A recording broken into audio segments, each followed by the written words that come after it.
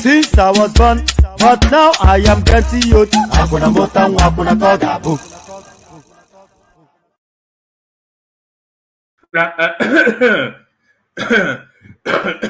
Pardon me.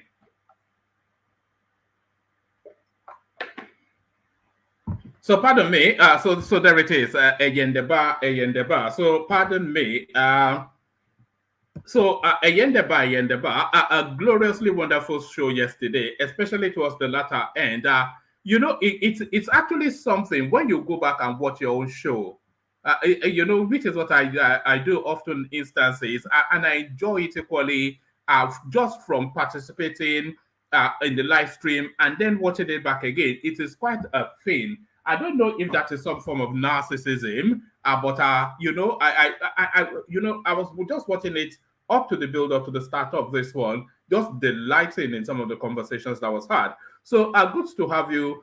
Good to see you, and how are you? So good to be here in your company. Always a delight. Now, you know the protocol already. I don't ever start any differently. So I always start, of course, by imploring that you click on the like button. So today is going to be no difference. It's so important. That is why I labor it so often.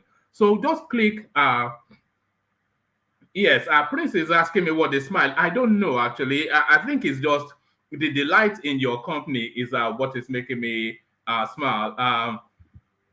So when you are here, this is reasons enough for me to smile. So yes, every single day I ask you. So maybe soon you'll start doing as a matter of routine. Just click on the like button. It's no effort.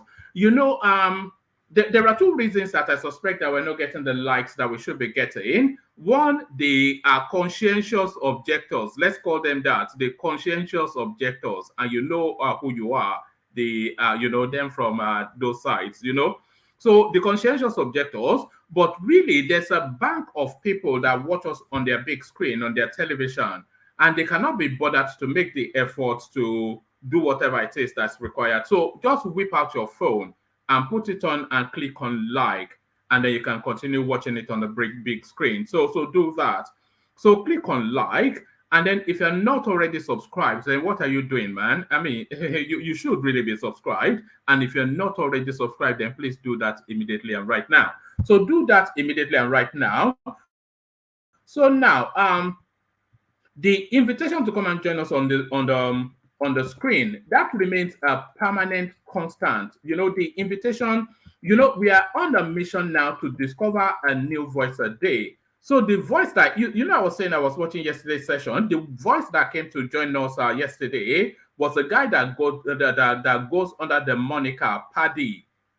You should go and listen to him, actually. Just a delightfully, wonderfully intelligent person, you know, good grasp of language, depth of knowledge, flowing with lucidity is just a real delight. So these are some of the discoveries we make. So are you going to be the Paddy for the day? So you be the new voice for the day by clicking on that, by clicking on the hyperlink that says StreamYard. So you'll be the voice of the day by clicking on the hyperlink that says StreamYard. If there's anything that I covered more than anything else from doing this is meeting new people. So you'll be that new person. And you know who I'm looking to meet. I've already told you who I'm looking to meet. I'm looking to meet Amina from Gombe. So if you're Amina from Gombe, come and join us because you are the missing voice in these conversations that we do have. So all of those, click on like, click on subscribe, click on the hyperlink that says StreamYard. Now, this invitation for you to buy your host cups of coffee, I must insist that some of you start using it. I've made the effort to put it on. You can make the effort to use it. So use the buy the coffee thing and be generous to your host. So do all those, but that's not compulsory, by the way. I'll say I'm insisting. How can I insist? But what I am insisting is on the like, the subscribe, and the hyperlink that says StreamYard. So enough of all of that. Let's get straight to matters that we'll be discussing today. And by the way, there's plenty of space on the studio. So if anybody wants to come and join me, please do.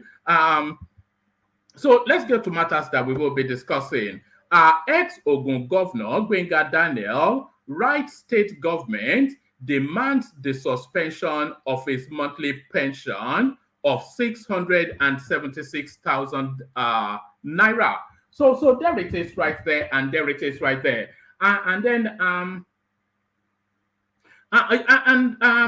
So there it is, right? This is one of the central spaces that really vexes the Nigerian people.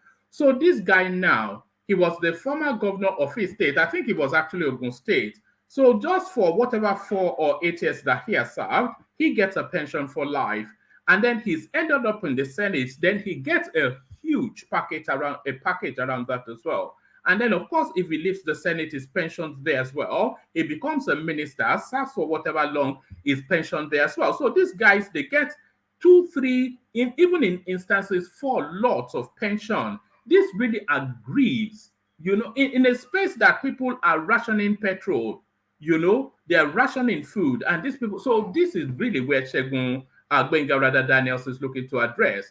Ex-Ogun Governor Gbenga Daniel, right state government, demands the suspension of his monthly pension of 676,000 naira. So that's Gbenga Daniels, of course, listening to the voice of the people. But then, of course, he stands alone because, of course, if there's anything that the Nigerian politician is in the game for, it is for the money.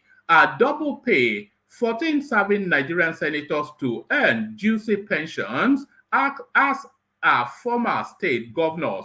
So there it is right there. So I wonder what sort of conversations these people will be having with Gbenga Daniels when they first meet. Are you trying to make us look stupid, or are you the fool? Double pay 14 serving Nigerian senators to earn juicy pension as former state governors. So we'll look at the yin this is the yin, Gbenga Daniels doing the right thing, and then the yang, 14 others are just saying more for you. So we look at the yin and yang of that narrative in the course of. So we look at the yin and yang of that narrative in the course of, only to land on this. Yoruba Nation agitator Igboho set to return to Nigeria, his lawyer reveals. So I have access to be able to access Sunday Igboho, by the way. So I'll work on that access to see if we can access him to come and join us at some point. I'm sure that will delight the Yoruba nationists. So we'll work on that in the back rooms and see if we can present Sunday Igboho to you. Yoruba Nation agitator Igboho set to return to Nigeria, his lawyer reveals. So a lot of people, of course, saying that coming back in under the banner of his daddy now being the president. So there it is. But what conditionalities will there be? Because, of course, Nnamdi Kanu still in prison. They are not able to release him. Sunday Igboho and abscondee. So if he comes back, then what fate befalls him? Because, of course, if all righteousness is to be fulfilled, then he should be taken to the nearest custody and taken then to the room next to Nnamdi Kanu. Yoruba Nation agitator Igboho set to return to Nigeria, his lawyer reveals. So his lawyer reveals. So his lawyer reveals. So we were talking about the do-good attitude of Gbenga Daniels just now, a rarity within the Nigerian space. President Tinubu is negotiating with looters, hasn't taken any action since arrest of Emefiele Bawa, APC ex-publicity secretary Timmy Frank. So that's Timmy Frank then expressing his that's Timmy Frank's expressing his frustration. So that's Timmy Frank rather expressing his frustration in the media space. But then there's a lot to unpack from this, because we all will leap in support of the headline and start to wail and gnash at the teeth in the way that Nigerians are known for. There's nobody on this planet that is more adept at wailing and gnashing at the teeth like Nigerians. But of the headline, you will wail and gnash at the teeth. But if we look under the bonnet of this headline, is there reason to the madness? Is there method to the madness? President Tinubu is negotiating with looters, hasn't taken any action since arrest of Emefiele Bawa, APC ex-publicity secretary Timmy Frank. So we'll unbuckle that to see what is going under the bonnet of it. So meet the man is the next pardon me. Meet the man is the only way then to introduce this next headline. So the next headline then, the name you are going to come across is not a name at all that I suspect 80-90% of you have ever heard of before. But I take it from me as gospel. Before the end of the year, you will know this man in total. You will know every detail of his life, because he is going to impact on your life significantly. So the name, Tinubu names Taiwo Oyedele as chairman, tax reforms. So now, the Tinubu administration, as you already know, is all about going to be looking for new and innovative ways to tax the Nigerian space. And central to that tax and spend thrust of the ideological projections of the Tinubu space, central to that tax and spend thrust will be this name. Tinubu names Taiwo Oyedele as chairman, tax reforms. So familiarize with yourself with that name, because as I said, it's a name that you're going to be conjuring with for the next 4, almost certainly 8 years. A name that you'll be conjuring with for the next 4 years if you oh no, I didn't want to bring you this one. All right, there was this headline that I had of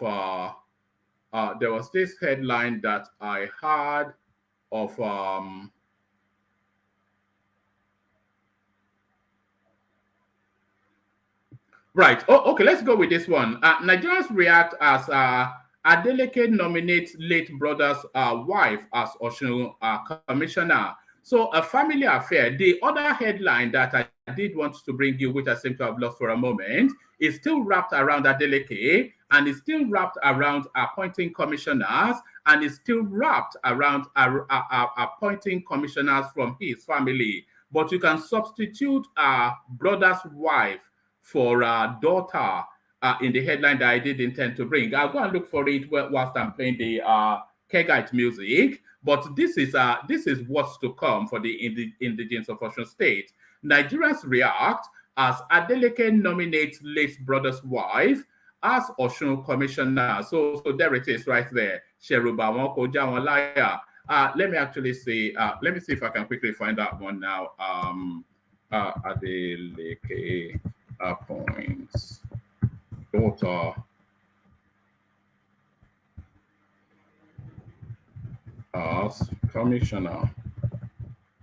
Yes, this is the one I was clearing the screen, and I seem to have cleared that off. Right. Yes.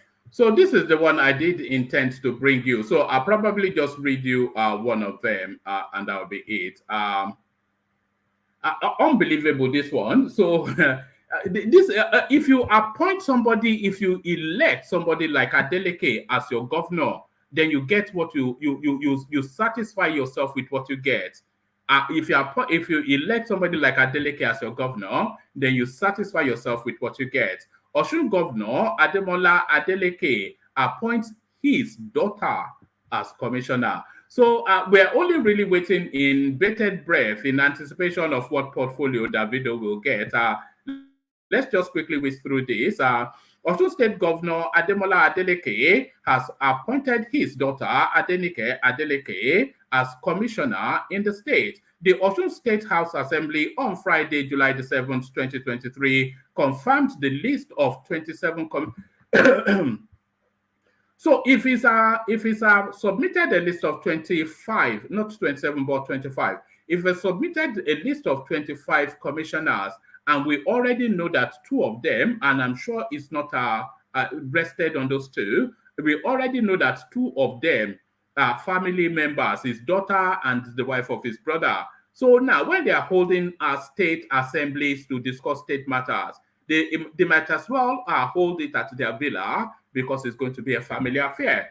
Osun State Governor Ademola Adeleke has appointed his daughter Adenike Adeleke as commissioner in the state. The Osun State House of Assembly on Friday, July the 7th, confirmed the list of 25 commissioner nominees forwarded to the House for screening and confirmation by Governor Ademola Adeleke. Announcing the names during the plenary session, Adewale Agbedun, the Assembly Speaker, confirmed the development through a letter he received from the governor. He said the 25 commissioner nominees include Oludosu Babatunde Bayo, Ogun Gbangbe, Asesan Oyedele, Kolapo Alami, Soji Aigbe,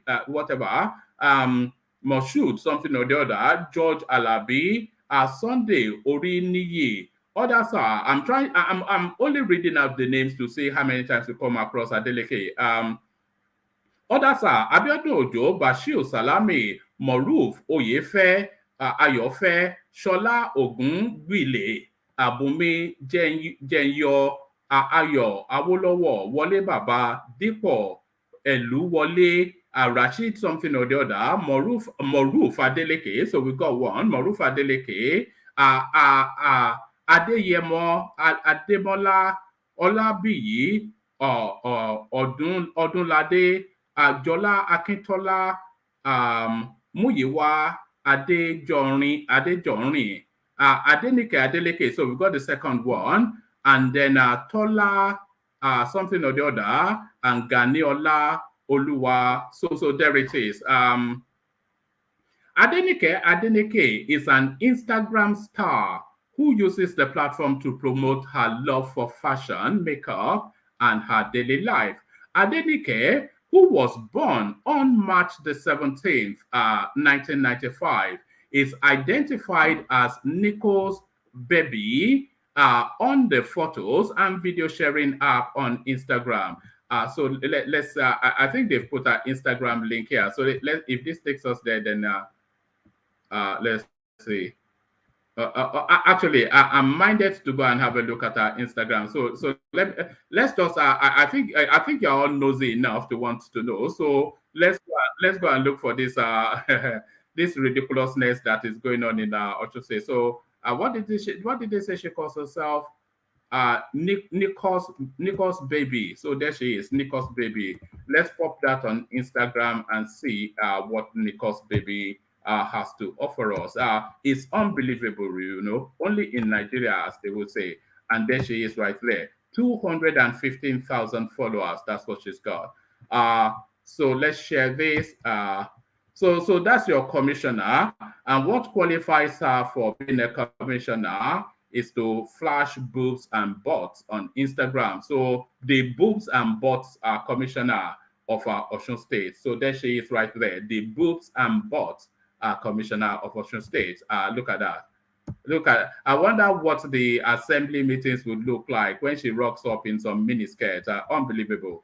So there she is, and of course, is really what is it going to give Davido? Is really what we all want to know. What is it going to give Davido? So what is it going to give Davido? So we could quickly, swiftly move on from there to come in this direction. We quickly, swiftly move on from there to come in this direction. So now this next headline that I'm going to be bringing you is actually a video clip. And the reason why I am bringing you this video clip is actually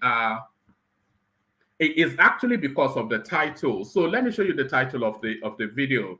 Ojukwu, most Igbos do not believe in Biafra. So now there's a sense of deja vu when I saw that headline. And that sense of deja vu, it actually came from me having said that on this platform not that long ago. I think it was yesterday or the day before that I have never met a Southeasterner that wants to secede from Nigeria. It's just blustering and blowharding and attention-seeking, most of it. If it comes to it and they say, okay, let's do it, I doubt if 99.9% of them will not recall from it.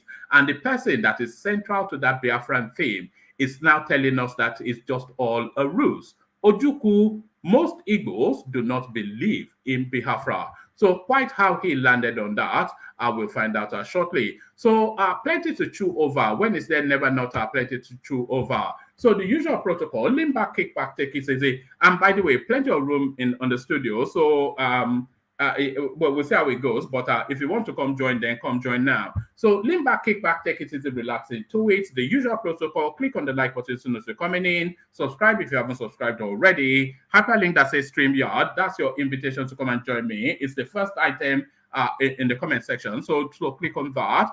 And then, of course, your invitation to buy your host cups of coffee. That's always ever ready. So do all the necessary. As I take a micro musical intermission before we dive straight into the throes of it.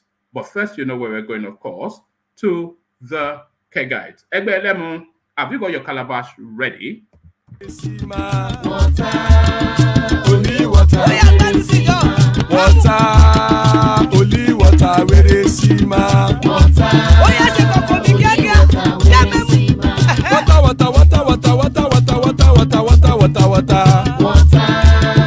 Only water, where is he? Hapa o naido.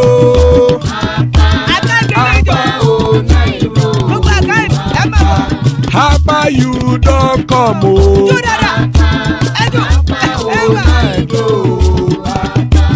Hapa o naido.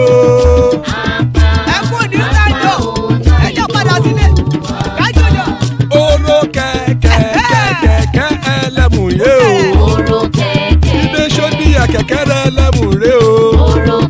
Bobby Master kẹ̀kẹ́rẹ́ lẹ́mùrè o. Chifu Faila ti kẹ̀kẹ́rẹ́ lẹ́mùrè o. Eruku lẹ̀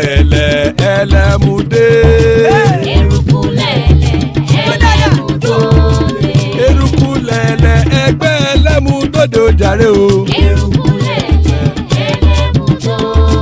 Eruku lẹ̀lẹ̀ Ghana ti dé ẹgbẹ́ bọ́dì o. Ọmọ ẹlẹ́yẹ ẹ̀yẹ o ó dilé o. Odúyẹ̀lá ẹ̀yẹ o ó dilé o. Petrosonama ẹ̀yẹ o ó dilé o. Petrosodúnkẹ́ ẹ̀yẹ rẹ̀ ó dilé o. Ẹlẹ́kọ̀ ọ̀run mú ìní o.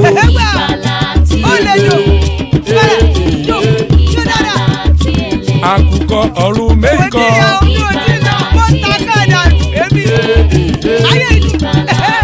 Ikú kò ní ríwà gbéṣe o.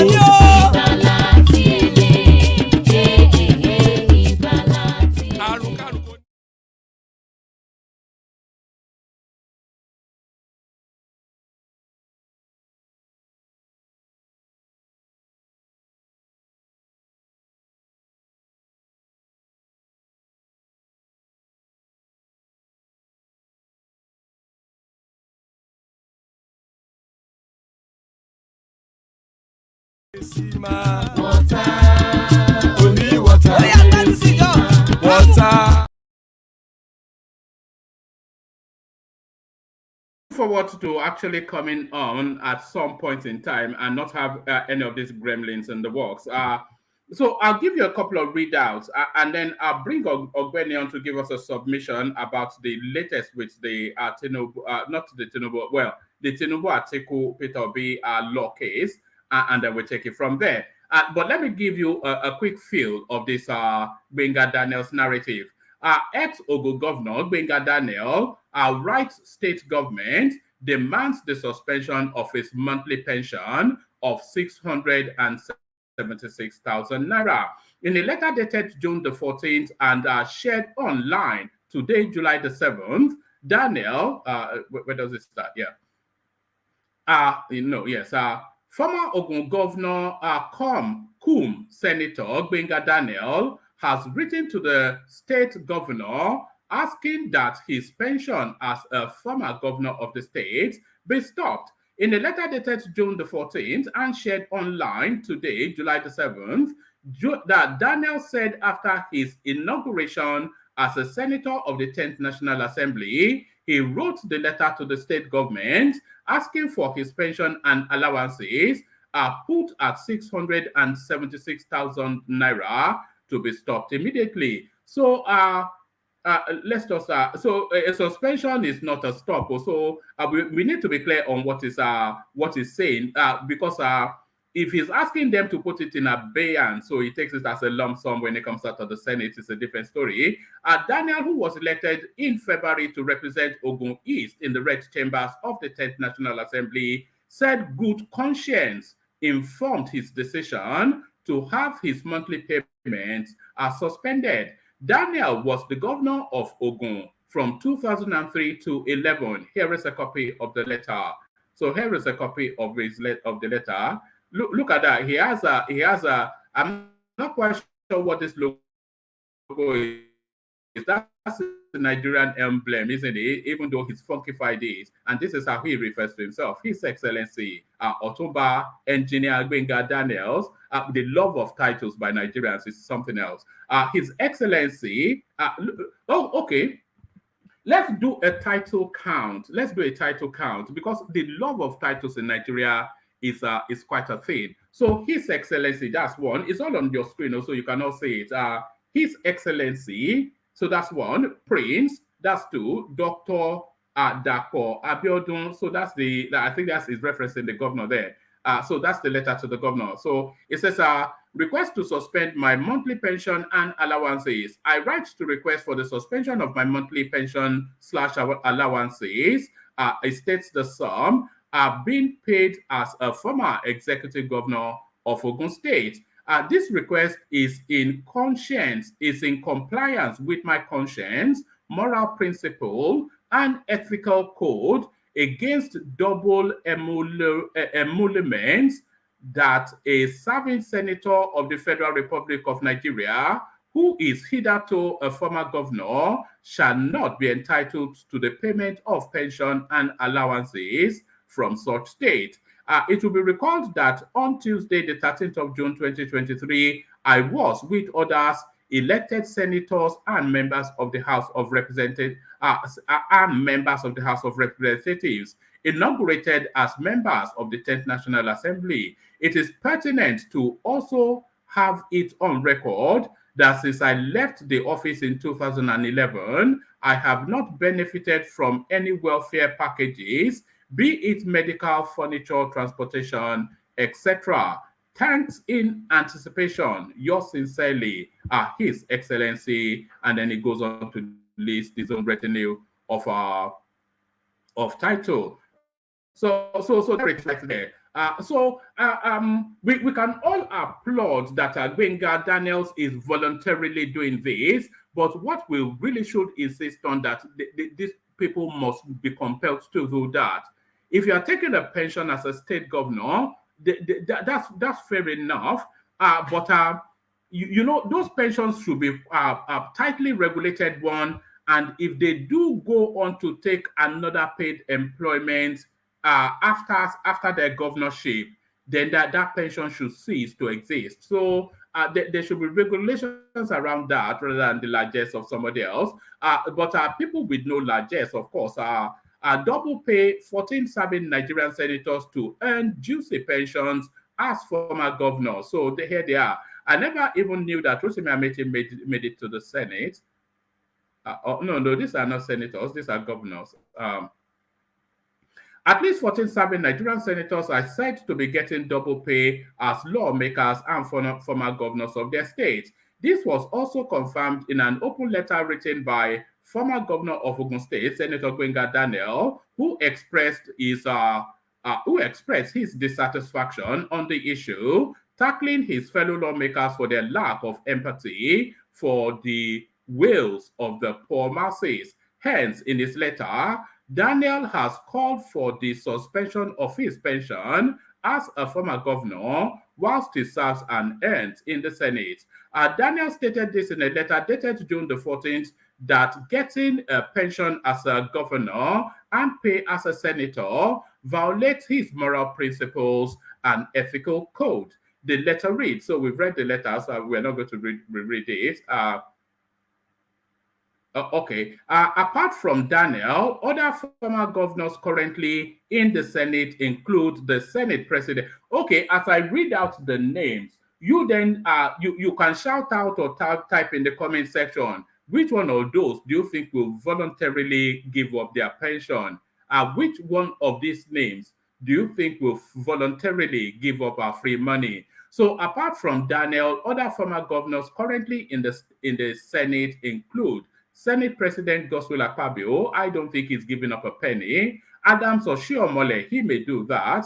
Adamu Aliaro, Kebbi State, I don't know him. Dave Umahi, I don't see him giving up anything. Aminu Tambuwal, he probably thinks he's not getting enough pension from Sokoto State. Abubakar Sani Bello, he's not giving up a dime. Others are Ibrahim Dankwambo, Gombe State. I don't know him. Danjuma Goje, Gombe still. Abdulaziz Yari, Gbenga Daniel, he's already done the right thing. Aliu Wamako, Oji Kalu. Oji Kalu is 50-50. He may give it up, but most likely would not.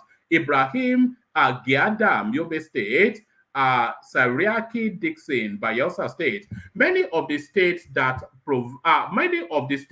provide exorbitant life pensions to previous governors and their deputies still owe workers paychecks and are amongst the poorest in the country. The Socioeconomic Rights and Accountability Project, SERAP, currently challenged Akpabio and the other 13 former governors to reveal the exact amount of life pensions, if any, received from their states as former governors. The group also urged them to stop collecting any such pensions and return the pensions collected to the Treasury. SERAP had said the lawmakers' constitutional oath of office under the 7th schedule of the Constitution 1999 requires you to publicly reject and return any pension. So you can whistle in the wind for that. Whistle in the wind for that. So whistle in the wind for that. Let's go to the let's go to the Sunday Igboho story. Baba is about to return. Yoruba Nation agitator Igboho set to return to Nigeria, his lawyer reveals. Yoruba Nation agitator Sunday Adeyemo, popularly known as Sunday Igboho, is set to return back to the country. His lawyer, Pelumi Olajengbesi, has revealed. Igboho escaped from the country in 2021 after operatives of the Department of State Services, DSS, raided his residence in Ibadan. An operation the security agency confirmed led to the death of 2 people and the arrest of about 13 others. The DSS, through its spokesman Peter Ofunaya, said it carried out the raid after intelligence report revealed that Igboho allegedly stockpiled weapons in his house. It thereafter launched a manhunt for, we all know the backdrop. Let's just, however, addressing newsmen in Abuja on Friday, Olajengbesi, so that's now Igboho's lawyer. So let's pick it up from there. However, addressing newsmen in Abuja on Friday, Olajengbesi said the embattled Yoruba Nation activist, who had since regained his freedom, will soon return to the country. So I wonder what that means. I'm not completely up to speed with the Igboho space. So is there an adjudication to set him free? That's the thing, because that is what that implies. Igboho is doing very well, and it will soon be in Nigeria in a very ceremonial way. So Tijotilu with drum beats and dance. The arrangements are on, Olajengbesi told those men. He, however, lamented his inability to enforce a judgment that was delivered in favor of his client, a situation he said was made difficult by the fact that the consent of the Attorney General of the Federation must first be secured before security agencies could pay judgment debts. You see, these are some of the things that needs to be struck off. These are some of the things that needs to be struck off the Nigerian Constitution. Just listen to that. He, however, lamented his. Also, there's a court making a pronouncement, but that is not the final verdict. Is what we have in Nigeria. So, listen to this paragraph again. He, however, lamented his inability to enforce a judgment that was delivered in favor of his client. So we all recall, of course, the famous judgment for Igboho, billions of naira to be paid to him in compensation. He, however, lamented his inability to enforce a judgment that was delivered in favor of his client, a situation he said was made difficult by the fact that the consent of the Attorney General of the Federation must first be secured before security agencies could pay judgment debts. What does that even mean? All these little mini demigods that are all just packed within the Nigerian governmental system. Whilst calling for a review of that provision of the law, and I've already suggested that, Olajengbesi urged the federal government under President Bola Tinubu to have a rethink about people he described as freedom fighters. The lawyer maintained that people like Igboho, the detained leader of the proscribed IPOB Nnamdi Kanu, as well as the embattled convener of the revolutionary protest, Omoyele Sowore, deserved to be listened to by the government. He commended President Tinubu for his purposeful leadership drive, restructuring of governmental policies and operational systems since assuming the office, adding that he has rekindled the hope of average Nigerians that government can serve the common good of the people. So that's him toasting Tinubu then to butter him up. So the buttering up of Tinubu, I think I'll abandon it there. It labors on still, but we all know now where that is positioned. Actually, let me give you up to this breakpoint. The lawyer maintains that people like Igboho, Sunday Igboho now suddenly emboldened. They are telling us of a ceremonial re-entry into the Nigerian space. So when a Yoruba person is telling you that he's going to make a triumphant ceremonial entry, We all know what that is. Bata music, girls dancing, naira spraying, and owambe. So the owambification of law and order in Nigeria. President Tinubu is negotiating with looters, hasn't taken any action since arrest of Emefiele Bawa, APC ex-publicity secretary, Temi Frank. So let's find out now. I hope this is not okay. It's not long and labeled. So yes, the All Progressive Congress APC has claimed that the present administration of President Bola Tinubu has begun to negotiate with looters of public fronts. Let me actually stop there for a moment.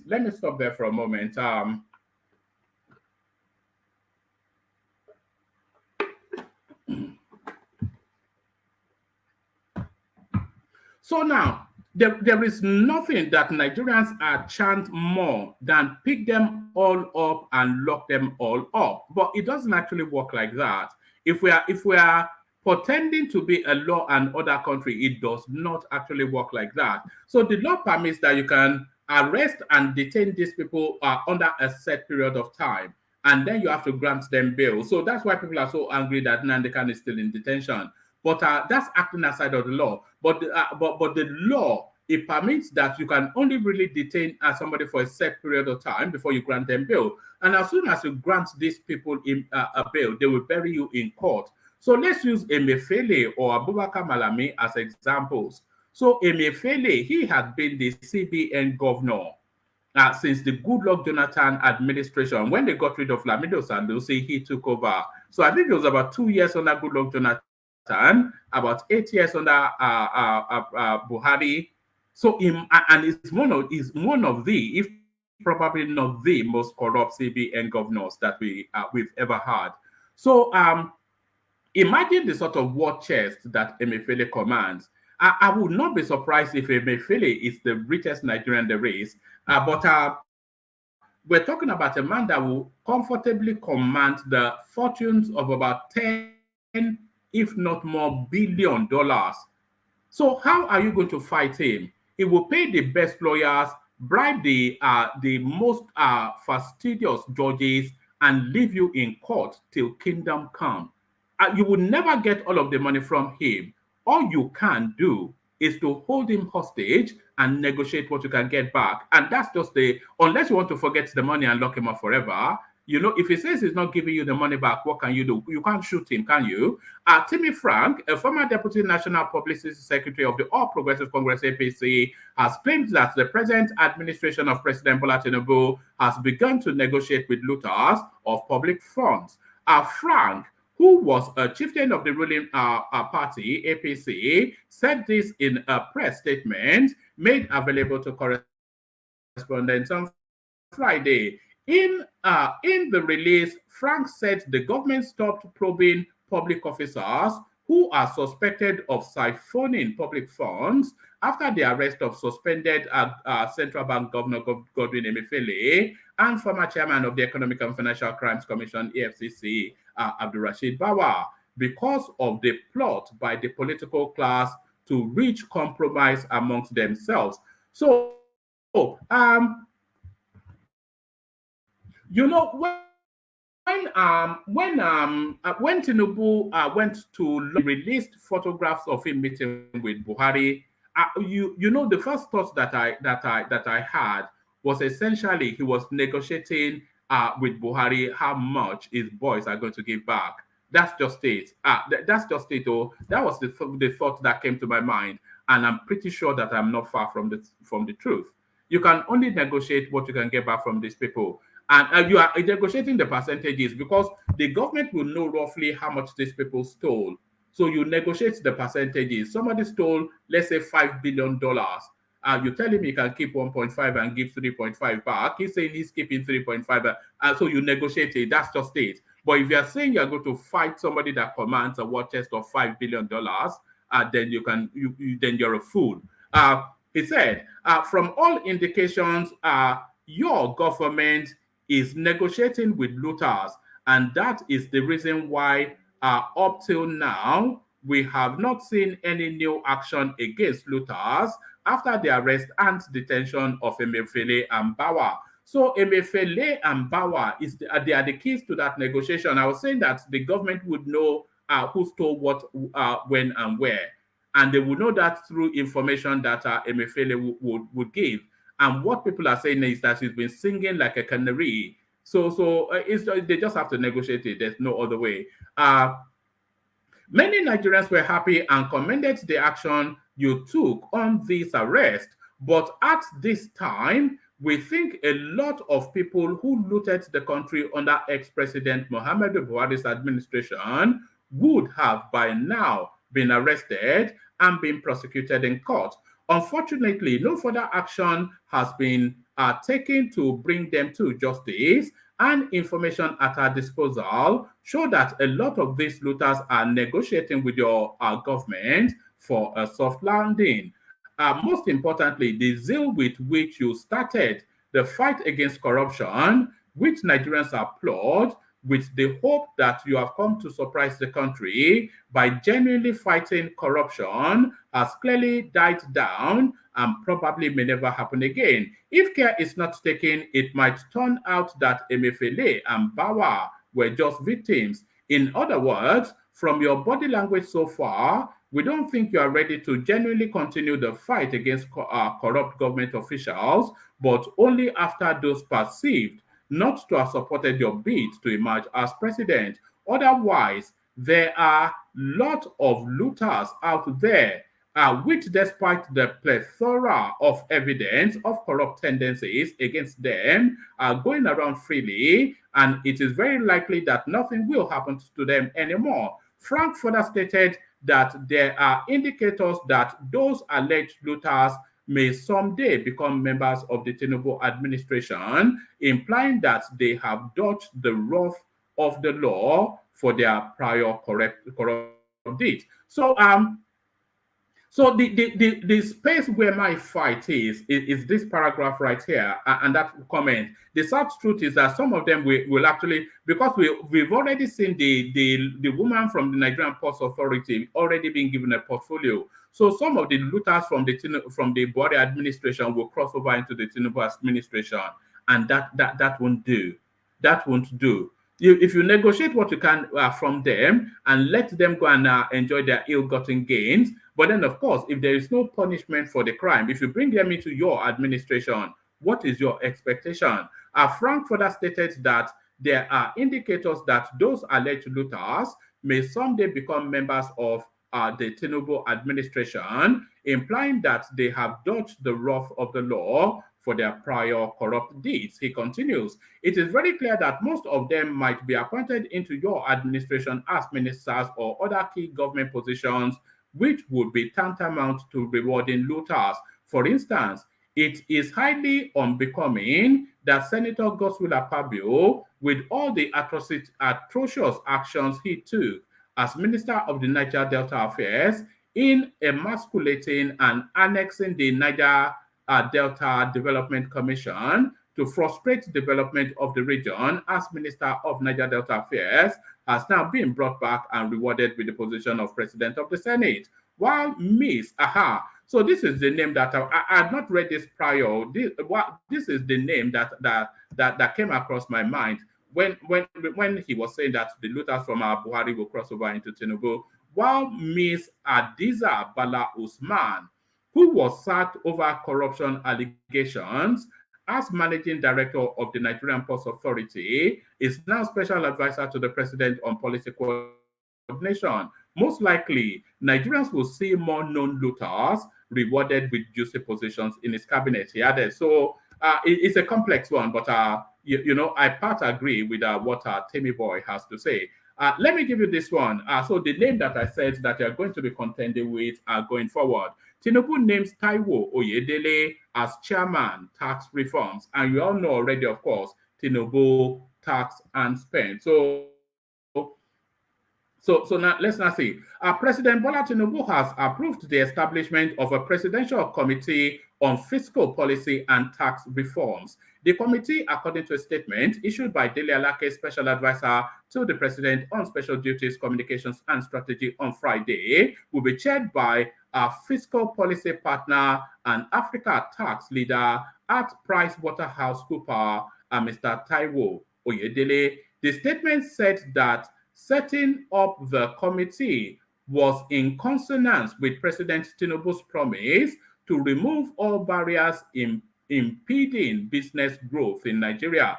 So the remit, of course, will the first remit of this Taiwo Oyedele will be streamlining and harmonizing the taxation space. Because as we have even on this platform discussed endlessly, there's just so many taxes within the Nigerian space.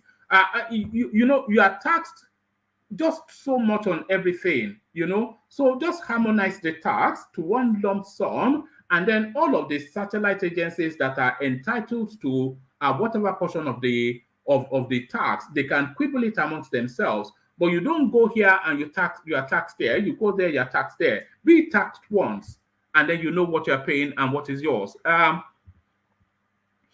The statement said that setting up the committee was in consonance with President Tinubu's promise to remove all barriers impeding business growth in Nigeria. It explained that the committee will comprise experts from both the private and public sectors and have responsibility for the various aspects of tax law reforms, fiscal policy design and coordination, harmonization of taxes, and revenue administration. Explaining further, the special advisor to the president on revenue, Mr. You see now, a lot of these things are passing us by, but really in a different climate they were not. So I want you to do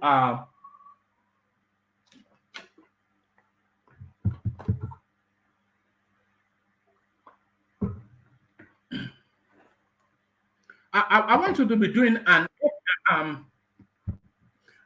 to be doing an ethnic count of the names that are coming through as we continue to read out who's occupying which positions, because there's a heavy laden Yoruba names being read out. So we're kicking it off with Taiwo Oyedele, who Dele Alake told us has been appointed by a guy called Tinubu. So far, the names they all converge on one region.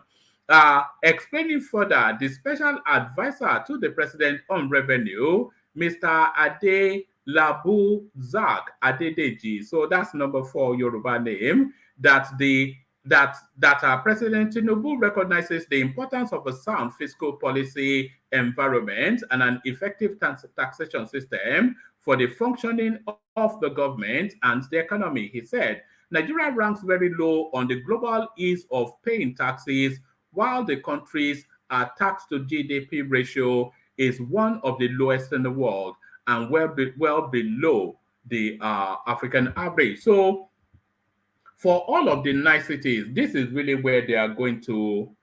This is really where they are looking to. This is really where they're looking to land on this paragraph that I'm highlighting here. So this is alpha, beta, rinse and repeat, or not even rinse and repeat. Alpha, beta, rinse and expand. So this is the alpha betafication of the Nigerian state. So alpha beta goes to Aso Rock. This is really what it is. If you read this paragraph carefully, you will it tells you then that there's heavy taxation coming, and this Taiwo Oyedele is the czar of that. Nigeria ranks very low on the global ease of paying taxes, while the countries this is the space that I want you to pay attention to. Whilst the country's tax to GDP ratio is one of the lowest in the world and well below the African average. So Nigerians are underpaying tax significantly, is what is the problem that they are claiming to have discovered. This has led to an over reliance on borrowing to finance public spending, which in turn limits the fiscal space as debt service costs are consumed, resulting in a vicious cycle of inadequate funding for socio-economic development. So it's going to be brutal. It's going to be brutal for the average Nigerians. That's for certain. While some incremental progress has been recorded over the years, the outcome have not been transformative enough to change the narrative.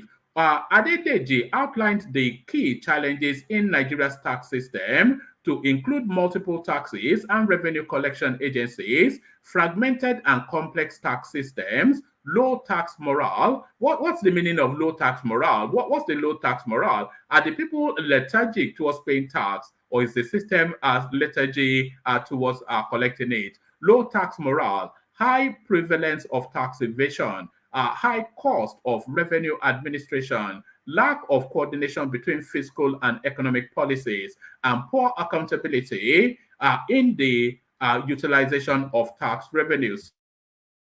So you see that poor accountability in the utilization of tax revenues. That's a key point because Nigerians are a bit cynical about this tax collection thing. One, they object to paying taxes. Who does not object to paying taxes?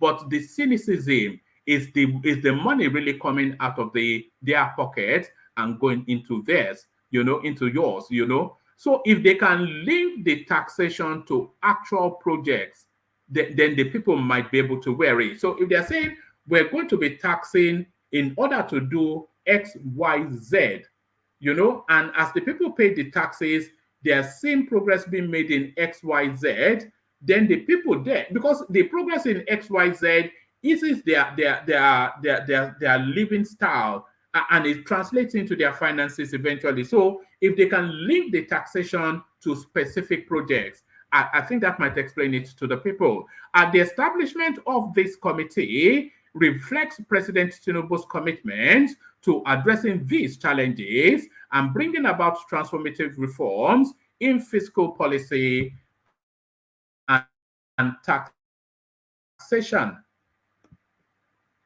The committee's primary objective is to enhance revenue collection reporting and promote the effective utilization of tax and other revenues to boost citizens' tax morale, foster a healthy tax culture, and drive voluntary compliance.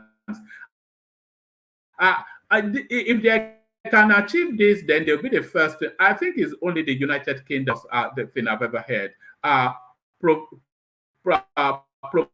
Promote the effective utilization of tax. So that's fair enough. That should always be the ambition. But this is where it starts to fall apart. And other revenues to boost citizens' tax morale. So maybe I don't understand that, but I don't know what citizens' tax morale means. Foster a healthy tax culture and drive voluntary compliance. I've never yet heard of voluntary compliance in taxation. All I've ever heard in taxation is evasion. These efforts will not only improve Nigeria's revenue profile, but also create a more conducive and internationally competitive business environment. Our aim is to transform the tax system to support sustainable development and achieve a minimum of 18. Oh, God. I wonder, so now, what is the starting point to this achievement is the thing. So our aim is to transform the tax system to support sustainable development. Of course, a lofty ideal, a lofty ambition. Of course, we are all on board with that. Our aim is to transform the tax system to support sustainable tax development. Okay, we want that. And achieve a minimum of 18% tax to GDP ratio. So now, that is where the problem is right there. So they stated an ambition, but what is the starting point? So they want an 18% tax to GDP. So let's use loose terms just to explain this. So the GDP, gross domestic product ratio, etc., etc. So that's the bank earning of the country. So now let's individualize it. So now let's not say you are earning 100 naira, just for the purposes of example, and on that 100 naira, you are going to be taxed on it. So now, if they are going to be taxing you 18% on that 100 naira, so that's to say you'll be paying tax of what's that? Is that 18 naira? So that's no quibble, because that still gives you 82 naira to play with. But if it becomes a quibble if you were paying tax at, let's say, 3 to 4%, which is to say you are paying 3 to 4 naira in taxation previously, and then they ratchet it up to 18%. So you are paying 3 to 4%, which is to say 3 to 4 naira, even 5 naira in tax, and you're having 95 naira to play with. And then they ratchet it up from that 3 to 4% to 18%. So what's the chasm between what obtains and that ambition? That's really where the difficulty is. Our aim is to transform the tax system to support sustainable development and achieve a minimum of 18% tax to GDP ratio within the next 3 years without stifling investment or economic growth. It should be noted that this committee will not only advise the government on necessary reforms, but will also drive the implementation of such recommendations in support of comprehensive fiscal. So that is going to it's going to get a lot more painful before it gets anywhere near better. In fact, let me give you the rest of it. It's going to get a lot more painful before it gets anywhere near better. Our aim is to, so I just read, I'll speak through now. Our aim is to transform the tax system to support the sustainable development and achieve a minimum of 18% tax to GDP ratio within the next 3 years without stifling investment or economic growth. It should be noted that this committee will not only advise the government on necessary reforms, but will also drive the implementation of such recommendations. So are they handing over the taxation to Price White House or whatever it is they are called? It should be noted that this committee will not only advise the government on necessary reforms, but will also drive out of the comprehensive fiscal policy and tax reform agenda of the current administration, the essay on revenue added. Mr. Oyedele is said to be a highly accomplished professional with extensive expertise in fiscal policy, taxation, and economic matters. He currently serves as PwC Africa Tax leader. He is the thematic leader of the Fiscal Policy and Planning Commission and serves as essentially is the culata of PwC. Is the thematic leader of the Fiscal Policy and Planning Commission and serves as the chairman of the West African Debt Management Roundtable of the Nigerian Economic Summit Group. He chairs the Taxation and Fiscal Policy Faculty Board of the Institute of Chartered Accountants of Nigeria and is a member of the Nigerian Taxation Standards Board.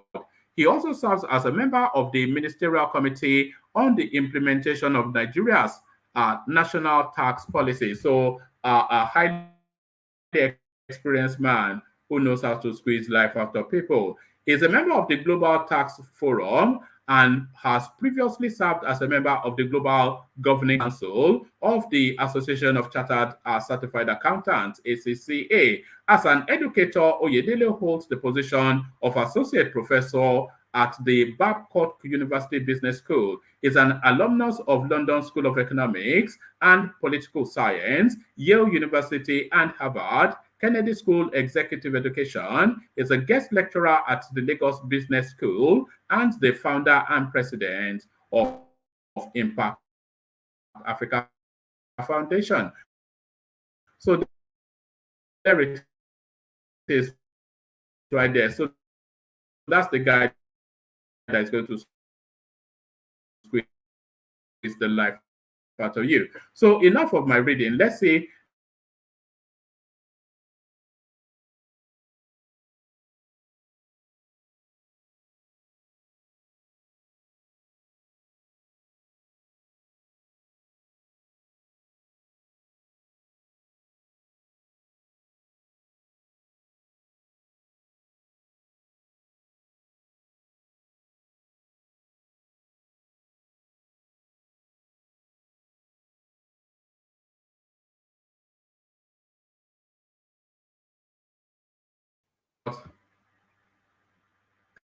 Can anyone hear me, by the way? Can anyone hear me? We're just hearing you now, but you were off for about a few seconds. Thomas, can you hear me? Anyone hear me? You are dipping very heavily.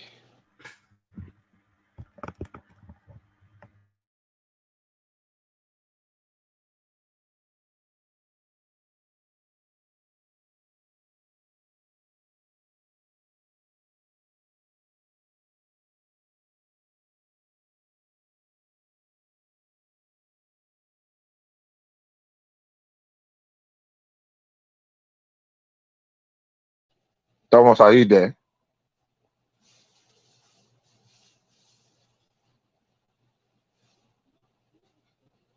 Benny, are you there?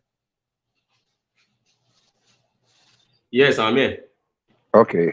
I think okay, I just want to be sure it's not from my end. That's the problem. How are you doing? I'm okay, my brother. Thank you, sir. It's been a while, though. Good evening. Yeah. Oh, okay. Be in the Yes, so. Oh, Mr. Foley. Well done, sir.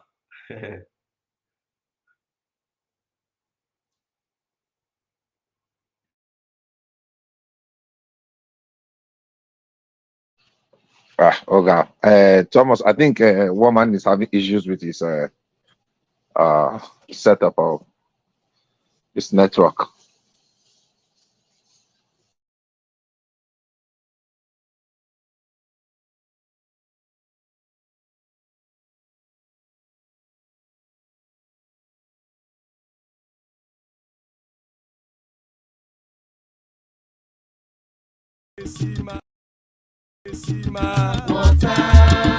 Only water, where they see ma. Water, only water, where they see ma.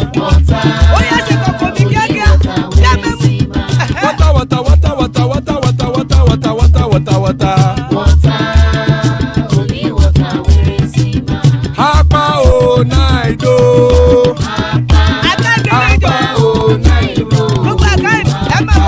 Hapa you don't come o.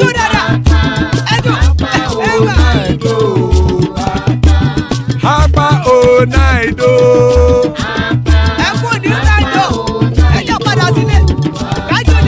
Oro kẹ̀kẹ́ ẹlẹ́mùyé o. Ilé sọ́díyà kẹ̀kẹ́ ẹlẹ́mùrè o. Bobby master kẹ̀kẹ́ ẹlẹ́mùrè o. Chief Wailati kẹ̀kẹ́ ẹlẹ́mùrè o. Eruku lẹ̀lẹ̀ ẹlẹ́mùdé. Eruku lẹ̀lẹ̀ ẹgbẹ́ ẹlẹ́mùdódò jàre o. Eruku lẹ̀lẹ̀ Ghana ti dé ẹgbẹ́ bọ́dì o. Ọmọ ẹlẹ́yẹ ẹ̀yẹ o ó dilé o. Olúyẹ̀lá ẹ̀yẹ o ó dilé o. Petrosoname ẹ̀yẹ o ó dilé o.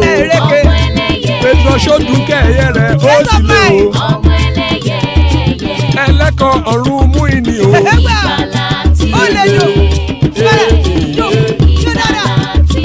Àkùkọ ọ̀run mẹ́kọ̀.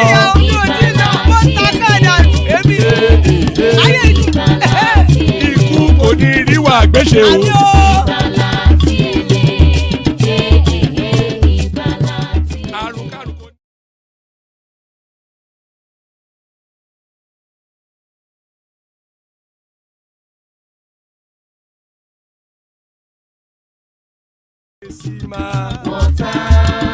Only water,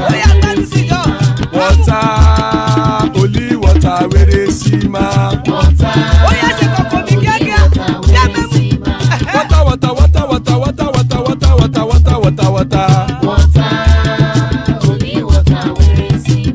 Hapa o naido.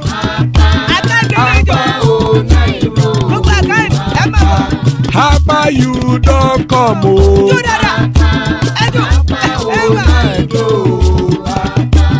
Hapa o naido.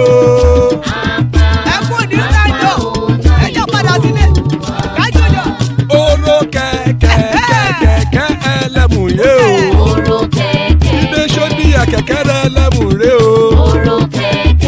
Master kẹ̀kẹ́ rẹ̀ lẹ́mú rẹ̀ o.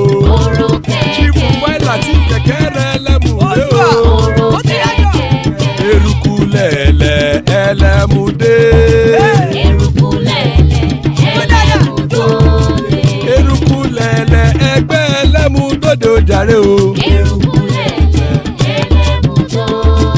Eruku lẹ̀lẹ̀ Ghana ti dé ẹgbẹ́ bọ́ọ̀dì o.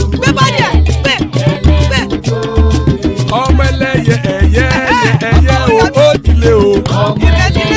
Odúyẹ̀lá ẹyẹ o ó dilé o. Petrosonal ẹyẹ o ó dilé o. Petrosodúnkẹ́ ẹyẹ rẹ̀ ó dilé o. Ẹlẹ́kọ̀ọ́ ọ̀run mú ìní o.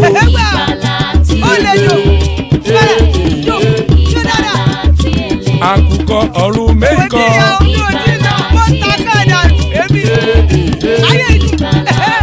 Ikú kò ní ríwà gbéṣe o.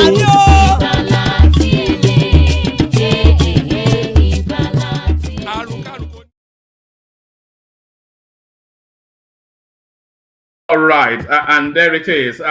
So there it is. The frequency with which the system crashes, it tells us that we need an upgrade. So that's your hint then to do your super chatting, because I'm certainly not fucking up for it. So that this the frequency with which the system crashes tell us that we're in need of an upgrade. But a person that is not at all in need of any upgrade, or when he joins us, the excellent Bishop is here with us.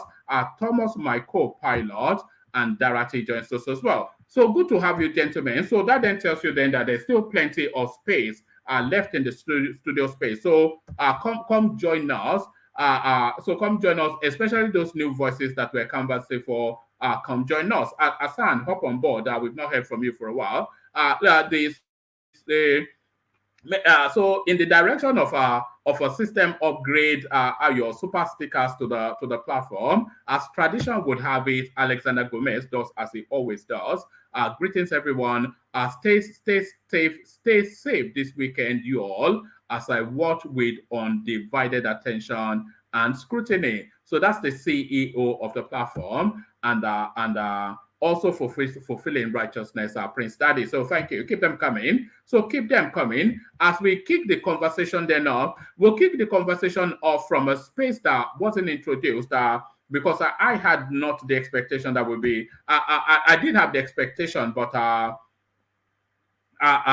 let's go to Ogbeni is what I'm really saying. Ogbeni is going to update us on the goings on in the obese space. And then we get into the politics of it. Ogbeni, good to see you. We nearly had you yesterday, but today we have you. Ogbeni, happy to have you here. Thank you, Oma. Yes. So sorry I left abruptly yesterday. Yes, I greet everyone. I greet all panelists. And I greet our listener also. They are not tired listening to us. We're all happy to be there, to be here. I greet you and welcome all of you. Thank you. All right, Ogbeni, before you launch into the main theme of your presentation, do you want to rattle through some of the headlines? So Gbenga Daniels writes to Ogun State to say, keep your money. I think I'm all right for the moment. But yes, I applaud, and I'm sure you do as well, him saying that. But really, should this be voluntary, or should it be instituted into law that if you take another governmental position, your pension stops at the last one, and then it picks up after you finish the next one? All these some people are actually taking 3-4 payments out of the system just from previous history. Gbenga Daniels, what says you? So for me, yes, I think along that line, when I saw this headline, well, I didn't give any kudos to Gbenga Daniel because I can't remember anything fantastic he did in Ogun State. So I would only applaud somebody who has been collecting this money, on merit, not you've been collecting the money over years for what? For what exactly did you do in Ogun State? They are collecting this money for. So yes, he's doing the right thing, but possibly he's been enjoying from the wrong thing over time. But now that's the person of Gbenga Daniel. But It's a bit like sorry, Ogbendi. It's a bit like Festus Keyamo, isn't he? After serving 8 years as a state, a minister of state, he then comes to tell us that it's not constitutionally right. It's just these people they like to mock something us. like that. You've taken benefit of it. But let me speak now on the policy itself. For me, inherently, I don't see anything wrong in getting a monument or what you can call a retirement amendment for somebody of level of who has had the executive power in a state or in a country before. That's after leaving the office. Inherently, I don't see any trouble. I don't see any problem with that policy because if you hold executive power for just a day in a third world developing nation like Nigeria, you have exposed yourself to some risk that would live with you for the rest of your life and also live with your children and your generation for the rest of your life. Let me give you some very dangerous power you hold as a governor. As a governor, you sign death warrant of everybody convicted in the law court. Now, I'm aware that in most cases, people lobby for governors not to sign those death warrants. Now, when you sign those death warrants, the families, whether the bad or good or ugly, in the family of whoever you have signed the death warrant by virtue of your duty to kill, they become your enemy, a sworn enemy for life. All right? More like a serpent. Whenever they see you, they want to sting you or any of your generation. This is the kind of risk somebody holding an executive position in a country like Nigeria, a third world country generally, a developing country where people believe justice is not there, and they believe that they should escape justice, right? So when you expose that person to that kind of situation I just gave you just one, that so many people you will offend when you're in the office. You must offend people and you must create sworn enemy for life. So yes, you need to be economic buoyant in order for you to guarantee your security and security for your people. You need not to go to some space to go and beg after leaving office because you become so vulnerable. So, and I think it's because of these, they've established this kind of monument. So inherently, what I'm saying is I don't really see any problem with it. But I see problem with the enforcement of all these things, because I don't see any reason why if you don't perform really in the office. I know, yes, there shouldn't be any discrimination, but I just think, morally speaking, if you know you don't perform in the office, you are not entitled to this kind of thing, right? So yes, it's good. Sorry, Benny, can you hear me? Yeah. Also, with the emoluments, do they also get packages if and when they leave the Senate, a retirement package, and if and when they leave ministerial post retirement packages? Can you not see that that's where people have problems? People drawing about 3-4 pensions from the state. Yes, one man. I know, and I also have a problem with that. Don't forget what I'm saying is inherently I don't say anything bad in it, but I see a lot bad in a country like Nigeria where you don't even perform when you're in the office. That's the issue I have with it. Let me tell you, in the United Kingdom, if you are a prime minister for just a day, the day you are leaving, the kind of emolument you are living with for the rest of your life, you can never be poor again. I got to know that when Truss, Liz Truss, yes. Yes, when Liz Truss was leaving office. And some people started complaining that why should he be leaving office with kind of millions of pounds? And they said it's a standby policy. Even if you are just a day in the office as a prime minister, you must earn that much by the time you are leaving. Yes, generally, so many British guys, they complain about it. Why? Because they believe that Liz Truss didn't really perform in the office. He put the economy in a very adverse, position, and they ruined the economy. Yes, so they believe that she shouldn't be entitled to that. That's what I'm trying to transplant to our space. Yes, it may be good as a retirement package.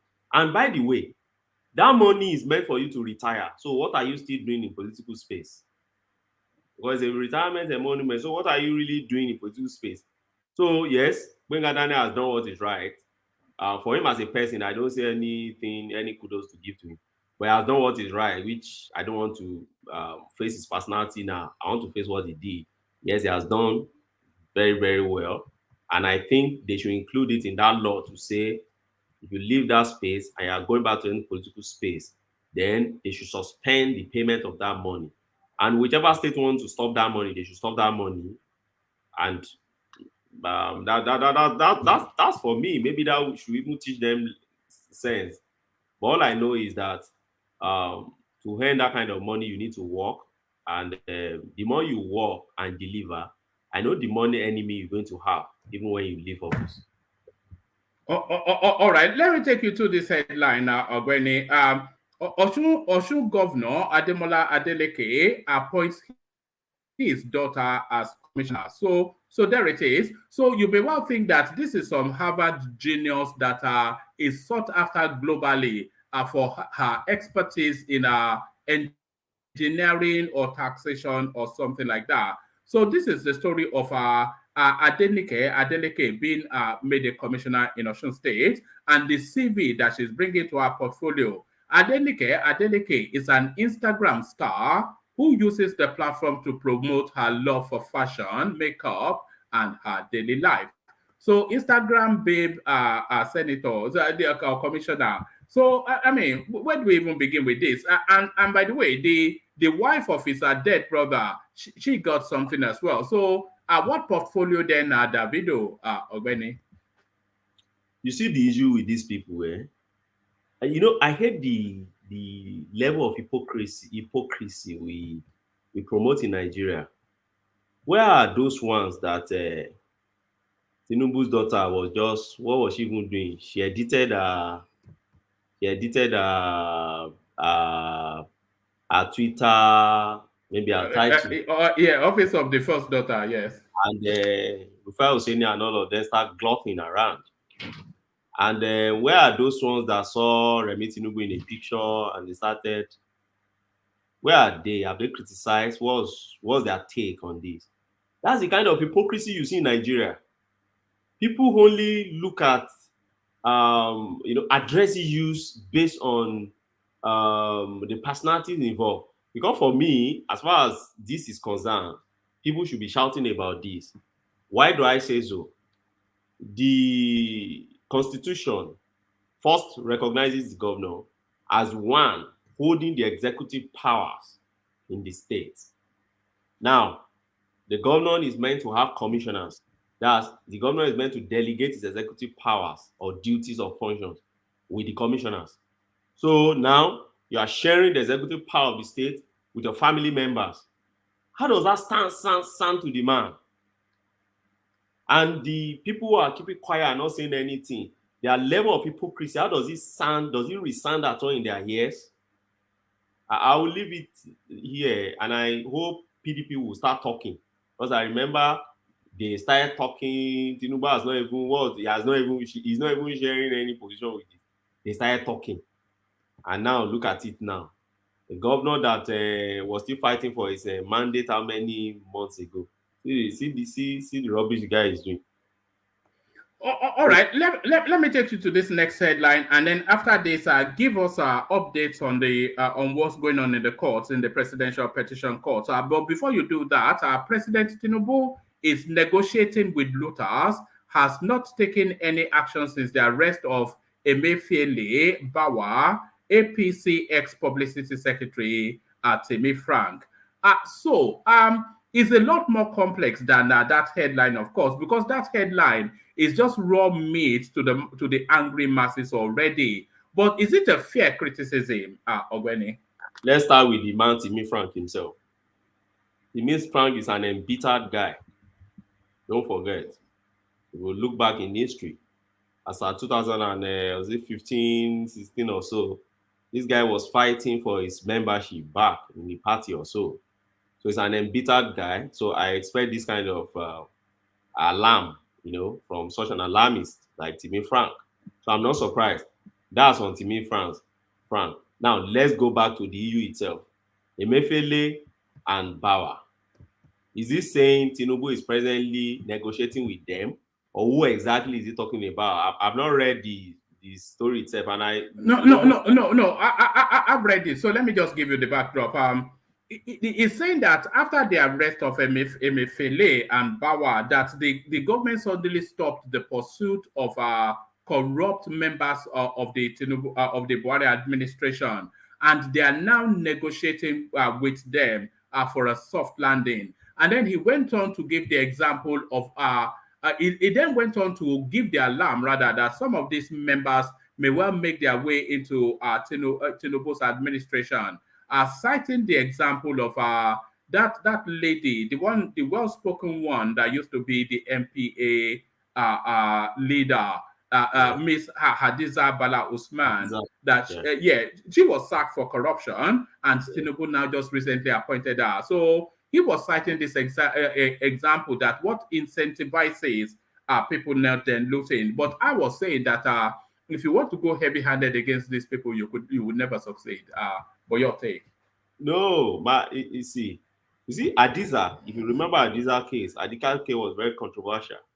You see, in Nigeria, it's so easy for anybody to just throw the flag of corruption. Oh, he's corrupt, and everybody, okay, let her leave the office. The point is what actually happened to Hadiza. Everybody needs a political issue. Hadiza case was not a corruption case, so to speak. It was a political issue. The woman was performing in that place. The woman was wanted to remove from that place for a reason.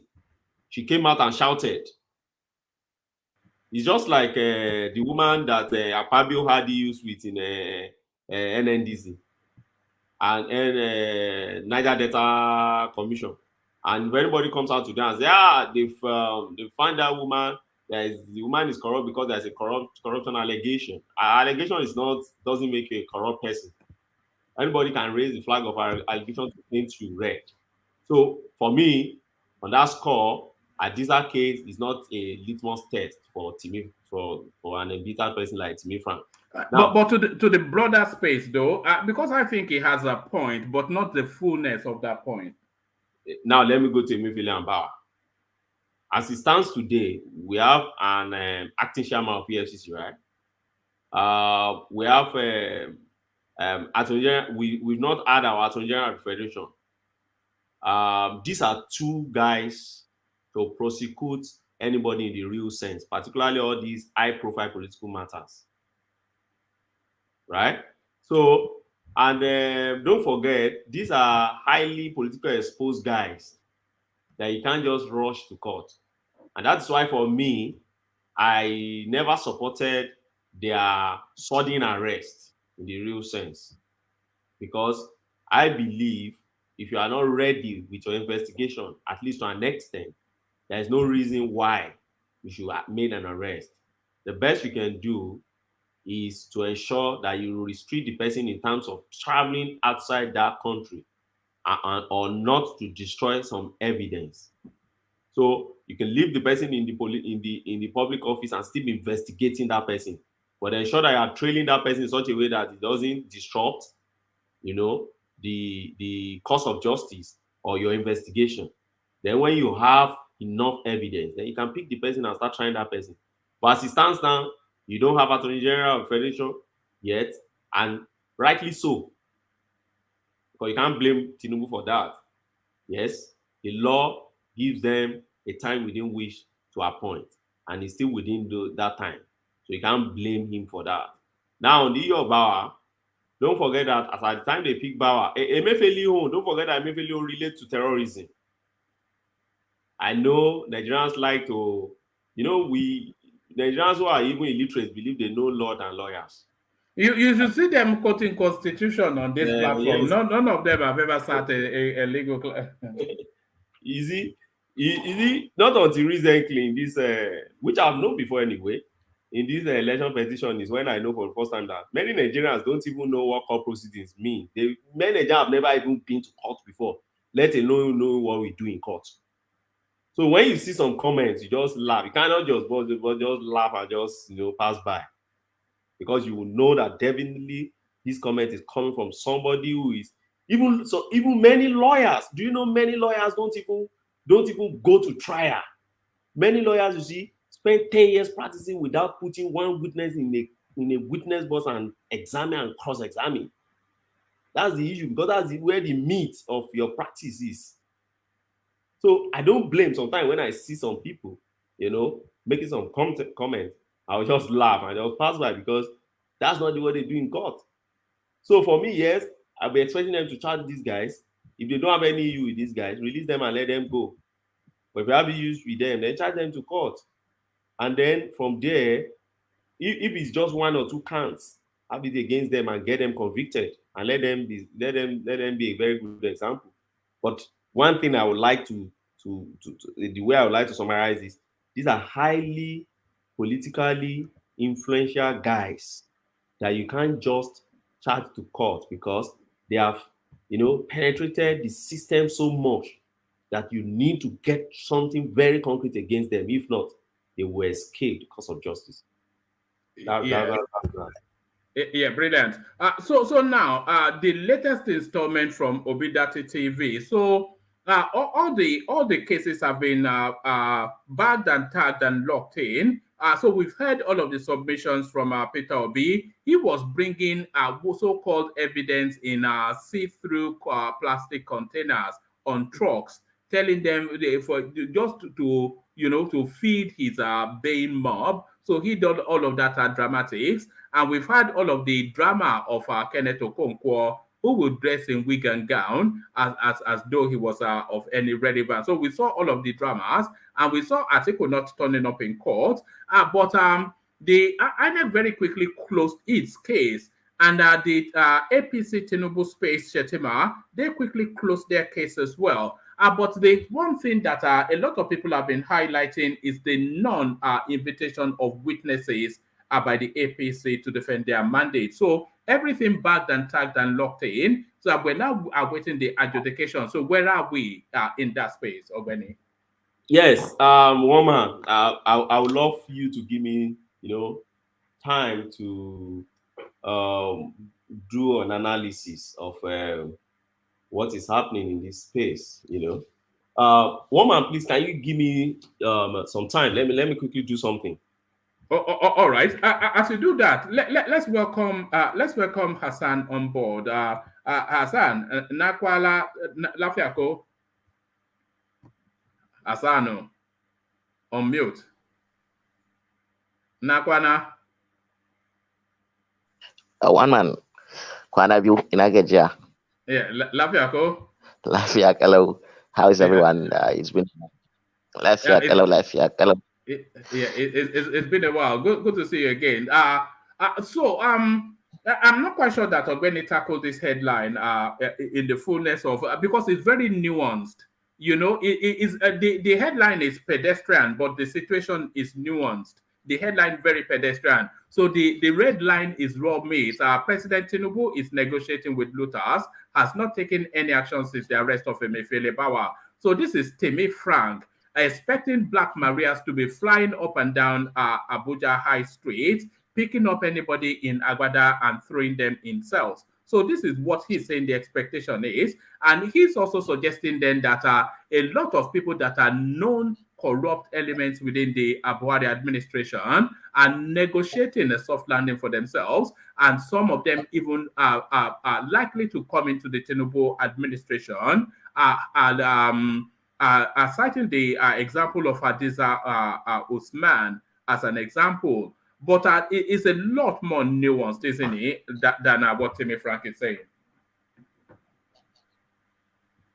Yes, it is. Yes, it is. You see, I'm not denying the fact that a lot is happening behind the scenes.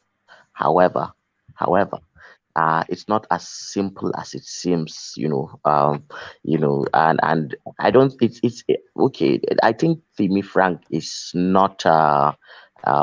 I think he's playing opposition politics. He doesn't sound like somebody who, I think he has lost out of favor in the pecking order of things, and he is speaking as somebody who is in the opposition. Is he still with the APC? In body, not in spirit.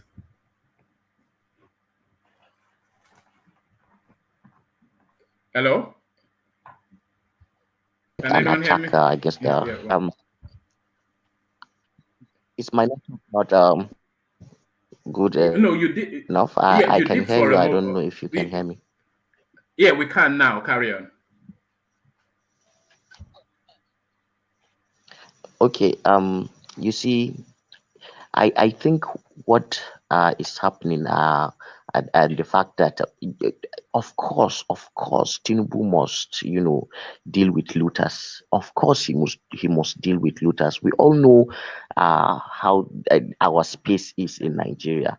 There are a lot of people who have had EFCC case.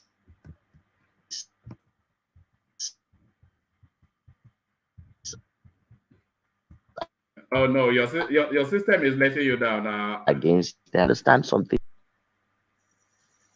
Oh, how about you skip me? Yeah, let me skip you for a moment. Let me skip you for a moment I'm and go back to. now. Maybe Oh, oh, to see if I can get. all right, let me skip you for a moment. Let me go back to Ogbeni, who I know is juggling things. So Ogbeni, back to you. Okay, so sorry, I just had a moment with my Yeah, of course. Yes, carry on. yeah. So now what has happened in the Election Petition Tribunal is what I just like to just run through, and I would like you give me just little time to do that. So Go for it. so first and foremost, like we always say here, Peter Obi case. You look at his the petition he filed. Don't forget. Let me start by saying that there is this principle, election petition. Whatever you put in your petition, which is that booklet that we've shared it here before, that thing called petition, which contains your complaint and the reasons for your complaint. Whatever you put in that document is what you must stand by or stand with. Sorry, you either sync with it or you swim with it. You can't add to it after. You can't deduct from it, and you can't talk from both sides of the mouth. You can't say it's A and now because you are able to pick one or two things during the trial and now say it's B. It's not possible. Whatever you put inside that thing is what you must prove. Secondly, second principle in election petition is this: the burden to prove that you won an election lies clearly on the head of the petitioner. It's not the business of the respondent. And in this case, Tinubu, it's the business of Obi to prove his case. It's not the business of Tinubu or APC or INEC to prove anything at all. And that is why sometimes I laugh when you see Peter Obi lawyers coming out from court and which they do. And recently now I call them senior media advocates. Because I don't know why senior advocate will be rushing and scrambling for mic after leaving court. I don't know. So now you see sometimes they come out and they say some things. When you get back to the petition, you won't find it's not inside that petition. It's just the noise, the kind of optic they want to create outside there, sensation. So now back to the petition Peter Obi filed. Peter Obi filed a petition of 101 paragraphs. Let me quickly do the analysis of those paragraphs for you. From paragraph 1 to 19 of Peter Obi petition is just introduction. It's just introducing, I am the petitioner, I contested, I this, Tinubu contested, they declare him, this contested, they declare him, Shetima. That is from paragraph 1 to paragraph 19. That's about 10 or 11% of the whole thing there. After that, you get to paragraph 20. Now, for paragraph 20, he just put his grants. 3 grants upon which this man is complaining against the election. First, he's saying that Tinubu was not qualified to contest that election. That is not qualified at all. And what he's asking the court to do is that whatever vote you ascribe to Tinubu will be labeled as wasted votes. Now, secondly, he's saying that the election of Tinubu was invalid for 2 reasons. Non-compliance, that is, INEC refused to comply with the electoral act and their guidelines. And secondly, for the reason of corrupt practices. I'll still go there and explain to you the meaning of corrupt, practices. Now, thirdly, he's saying that Tinubu was not elected by majority of the lawful votes cast in that particular election. So when you look at it on 3 grounds, and that's what paragraph 20 contains. Now, further, from paragraph 21 to 27, he's complaining about Shettima's nomination. We all know that. From 28 down to 31, he's complaining about what he say Tinubu's drug issue. And let me tell you how he couched this thing, because I'll go to the Constitution to let you understand the pettiness and the weakness in that case.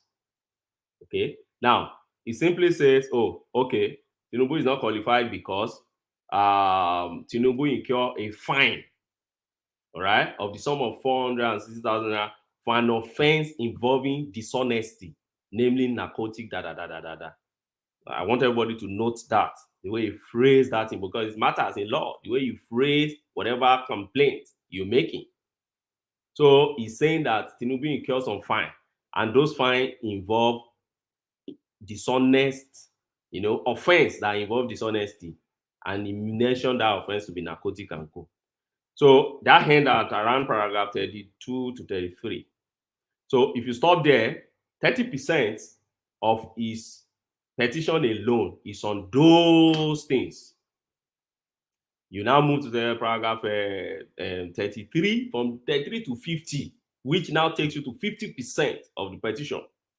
That was when he started chronicle of what should happen at the election, what the guidelines state. Oh, the beavers, what do? You use the beavers for? You must use the beavers to their accreditation, either by thumb printing or by face recognition. When you do that, they must allow you to vote. If you don't pass that stage, you can't vote. If you pass that stage, you vote. Then when you vote, at the end of the vote cast, the presiding officer must count.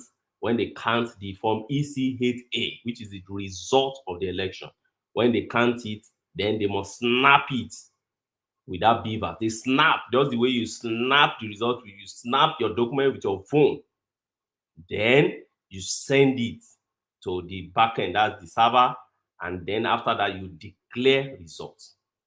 Now, when you look at all these and you get it to paragraph 50-51, what he's complaining about is not complaining about the fact that they didn't use beavers to accredit. He's not complaining the fact that there is no Amazon server to host. He's not complaining that there was no ballot paper used. That is for me say hey. And he's not complaining that presiding officer recorded for me say hey. And the agent and also sign. In fact, he said in the petition that he has polling unit agents in all those polling units. So he's not complaining with all those steps. The only step he's complaining about is that the result of presiding, the result of that something CCA was not stamped and uploaded instantly. Don't forget, what he's saying is you did not upload it instantly, right? Okay, that's his complaint. Now, let's move further. So after that, he went to paragraph 51 and 52. Now, when you get to paragraph 51 to 53, Obi is saying that the report, that the result was not fully uploaded as at the time they announced the election. Note this, because sometimes, when you go to public space and they make all these, they like all these broad, sweepy statement that you just feel like, but this thing is not contained in this man petition. They will just talk to you anyhow. What do you know? Don't mind this guy. So that's why I went back to that petition and read it again. And I feel, so what has Obi really proven in court? Rather than just waste the time of where his own people, not. So now, if you now scale it up to paragraph 52 to 53, Obi is not saying that you did not upload. He's saying that as at the time they announced that result, they've not fully uploaded. And he has not complained. Don't forget that there were no for me say 8. No. He said they comply with all those ones, but that the problem started from uploading. Not that there was no result as per the ECA, but snapping and uploading it. That's the crux of his case. Now, then after that, scale it down to paragraph 61 to paragraph 101. This is where Obi now narrated what exactly his complaint is about. So his complaint contain just 35% of, in fact, not even 35, because at a point in time, in paragraph 81 down, he started complaining about 25% FCT.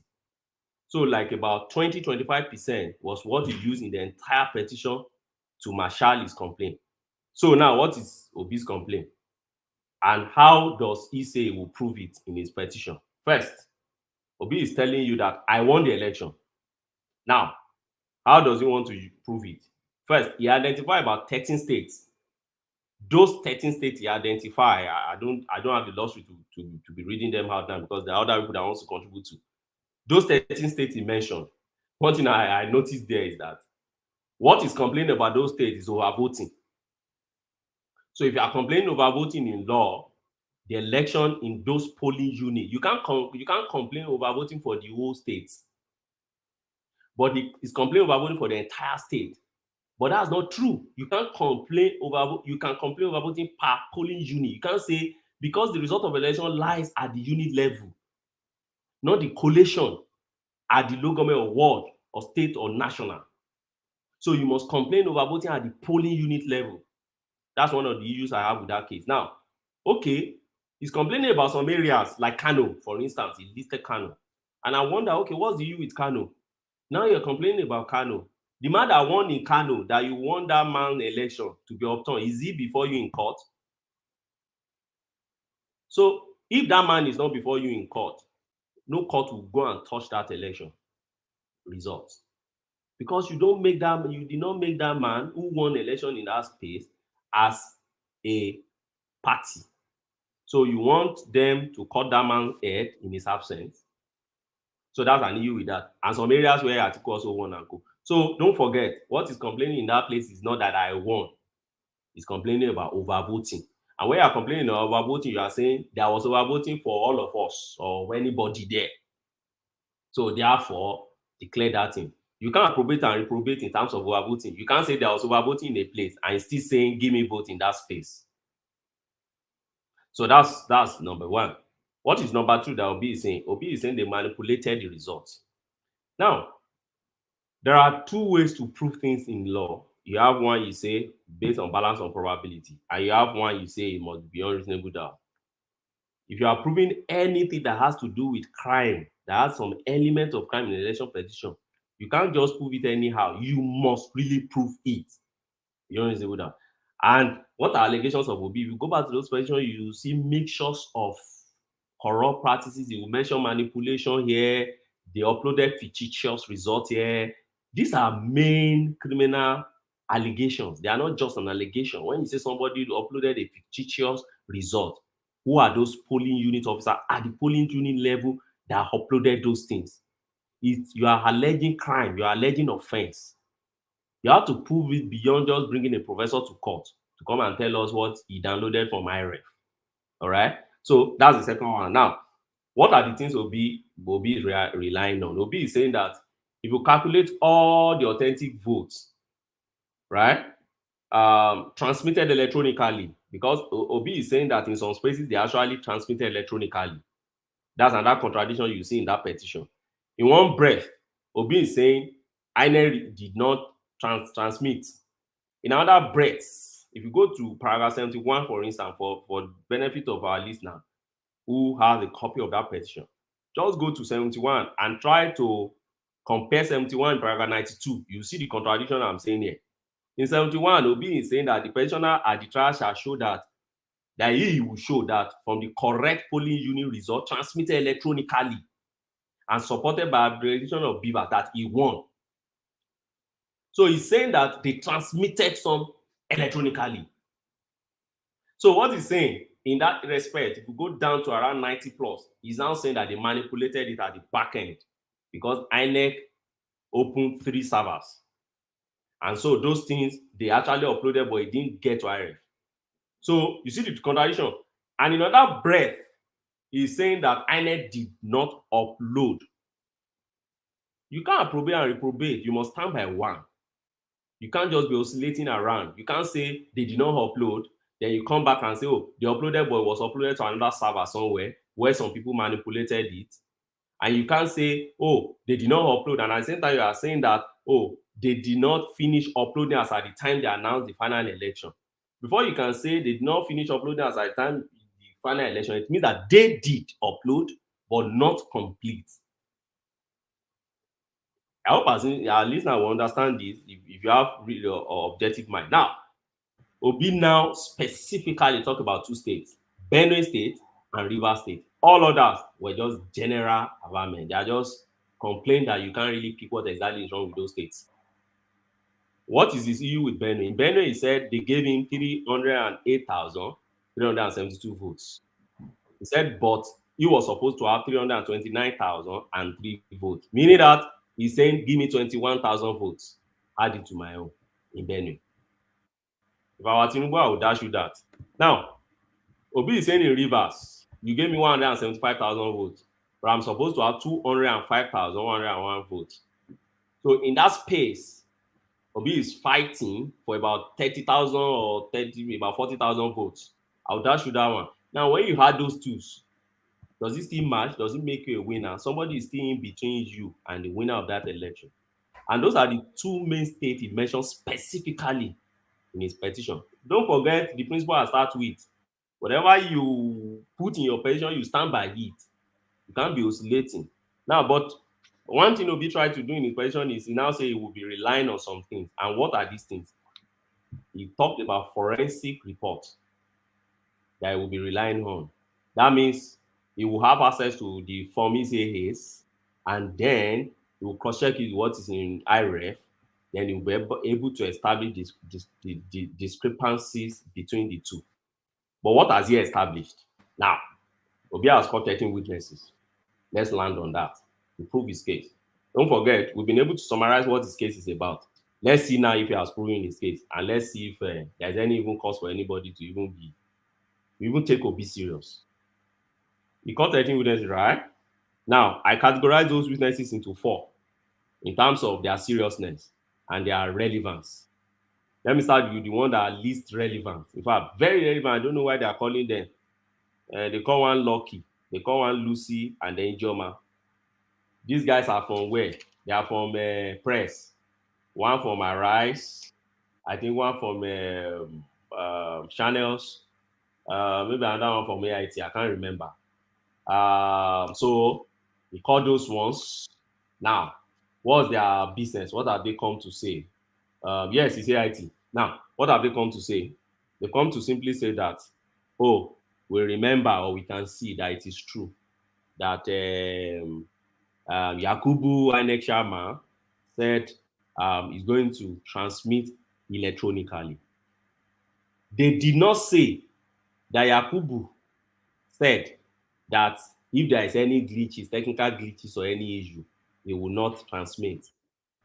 But what they're emphasizing on is the positive comments that he said that we will transmit.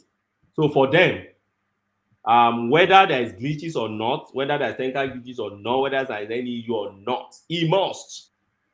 Talking about glitches, when you are dipping in and out somewhat, but carry on. We can make you out, but talking about glitches, you are dipping, but carry on.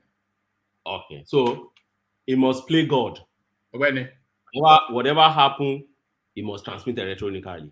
Whatever happened. Now, in the Obi's petition, he said the rule is that if they can't transmit electronically, therefore, they must cancel their election.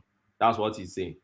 So you now wonder, in all the steps I just mentioned now, and there is issue with the last step, which is the repository of the results. Don't forget, which I will still get there, whether Beavers do collation or not, which was a very serious issue during cross-examination. And his own witness agreed that Beavers does not do collation. Beavers is a repository of results. That's where you just go and dump it for public to have access to. Beavers does not manipulate. Hold on, Ogbenga, can you hear me? Ogbenga, can you hear me? Yeah, I can hear you. All right, brilliant. Hold on, Pansat, don't interject him until he finishes his delivery, and then you can interject. But let him deliver fully. Carry on, Ogbenga. Okay, thank you. So now, when you look at that, that's Beavers. but let me run through this thing and then analyze each witnesses and let's see if they've established what Obi has come to court to prove.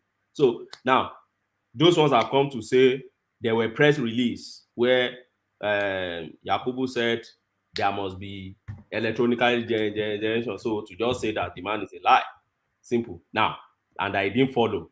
And don't forget what I said the petition says. The petition is not saying there was no actually uploading. The petition said as at the time you make final announcement, they've not completed uploading. That is what the petition says. Go back. And don't forget, so that before people start criticizing me, there are parts of the petition that say they did not upload, and there are parts that say they did not finish uploading, and there are parts that says that they uploaded some, but they didn't upload some. And there is this section, there is this paragraph 71 that say that I will prove that the correct polling unit result transmitted electronically and supported by accreditation of beavers. By that, I won. So it's all this contradiction. So that's about that. Now, he called somebody they call, which is the star witness, the almighty star witness. They all, talk about, and you see them gloating about it. And that's Professor Eric Ofo. They say he's a mathematics professor. What has that man come to say in court? That man was the one who did the so-called what you can call forensic analysis. First and foremost, that man agreed under fire of cross-examination that he's not an expert. What do I mean by that? The man agreed that anybody can do what he has come to do. You don't need any expertise to do it. Secondly, that man agreed that what he used, the source he used to do his analysis was not the primary source. What do I mean by primary source? Don't forget in what I just told you, in the course of election, there are stages. The main stage is filling of Form C8A and declaration of results. The next stage is using Beaver to send what you snap to IREF for public to have access to. But you have the result before you can transmit. Because what you are transmitting is result. Transmit result. So there's a result first before you do transmission. It's not the transmission that is giving results. So where the glitches is coming in, where the EU is coming in is whether you transmit that result or not. So what are this man come? The man is saying that he came to use IREF, what is contained in IREF for his analysis. Meaning that he didn't access the primary source, which is for me say, hey, before you can now analyze that look Obi-Wan or oh look so on. So you simply use the secondary source as an expert. Now, during examination, they ask him another question that assuming you get to use some for me say which is the primary source, go the ballot paper, go they use the one they report the result at the unit level. If what is in the unit level is different from what you say is blur and you can't see on IREF, and I don't know even how people do analysis on what is blur. What do you see there? If it's blur, it's blur.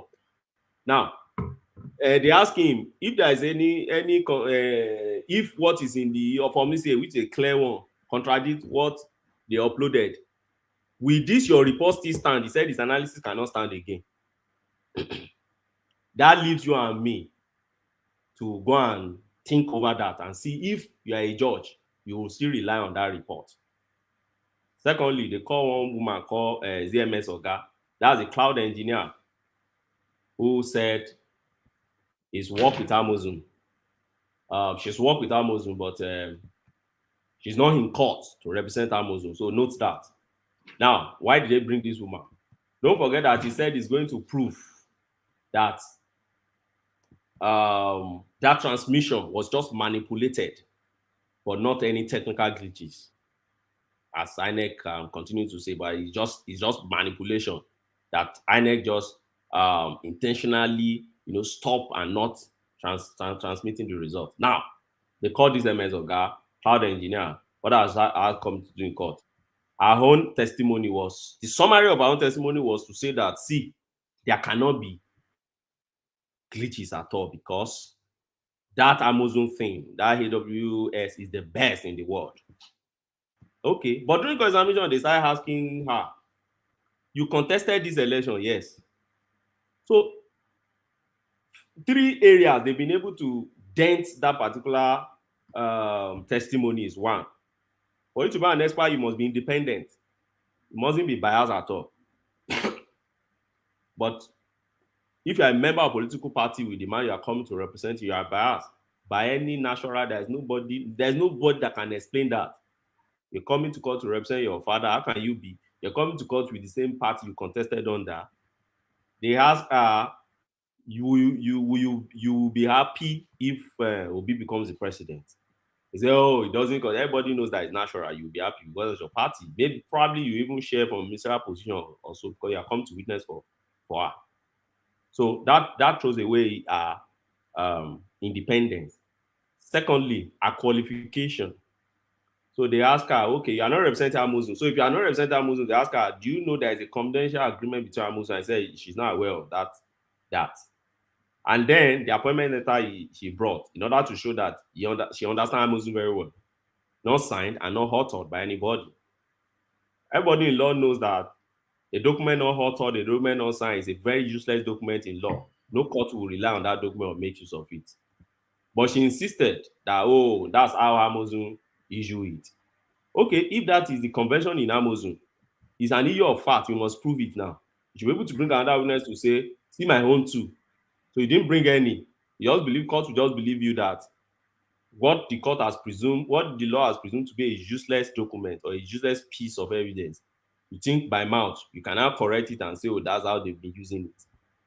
That's on that for the woman. Then they brought INEC subpoena witnesses. These are the three areas, I am categorizing them. So they brought INEC subpoena witnesses. Those ones just brought documents to court. And then some of them speak to the documents and then they left. Now, if you look at all these witnesses, what have they established? Let's go back to the three things Peter Obi is saying he wants to establish. That Tinubu is not qualified in terms of draw. That election of Tinubu is invalid by non-compliant corrupt parties. That Tinubu is not elected by majority of lawful votes. If you look at all these witnesses I've just told you about, their evidence is clearly, their testimony is clearly off target. Who among them can you really point to and say that his testimony has established any of these things I've just talked about? And I've said it on the platform before, when they close their case, if I were on the side of the defense, I will rest my case on their case and allow the court to do the needful. There's no need to be wasting the time of the court again. Because you have not you've not even proven what you say you want to prove. Now, all those documents now, the other form and other, they just dump it on the court. And there is this position in law that you don't bring documents and you just fold it, you bundle them, and you want the court to be looking at it for you. You must demonstrate it during cause of court of winning and say, look at this, what happened there, look at this, what happened there. You can't just dump it on the court. That is for that, but let's leave that. Now, let's go to the area of who are the witnesses the defense called. INEC called just one witness, but that one witness has witness statement of oath about 100 plus or so.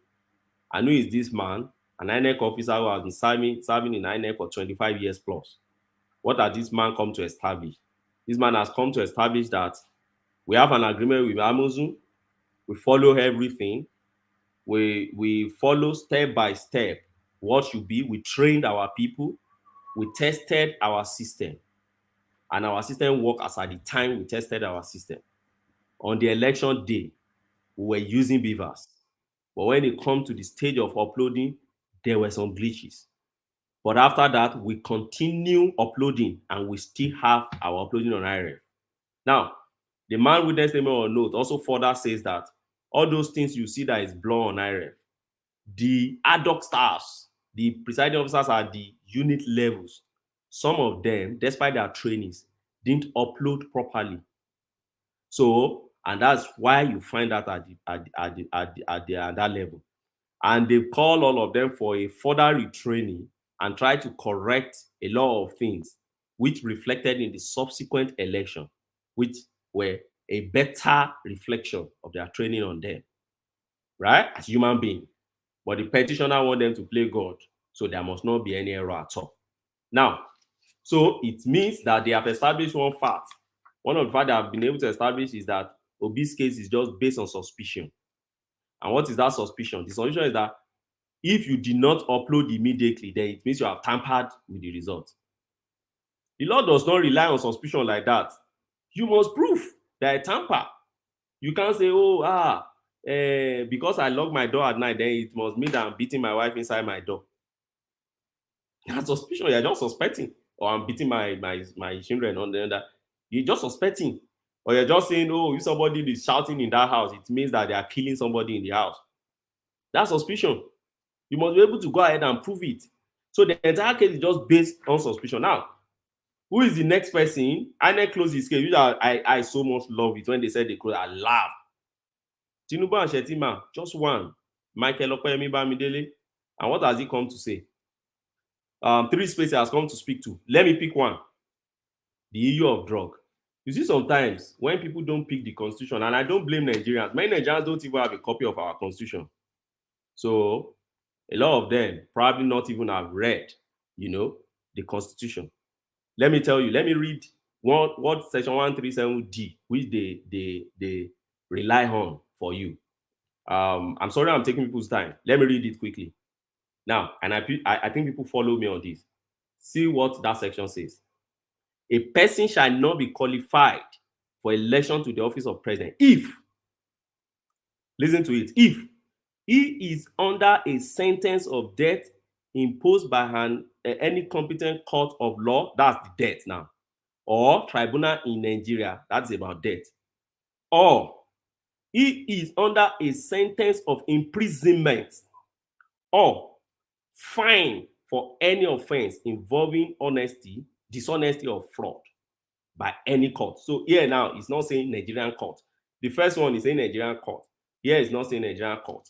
But see the key phrase, which Okoyemi Bamidele is trying to emphasize on, which is in his witness statement. See the key phrase, the key clause in that thing is that not anyhow offense. So here they are saying, let's even assume all this your claim even happen. Let's assume it happened. Does it fall under this section? Does it disqualify this man under this section? I want you to look at that, catch the point now. The point is that not any offense. Let me tell you that. Or when you reread that section again, reread it again. Let me read it again. It said, a person shall not be qualified for election to the office of president if, he is under a sentence of death imposed by any competent court of law or tribunal in Nigeria. That's about the death. Or he is under a sentence of imprisonment or fine for any offense involving dishonesty or fraud. So he must be, that's the area they're emphasizing on. That means he must have been fined for an offense, and that offense must involve dishonesty or fraud. So cashy word. So what? So it narrows it to those two specifics. Okay, carry on. I think I know where you're going, but carry on. Okay, so one, it must be an offense. It must be fine. Fine for what? It must be fine for an offense. Offense is criminal. Don't forget. You don't use the word offense in law when it's civil. So it must be fine for a criminal offense. That's the meaning of that word. And what that criminal offense must be about must be a criminal offense that involves dishonesty or fraud. You see the analysis now. Now let's go into what happened. If you look at the way Obi couch his thing, Obi simply says that. If you look at Obi's grant, what Obi says is that he said Tinubu should be disqualified. All right, that's paragraph 28. Whoever wants to go and read this, you can check that paragraph. He said Tinubu should be disqualified because he was fined for the sum of 160,000 for an offense involving dishonesty. And he said that dishonesty is naming narcotics. Let me start by telling you that Tinubu was not fined. There's a difference between forfeiture and fine. Let's start with that. It wasn't fine. Forfeiture is not considered a fine. Now, while both forfeiture and fine involve the loss of assets or money, as a result of a legal proceeding, They are distinct concepts in law with different purposes. Now, you may want to ask me what's a fine. Now, a fine is a monetary penalty that they impose, the court will impose it on you as a punishment for committing an offense. That's a fine. Allow me to question him a little on that point, just that point. Let me interject on just that point. Pastor, leave him. Let him finish. Listen, I heard what I wanted to do on just that very point is to have him clarify something, and then because when we start discussing it, we may not come to this point right here. It will take 30 seconds, right? Obeni, I believe, I'm listening. Yeah, you know that in a court or a tribunal, when people proffer evidence and they say, hey, look, I want to introduce this evidence to prove XYZ, right? The counsel, the opposing counsel, as well as the court itself on its own motion, could look at it and say, no, this, you have to lay a foundation, right? You could just say, objection, you're on a foundation, right? Do you understand what I'm saying?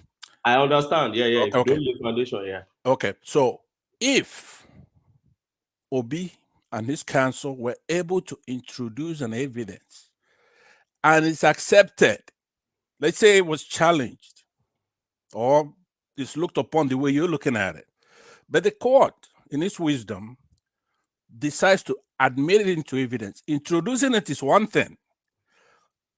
You do cross that bar, or most of the stuff you've been talking about here, you've had issues with the evidence, either that it's not sufficient or it's a joke or whatever. You've used all kinds of adjectives to describe them. But the point I'm making, because we're going to take your thing wholesale by eliminating your own data analysis, because if it crosses that bar where the court admits it into evidence, it doesn't now matter what you think about it, if it's frivolous, if it's a joke, if it's whatever. Do you understand what I want to do is to narrow it down to the meat, right?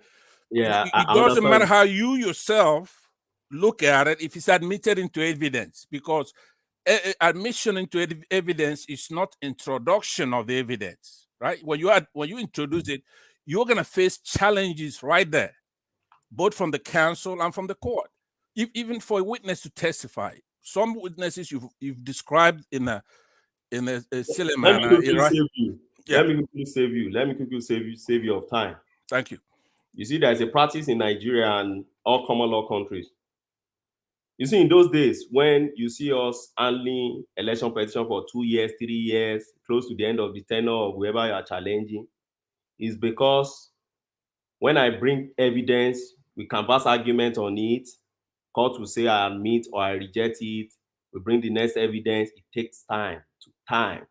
Because of that, what people now do, what practitioners now do is this. Whatever you bring to court, we will admit it. We will now prepare our address and canvass argument on why we are objecting.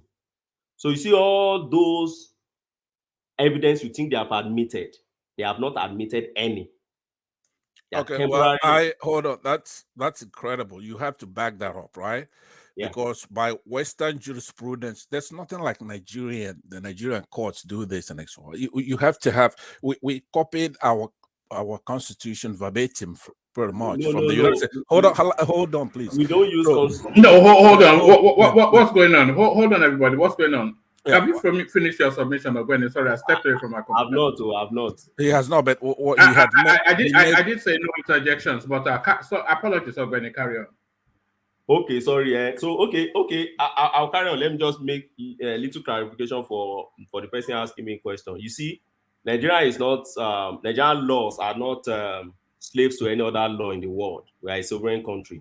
Now, in our own jurisprudence, in terms of evidence, leading evidence in court, there are temporary admission of documents, which the court has the power to expunge at the end of the day. And counsel all agreed in this election petition, they all agreed that we don't want to waste the time of the court. Whatever evidence you bring, you tender it. We'll tell the court, if you watch the proceeding, they simply tell the court, we are objecting, but we'll canvass our objection in our written address so that everything goes smoothly. By the time they canvass their objection, maybe based on foundation you refuse to lead, or maybe the character of document you are bringing and everything, the court has the duty to expunge all those things from the court's record. That's the practice in Nigeria. That's the practice even in United Kingdom where I stay. Okay, there is nothing like once the court admits, if the court admits inadmissible evidence at any stage, the court can expunge it out from its record. But so that taking. Now let me go further because I'm rounding off on my point. So now, first thing I said is this: what happened to Tinubu was not a fine. Forfeiture is not the same thing as a fine. And I tried to define what fine is. A fine is a monetary penalty. It's a penalty imposed by a court for a punishment for committing an offense. That is the character of the fine that this particular section 137 is saying. And most time it is monetary, and determined by the court. Then, and the intention is to deter you from future maybe committing the crime and others. But on the other hand, and forfeiture is for you to they seize your property. It's not they impose monetary penalty on you. They seize your property and you lose your asset. When that asset is believed to be connected to maybe illegal activities or you obtain it through illegal means, and they seize it. So if you go back to what I've read about that section 137, it will tell you clearly that what is contained in that place is not saying forfeiture. It used the word clearly, fine. So it is not forfeiture, it's not same thing as fine. Fine is different from forfeiture. That is the one point I want you to make. Then secondly, you see, there are different characters of offense. Now, the argument MOB tried to say in his witness statement is to say, let's even assume that this was correct. That's the argument here. Okay, let's assume it's correct. Does this issue actually fall under 137? And he said, no. First, that thing is not a fine. For sure, it's different from fine. Secondly, narcotics. When you pick, you see, there are so many character of offenses in criminal law.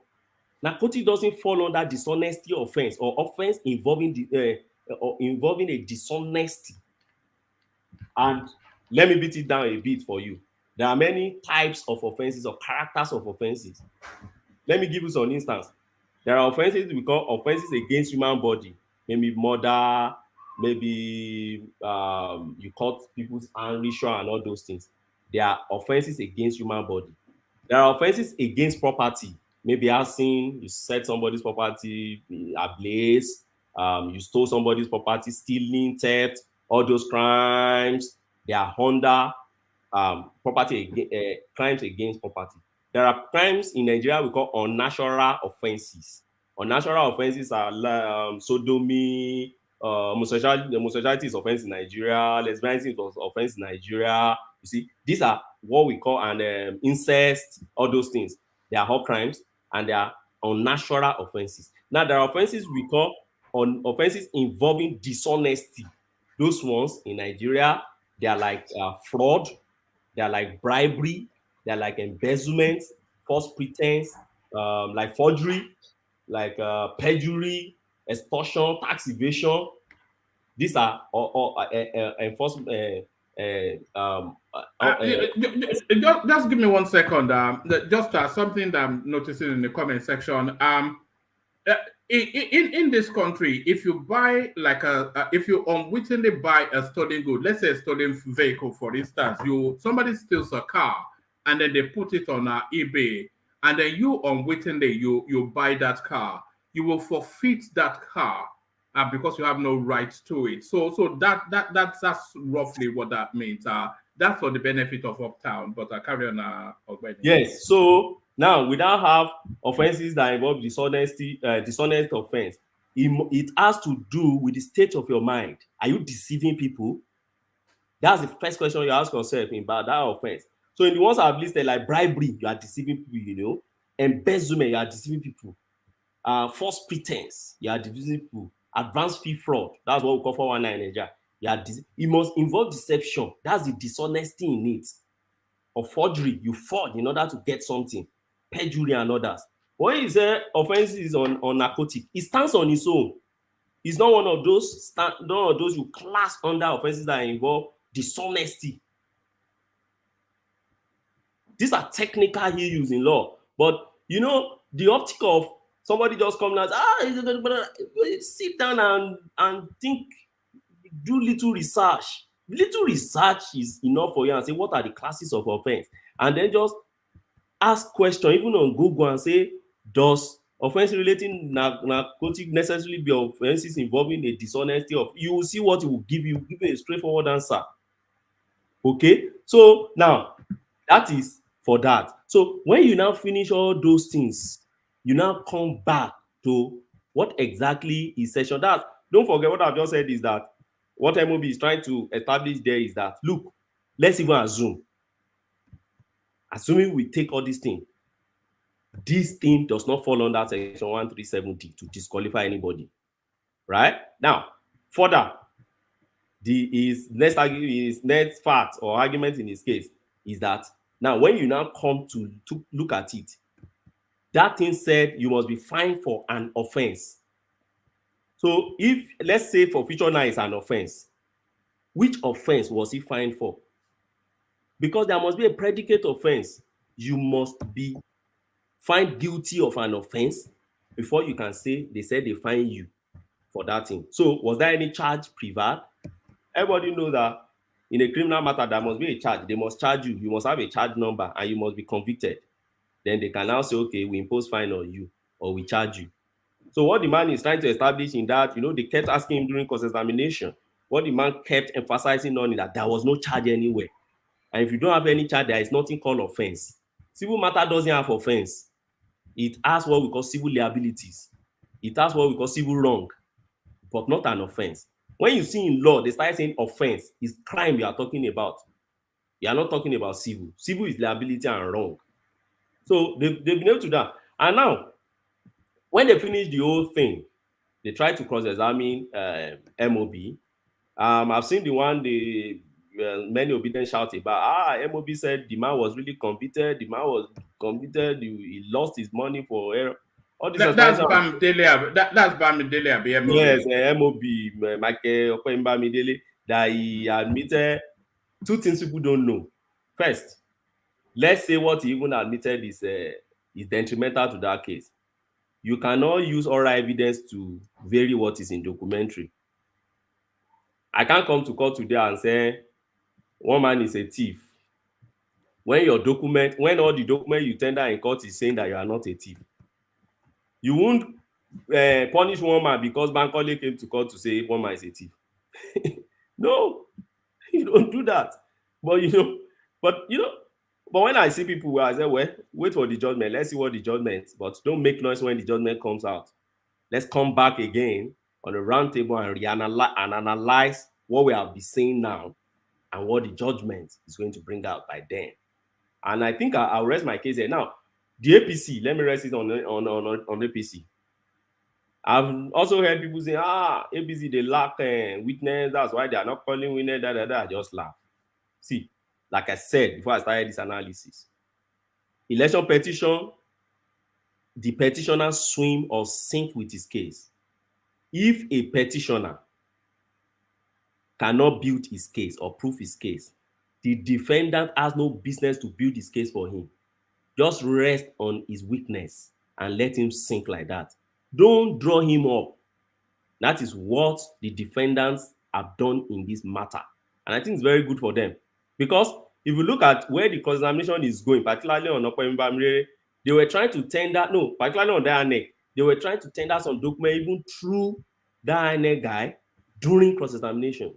And I know very well that they still have more documents to tender in order to build their case during cross-examination. But unfortunately, the defendants are not allowing them in this case, because if I don't call any witness again, there is nothing you want to build again. You pack all your buckets of documents and you take them back home. So that's my analysis on this one man. All right. So it's Obi Atiku or Obi Atiku. Are they sinking or swimming? One man is very simple. They have no case. They have come to court to sink with that case. We'll wait for the judgment. Are you disappointed with how feeble the substance of the case is, and also the presentation by the lawyers. I'm not one man. Do you know why? When they brought the case, and I saw Oyenshi Kwazu there, I said, this will be a very tough case. But see, the moment they didn't allow that man to lead, first proceeding, second proceeding, third proceeding, I see they are putting that man as the second fiddle. I say, forget. And I will say more than that. I know the person who led that case. You see, seniority is not the same thing as knowledge of law and experience. But unfortunately, in court, we use seniority to lead in terms of leading our case, which is very unfortunate. But, we just need to maintain a little, level of decorum in court and then still give seniority priority in law. That's why we do that. But let me tell you, that man that did not lead that case is a big minus for Obi. All right, Ogbeni, are you happy to take a couple of questions from some of our known obedience? Yes. All right, just to set the ground rules, I'm going to only allow 2 questions each, and those 2 questions is not needle, just land a big question, let Ogbeni respond, and then have a follow-on question, and then if there's room to push it further, then we'll decide on that. So let it be structured, and don't do long essays. Just be as succinct as you can be. So who wants to put questions to Ogbeni first? One man, I will go first, and please, one man in this, because you allowed Ogbeni to run his defense of the tribunal cases. And no, because he has expertise, which the rest of us don't. But one man, I respect his expertise, but sometimes with people with expertise, can also be wrong. And what I don't want is this endless yes, but what if, yes, but what if, yes. So let it be structured and intelligent. Yes, because yes, okay, but let me just go ahead, just a couple of things, because he wasn't thorough in the questions that was asked AOB, that is Mr. Bamidele, Senator Bamidele, so because he was asked on what ground would that forfeiture made. And I think that is where the issue lies, because they were referring, and one man, I and Saki Father, we went through this thing earlier on today. So you guys are having private meetings. What's going on? No, we are working on this case. Everybody's working on it. Saki, I know you are listening. No, come on board. Come and give the Latin version. He will. Actually, he's a little busy this period, but he will. He sure will. He told me he will. But one man, it is about what premise was that judgment made, and the judgment, according to what we saw on the paper, was made based on the criminal code, which is 1956 and 1957, which clearly stated the reasons why those laws were made. So whether it is civil or criminal is what the case is all about. I'm talking about the forfeiture. So now they are trying to say it is a forfeiture because he didn't pay taxes. But while I was listening to Ogbeni, and he was talking about the kind of crimes and all that, he mentioned about tax evasion, which is part of that as well. Now, one man, the case did not fly by dishonesty or fraud, because don't forget that we're dealing with money laundering and fraud against Tinubu. That was what the case was all about. That was what the case was all about. So the certain section that this judgment was referred to or was made from is what we're talking about. That it is a criminal forfeiture. Looking at the section of the US Constitution that was referred to in this case. So that is one man. Then secondly, there was one other question. Do you want Ogbeni to take that on first, or you want to put Okay. them together? Okay. Let me put them together. Then he will just answer. He will just answer it because I know where he's going to land. But let me just put it out there. The ECOWAS report. The ECOWAS report that was presented to AOB was thoroughly read and signed by AOB as well. It was an evidence in which that he presented in court that there were violence during the election. And when he was drilled on a document he presented, he now said that it was that he believed in the document, but that particular part, he believed that it was IPOB, which was just one of those things that we used to talk about. So, Mr. Ogbeni, I don't really have issues with what you said. I know that the court will really trash this issue, but I believe that Obi has a serious case, and if the case wasn't that serious, we wouldn't see APC protesting at the EU Commission building. Thank you. You can go ahead and okay, let me quickly answer you. You see, when you talk about tax evasion, money laundering, fraud, all those things, they are not Obi's complaints. I've read Obi's complaint to you. Let me read it to you again. And I've told you that court face what your complaint is. You can't get to the middle of the game and change your complaint.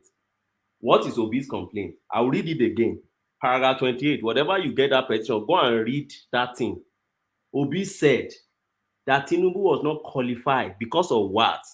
Because he was fined for the sum of 460,000 for an offense involving dishonesty, namely, he named what that thing is, narcotic trafficking imposed by the United States.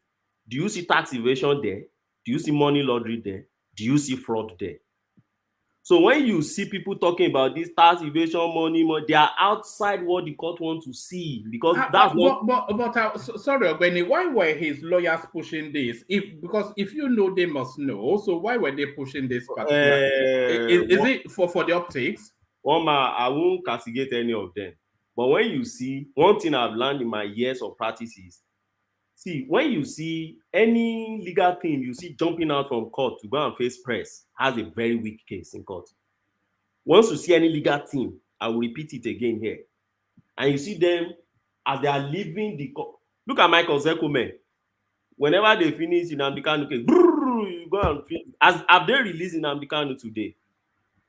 Look at this man they just granted bail. Do you see that man's lawyer making noise anywhere? Yes. Do you see his lawyer making any noise?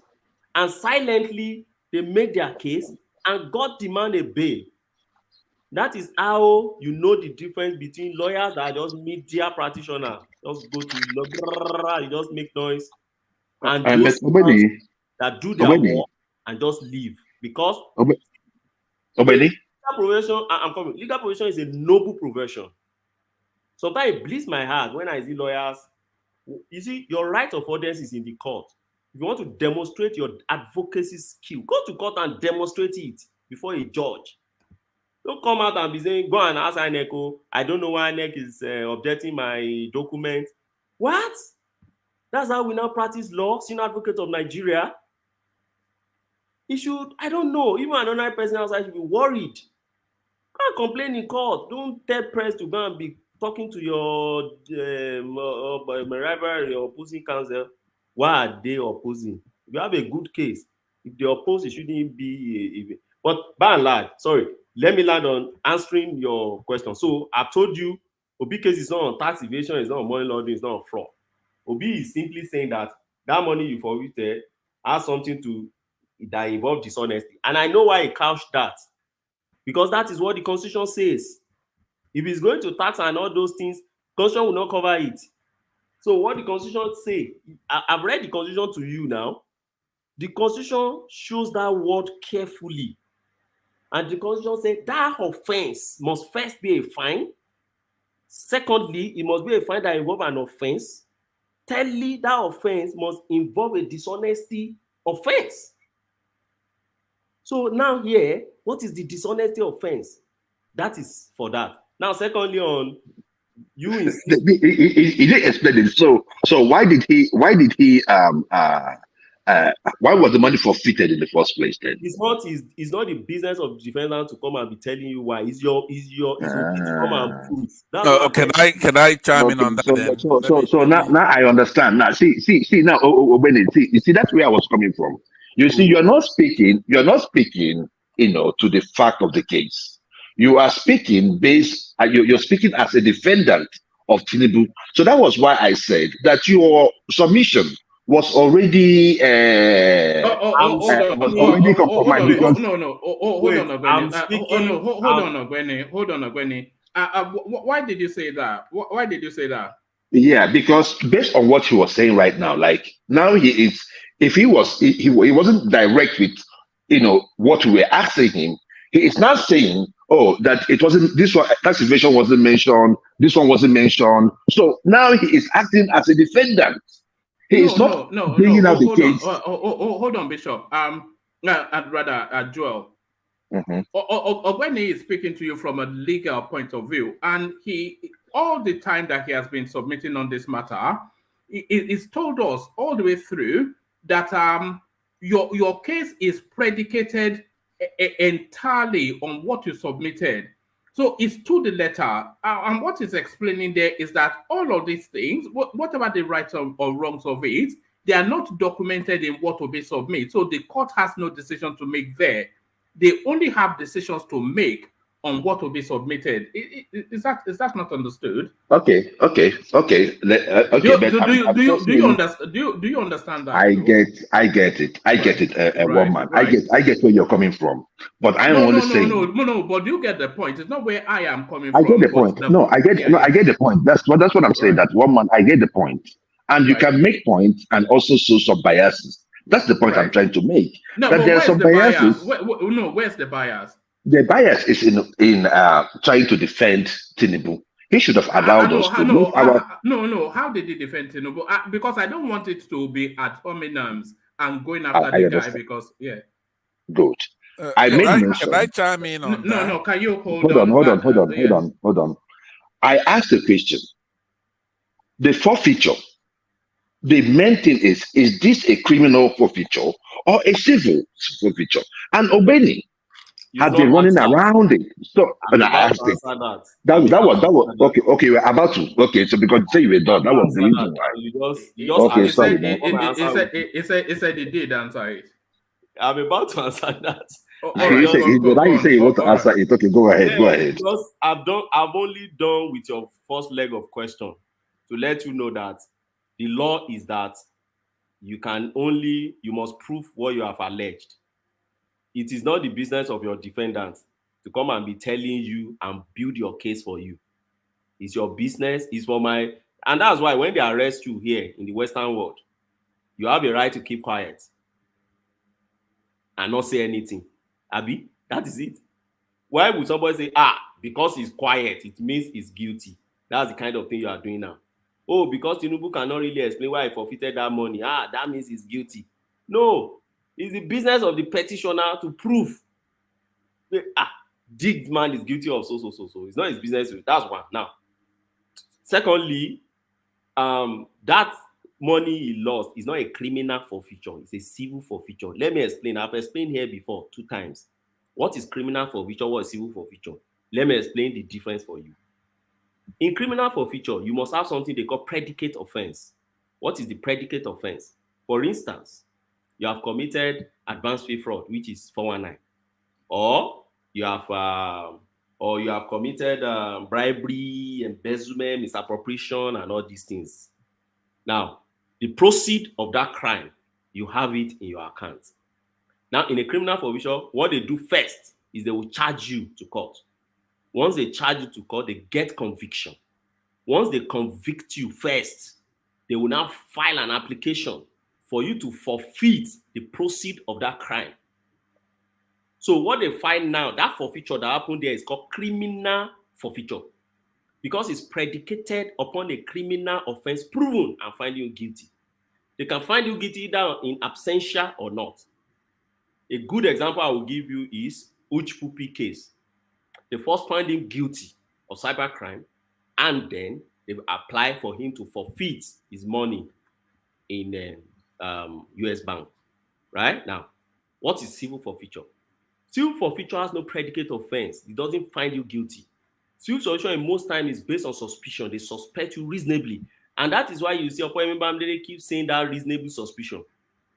And if you read the judgment of the court, that settlement thing, you will see reasonable suspicion there. So what is civil forfeiture? Civil forfeiture, let me give you a simple example of a case I've handled before on civil forfeiture. A client of mine bought pants from a guy in Nigeria. They borrowed the change. He sent his naira to the man. By the time he received his pants here in the UK, the money was transferred from one Chinese guy like that. And immediately it landed. He felt, who is transferring this man? In fact, in less than 5 minutes, they suspended our account and then wrote in to come and prove whether that money he has in his account is not a process of crime. Now, we started on the whole thing. And at the end of the day, they realized that, yeah, he bought this thing, he bought the money innocently. But the source of the money which they transferred to his account was questionable, because the source from where it's coming from was one proceed of kind that they've been tracing somewhere from China till they trace it to that account. So, and I told him, see, you need to forfeit this money because you can't prove. So they can't charge him for crime because he's not connected at all to that crime. But the proceed of the crime, one way or the other, got to his account. And on that basis, they went to court to get forfeiture, because the regulatory authority will not just forfeit your property. They must get an order of court to do it. So they got to court. I thought, see, just prove the one that you know is authentic for you and get away here. And he agreed with me. And that was how we settled that case. And they got their forfeiture and forfeit. So if tomorrow that my friend wanted to contest in Nigeria tomorrow, you will say he has committed a crime, because once you forfeit, then it's criminal. That is the difference between a lawyer analyzing an issue and somebody who doesn't really understand the law. So that's the difference. That's criminal forfeiture and that's civil. So if I narrow it on Tinubu case, if there is no charge filed, if there is no predicate offense, if he's not found guilty and I see guilty and convicted in any way, it is civil forfeiture. Point, simple and clear. And all those lawyers that you see going around, those senior advocates, they know. It's just for press and optic, and that's why sometimes I just look at, well, it's what we do in law. Just keep your client happy, and then you keep people following you happy, because it's a it's a big case, a big ticket case, and you must hang your feet. So that's all I can say about that. Can I ask you a question on that? Sorry, Pansat, let me invite you in. So I will invite you in, Pansat, but the rules, of course, it has to be civil. So if it's not civil, then we just move on, and then let's not play Google lawyer. So just ask questions as the layman that you are. So don't quote Constitution, because I'm not sure you're equipped to do that. Two questions. Two questions to no. Just follow as I've said. Two questions. I've heard to what Ogbeni, you're saying, and then we move on. So just don't address me. Address Ogbeni. Two questions to Ogbeni, and then we move on. All right, very well. I don't think we're gonna be able to make it through here, but let me try. Ogbeni, by the way, hello. Thank you for presenting your opinion here. We'll be able to make it through, but I'll carry on. Yeah. On this matter. I know you, and when Joel, there's a couple of questions that Joel has asked you that are very interesting, very, on the money. Number one, your capacity right now, what you're doing here, is not to be a neutral observer. All right. If you carry on in that vein, then I'll have to just move on to someone else. No ad hominems. What is that hominem? No, don't go after his personal. Okay, let me go to Bishop. Bishop, you have a sorry. Look, guy, you have to follow. You're scared to death. You don't want me to talk to him. No, listen. You're scared. Look, listen. You're protecting him. If you want to shout, I didn't. I I can didn't. shout. I didn't. Okay, I can mute you, so I have all of the things to listen, guy. Don't do that your usual stick. This is not the time or the space for it. I did say to you in the private chat, and I've said to you on the screen, simple rules. Just ask questions, and then he will answer. If you're satisfied with the answer or not, it's immaterial. So we don't want to turn it into another panzer shouting, screaming, and shouting. Just be civil, which we know you can be. So to you. Anyway, Obedi, you would agree that when there's a case, you have a lawyer both on the defense side, and then you have a lawyer on the other side, right? On pretty much every case, unless somebody's defending themselves, you have a lawyer on each side, right? Of course, yes. Okay, and often one side loses. So being a lawyer doesn't make you right or wrong. You could be a lawyer and you'd be wrong. Of course, why not? Thank you very much. Now, when you look at, you yourself have actually asked the question, what is the U.S. citation of what is the case that is resulted in this forfeiture? Do you have the citation? Because I put it on the private section. I didn't ask that question. Maybe you did. But you didn't mention it, which is 18 USC. I think Jewel. I didn't mention that. Okay, Jewel for sure mentioned it, and it talks about laundering of money instruments to avoid a transaction reporting requirement under state or federal law, right? And in the things that you said involved moral turpitude, you mentioned tax evasion and all those kind of things. You yourself mentioned that. Joe pointed you I to didn't that. mention tax evasion. I think You you did. listened to someone else. No, you did mention tax evasion. Somebody asked that question, and I explained to him that is not Obi's case. All right. We'll go back and look at that again. But anyway, so what I was saying when one man said was ad hominem, let me rephrase it because maybe it's the way I phrased it. I'm saying to you that as you're here today and you're making this presentation, you cannot say you're not biased. Ask him a legal question. It's a legal question. No, don't. That's a personal question. Please, now. Look, one man. Hold on. Work with us. You don't have to do trust me. I don't know what you keep... the jimmer jammers all the time. No, don't worry. I'm not doing anything like that unless you just have an issue with hearing my voice. No, you are doing it. I've said to you, let me say it for the last time, and hopefully I don't have to repeat it. Leave him alone and ask legal questions. I have not accepted him. I'm trying to have him lay a foundation that he's qualified. Okay. If you don't find him qualified, then let somebody who does ask him a question. No, but that's not the way it works. No, that's the way it works. When he helped me out here, let him know. If you're a lawyer, we have to first of all find out where you're coming from as you're giving us your testimony here. In essence, it's not an insult. He's been greeted. And we've said, look, we're happy you're here. But the point is, if he's giving the opinion, maybe I wasn't here when he addressed that. Is he saying, hey, look, I've looked at the cases at the courts, and this is my observation of what happened on both sides. When there's a little bit good from Obi, he will say, Obi did well here. If Obi did bad here, so Obi did bad here. If Tinubu did not defend himself very well here, he would say they did not do very well here. Do you understand what I mean? No. I don't want this to go in this direction. Let him answer that. No. Hold on. I don't know. Just like I did with Joel, you get two questions. So ask him either one after the other or in one swoop, and make the question to the legal matters, not to his personality. So let's reset and start from there. So 2 questions to the petition that has now just concluded. Pansar. Okay, Obeni, the case at the tribunal, is it a criminal case or a civil case? And what's the standard that's being looked at here? This tribunal going to be looking at it at a case that require a criminal threshold, which is beyond a reasonable doubt, or is it a civil case that's going to require a lower standard, such as clear and convincing evidence, or the middle ground, which is by preponderance of the evidence? That's one question. I'll let you answer that, then I'll come back with the second one.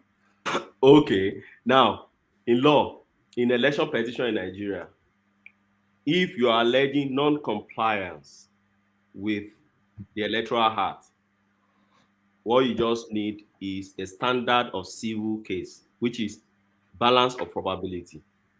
If you are alleging corrupt practices, you need to prove beyond a reasonable doubt, because corrupt practices is a criminal offense you are alleging. So what is Obi alleging? Obi is alleging both. Now, there is a rule also that if you weave the facts, or the facts that you are using to prove your non-compliance, what you are using to prove your corrupt practices, then you can't use civil standard again. You must use beyond a reasonable doubt. So what is the key? Hold on, please. Well, my question, for example, if somebody kills somebody, yeah, that's a criminal liability. The state can charge you, but you can also sue. Also here in the United States, you can then sue for civil liability, even though it involves criminality. When you sue somebody trying to get monetary damages and stuff like that, even though the state may be pursuing a criminal case against the defendant, when the lawyer hires an attorney to go to court and they're trying to prove civilly that he's liable and he has to pay, you're not going to be saying that civil case is a criminal case because it involves murder. Do you follow me? So if you think there's a criminal liability right here, you have to cite part of the Constitution that they're going by. In essence, what is the charge at the tribunal, right? It involves a criminal behavior by INEC, according to Obi and Atiku. But what we're looking for here is the standard by which those judges are going to use to determine the case. They're not going to be waiting for Obi to prove his case, like you said, beyond a reasonable doubt.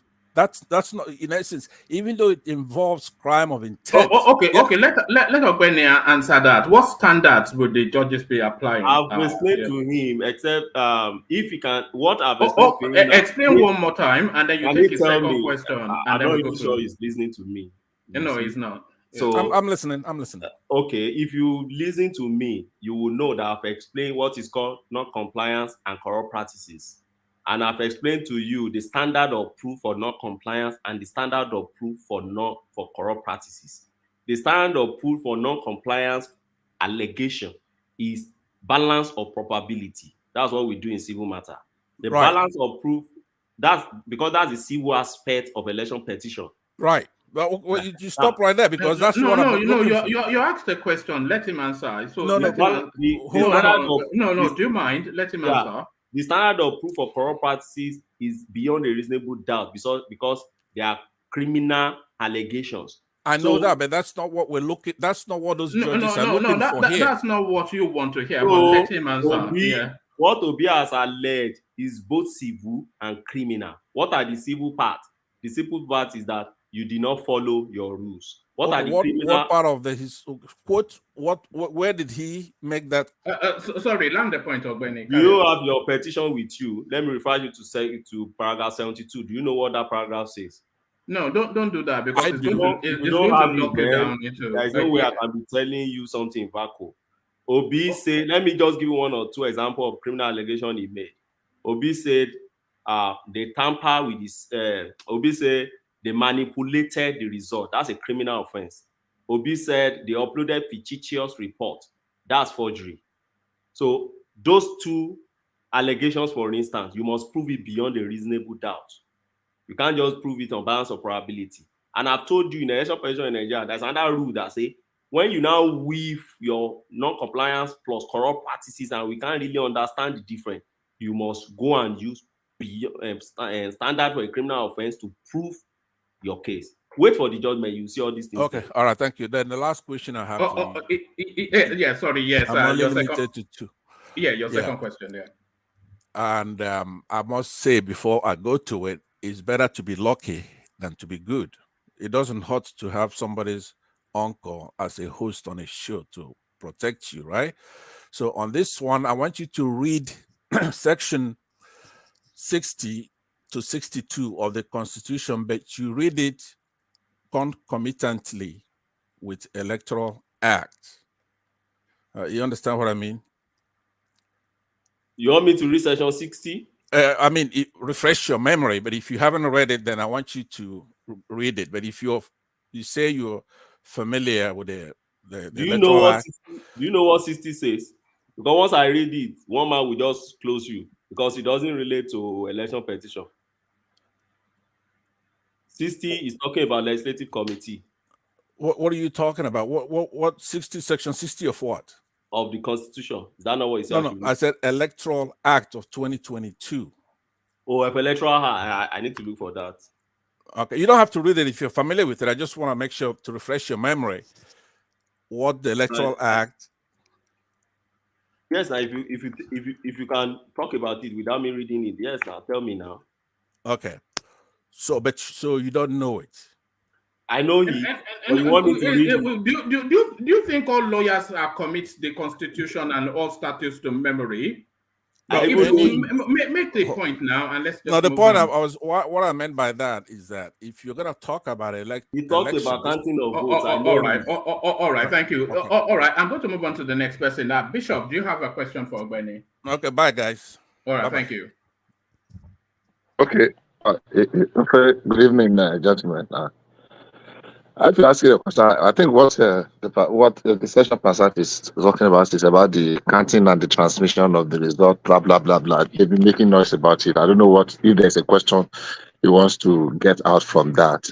That's section 60 of the Electoral Act, reading it down. I think about just the counting of the results, the recording of the results, election results, the vote, the transmission, the blah, blah, blah, and the I think generally on this particular issue subject, when I've dealt with it severally, this is not the first time.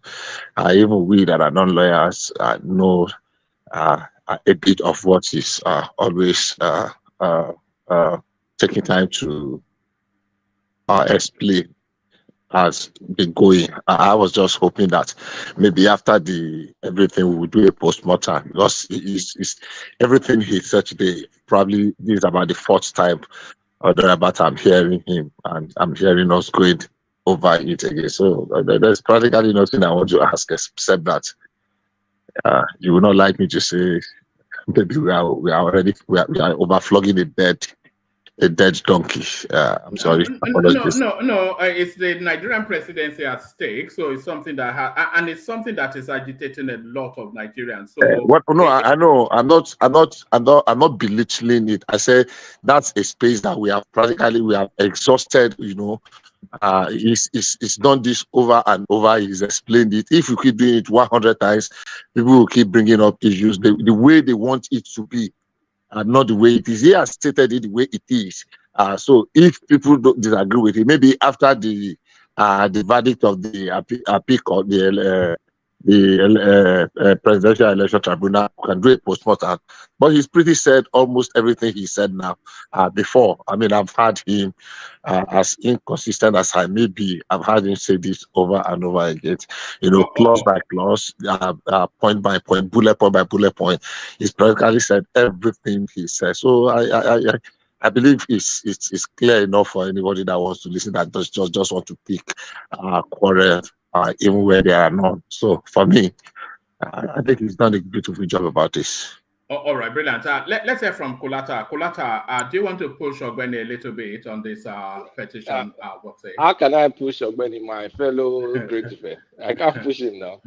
I just have basic questions. So, the defense, what evidence did they provide to show that Tinubu doesn't have any indictment or never had any indictment? Did they provide any evidence as part of the defense?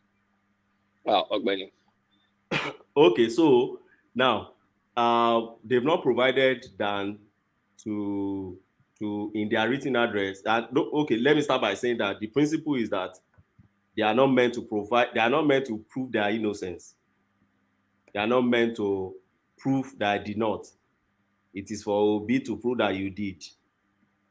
So what they have simply done, what they simply did was to rely on whatever Obi said they have done, which was, if you go to the testimony of MOB, you know, he just adopted it. But if you go to the details, I can send it to one man. I have a copy. It's about almost 100 and something paragraphs. So many people outside don't even know it, what he adopted. So before, when you go to court, people used to talk one by one. You talk, the judge will write, you talk. But these days, we have what we call front-loading system.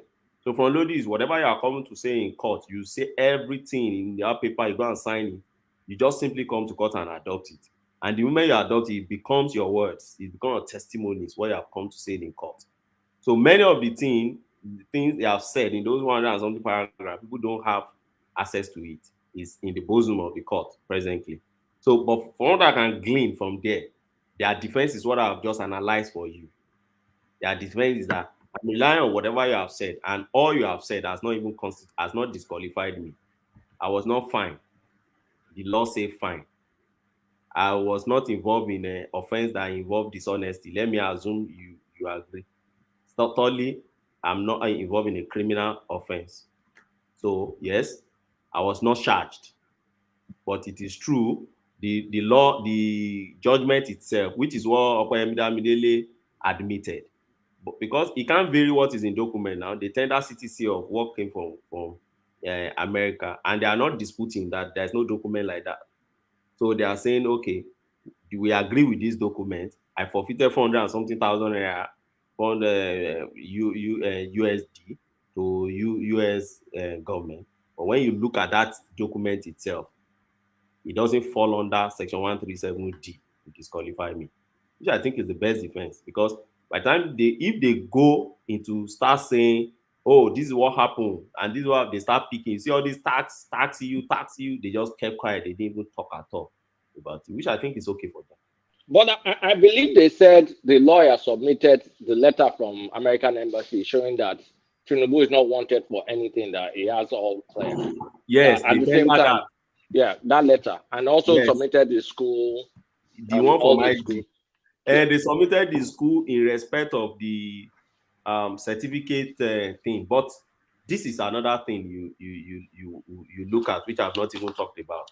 If you go to, there are some things you see in media, and then Obi's lawyer tried to push out there, which are not contained in that petition. And that's why every time I keep referring people to that petition. There is nothing like certificate forgery in Obi's petition. Anybody can want to prove me wrong. Go and download the petition and read it from paragraph 1 to 101. I've read it severally. And come and show me where certificate forgery is an issue there. So if it's an issue you are just bringing at the middle of the game, it's not accepted anywhere. They will expunge all those documents out. And that's why they don't really bother themselves.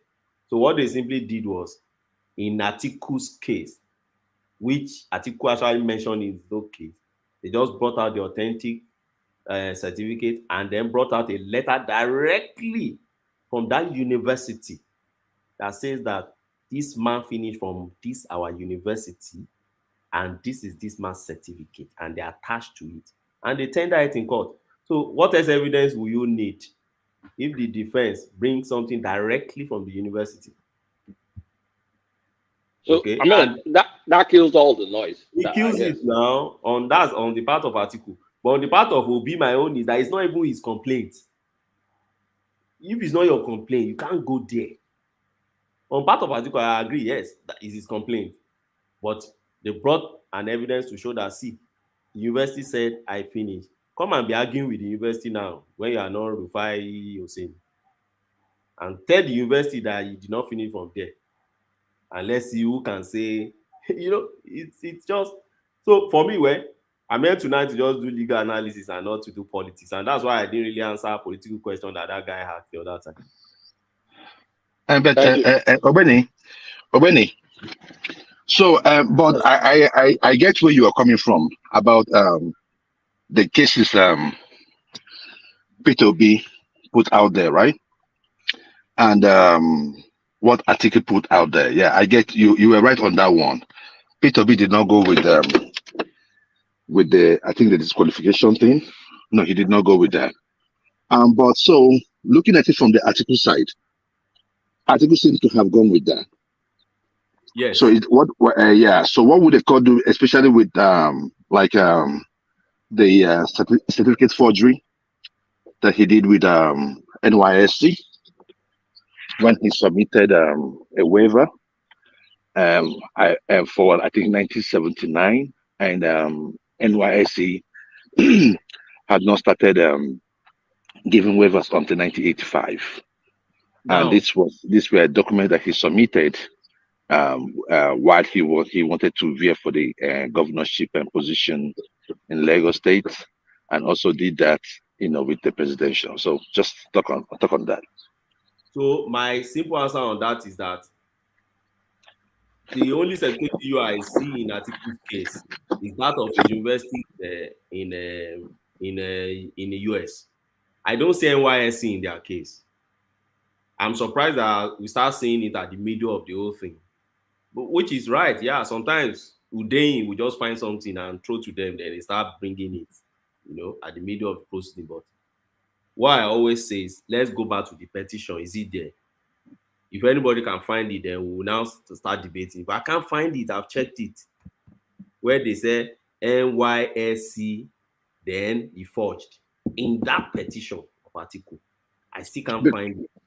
Because I think what happened was that they went in with certificate forgery, right? So when it came to now presenting the case, that was when they now started presenting the NYSC and all that. Yeah, but you can't do that. That's what I'm saying. Look at, for instance, Obi case now. Obi case narrowed on Benue and Rivers. He just listed others. So my point is, you can't do that in election petition. You have to be specific. And that's the essence of, although Obi has a reason for his own, which I've said here severally. INEC frustrated Obi in terms of assessing documents on time. So he prepared his petition in a rush because they didn't cooperate really with him.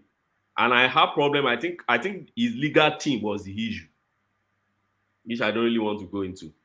You see, when you have people believe they are probably bigger than the agency of the government sometimes, and their attitude, you have problem with the public authorities.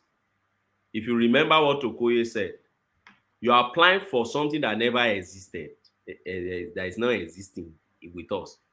And I laugh because sometimes I look at that Okoye, it looks very mischievous to me. God forgive me. If I'm asking, look at what happened. To be honest now, if I'm asking for no, you're not wrong. He is. Yeah.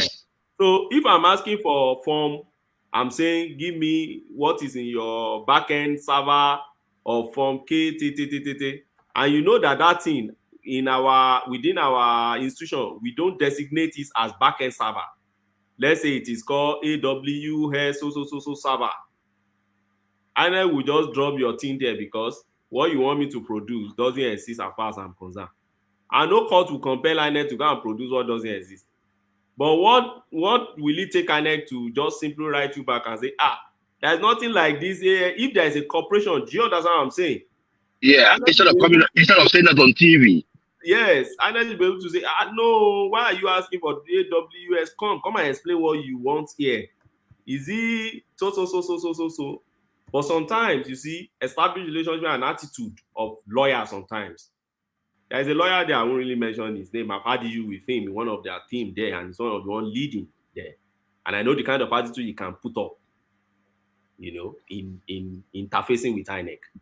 So, and don't forget, they have just 21 days to file their petition. So they don't have access. They only have access to all those two. So, and that's why in their petition, you only see Benue and Rivers. So if the court really wants to go technical, they will just hold on Rivers and Benue, and those ones that you are not specific about, they will tell you that your petitions are just ambiguous because you don't even really understand what are complaining. But I don't see the court doing this because this is presidential election, and all eyes on those judges now. So I don't see them doing that kind of shoddy work. All right. When you take a question from Prince Daddy, and then after that we'll just move on, unless people still want to hang around here. Like Bishop was saying, we circled around this. Really. And this will be the last time we'll be addressing the until the verdict comes in. Then we'll do one final session on it.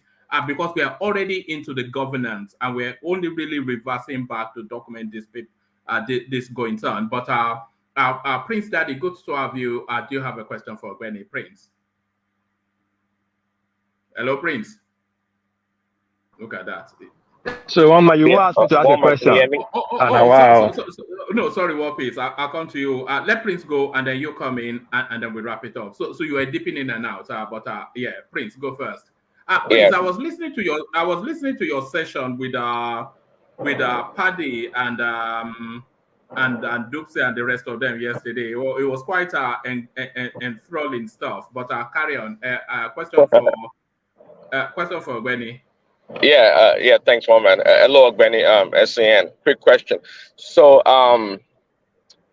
the Tinubu and lawyers, they presented a document to show that he actually went to Chicago State University and graduated. But if Obi did not put that in their petition, why are they responding to it? Or am I mistaken? No, I think they tendered that in Atiku's case. Okay, it was in Atiku's case. Okay. Because I would have said they made a legal error, because providing a document to substantiate what's done in the petition, it's not the ideal way to go. But anyways, yeah, thanks. All right, brilliant. Warpiece, let's hear from you. Warpiece. Yeah, Ogbeni, konnichiwa, everybody. Ogbeni, I agree to you. I agree to you, Ogami. May you get issue, but I'm not put that aside. How that Yoruba proverb that said a thief buy, thief carry? How you say it again? Olegba. Olegba. You only you as Olegba that like this platform. You are the co-defendant and the prosecutor. So Ogbeni, my question to you: what will it take me to fire you from this case right now in this panel? Is it free of charge? I'm paying for the service I just read that. You want to fire? No, that service we cannot pay for it. So how can we fire you? That's so that we don't have any repercussion on the firing you right once now. Once you finish paying me, then you can fire me now. Nice. Well, but that's my question. Let's move on. Thank you. All right, brilliant. So on a lighter note, it's a shame Pansat couldn't contain himself, because I was rather looking for him to push at you a little bit, but there it is. Excellent delivery by Gbenga. So Gbenga, round it off in a couple more sentences, and I want to go to taxation, and of course, you know who takes the floor there. So Gbenga, back to you. Yes. So one man, I only, you see, I'm a progressive. I love engaging people on issues, rather than this generalization of issues. Oh, Tinubu is a thief. Everybody start going with it's a thief. Oh, Tinubu was convicted. I love people, particularly people like us. We are intellectuals. Let's listen a bit, take time, look at issues, try to subject it to simple analysis and say, okay, is this really true? Because you see, the world we live now is not the one they lived 10, 20 years ago. The world we live now, there is this mob system that now happen these days, where people just pick things and run with it, and then run down you and your name with it, whatever you have done before. Okay, 3 things I see that is there in the media, but it's not in any of the petition or one of it. Certificate forgery. I don't know where that thing is coming up from. I've read those petitions, no emphasis much on it. Secondly, Guinea citizenship. That thing is still recurring every time. I saw Okibalo is still talking about it. I wonder if he has read that petition, because I don't. Sometimes, we only see these people as brilliant press guys who are there. Sometimes they don't really read all these things and be able to get that thing is not anywhere. Then the fact that they did not upload. No, that's a mistake. You go to Obi, but Obi is not saying they didn't upload. Obi said they didn't fully upload as at the time they declared Tinubu. He didn't say they did. He said they did not fully. And Obi is saying that even part of the one they uploaded, they were blurred. And Obi is not saying, Obi said they were blurred because he believed that they manipulated it, and that's why that is intentional, and that they uploaded fictitious results to the place. So when you get to press and you see people say they did not upload it, I think we should be able to correct and say this is not our case. That's for the obedient and order. Our case is that they did, but we suspected that what they did was not what should be there. So generally what I'm just saying is that let's try to, as intellectuals that we are, let's try to subject things to common sense and think about issues and analyze issues before we open mouth to talk about it. Thank you. All right, brilliant, excellently put. So well done, Ogbeni. So you'll be glad to know that you will only be doing this one more time when the verdict comes in, and then you just come and give us just a brief rundown of what actually transpired. So I'm pretty sure that when the verdict does come in, you will be missing Obidati TV, which I suspect is your favorite channel now, Obidati TV. It is so. I go there to watch them. It's unbelievable. The way they operate there is quite a spectacle. You think they were CNN or something, the way they carry on, not just and they have followers. Baje, if you want followers on our social media, just be obedient. Just do me. That's just all you need. And you can say the most nonsensical thing, and then 1,000 people will hail you. But there it is. Well done. Let me move the conversation. I think we've exhausted that. Let me move the conversation to this headline, and let me have Bishop pick it up first, and then Kulata comes in at some point. Tinubu names Taiwo Oyedele as chairman tax reforms. So now, when I was doing the readout, I was saying that it's not a name that Nigerians are conjuring with at the moment, Taiwo Oyedele, but I can guarantee that before the end of the year, this is a name that will be a recurring decimal in the minds of the average Nigerian. Because, of course, Tinubu is many things. One thing we know for certain is a tax and spend politician. So he's a tax and spend politician, and his new tax czar now at Taiwo Oyedele. So are you familiar with, let me give you about 4 paragraphs.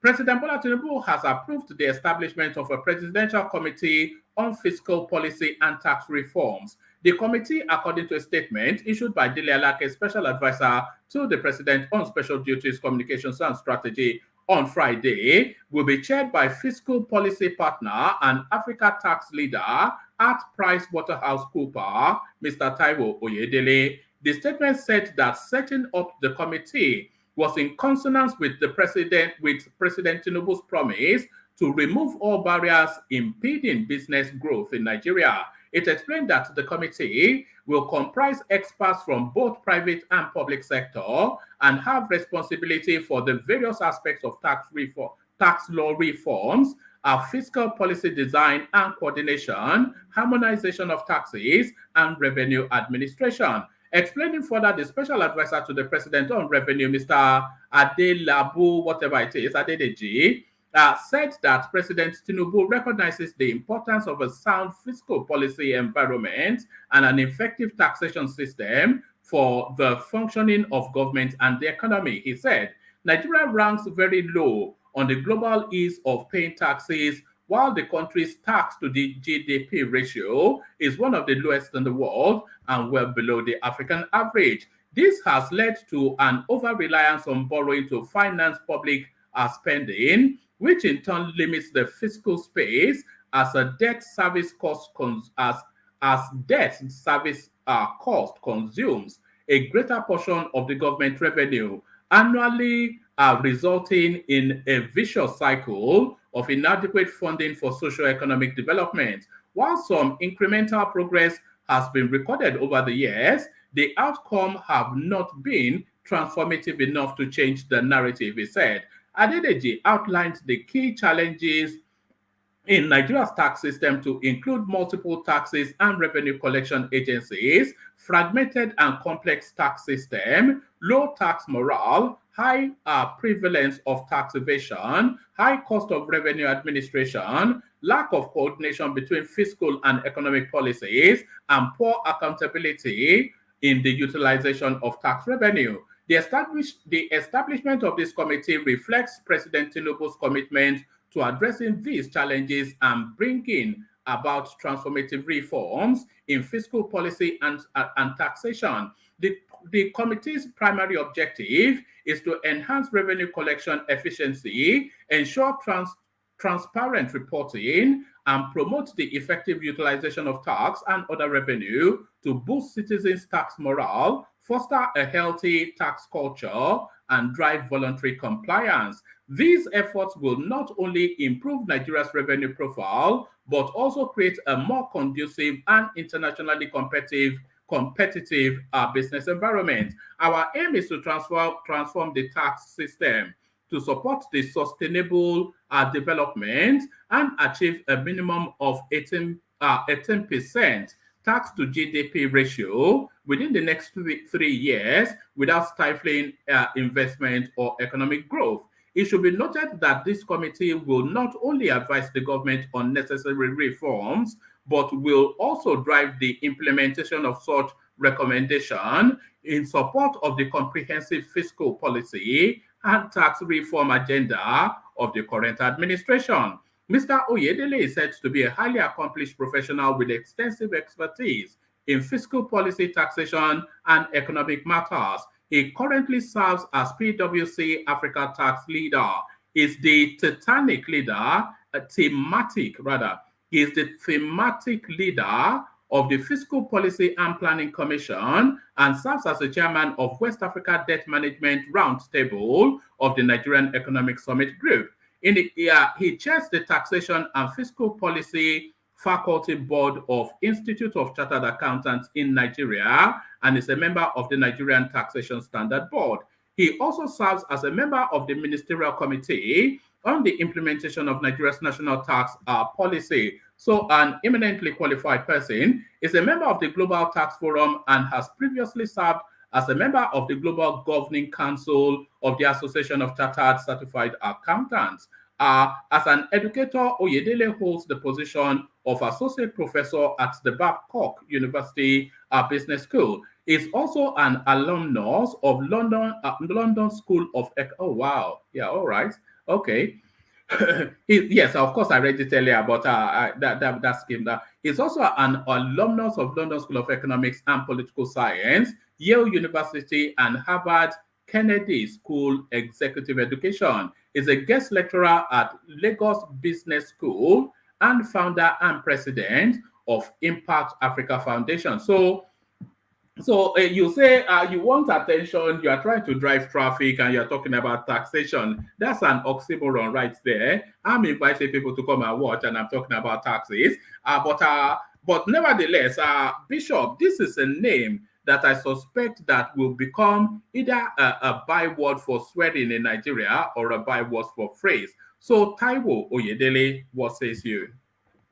Okay, good evening, fellow Nigerians and patrons for allowing me to listen from. Please click on the like button, share, and if you have not subscribed, please do so. I think, I mean, the resume, what you read about Oyedele is it Oyedele now? Yeah, Oyedele, Oyedele. It's rich enough.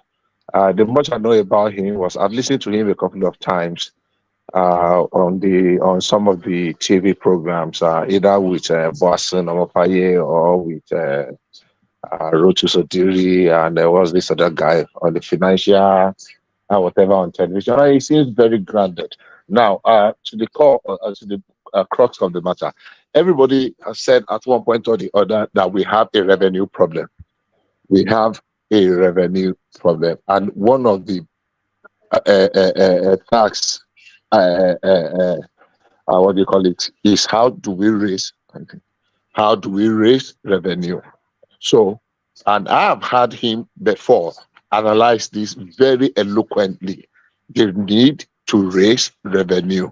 A lot of plans we have in Nigeria, but we cannot implement them because of shortage of revenue. So, if the people that knows this much about the subject matter are being recruited to come and drive the what do you call it now?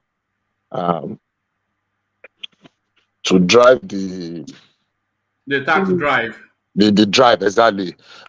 In the way, because when he was speaking in one of his interviews, I remember that there is a lot of uncovered grants in Nigeria.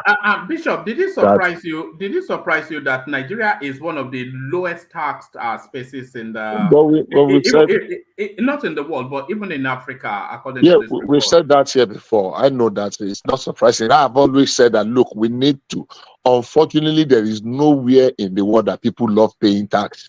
So no matter how little the tax you introduce, I mean, I was one of the people who were against me when Obasanjo increased VAT to 10% and Yar'Adua came and reversed it to 5%.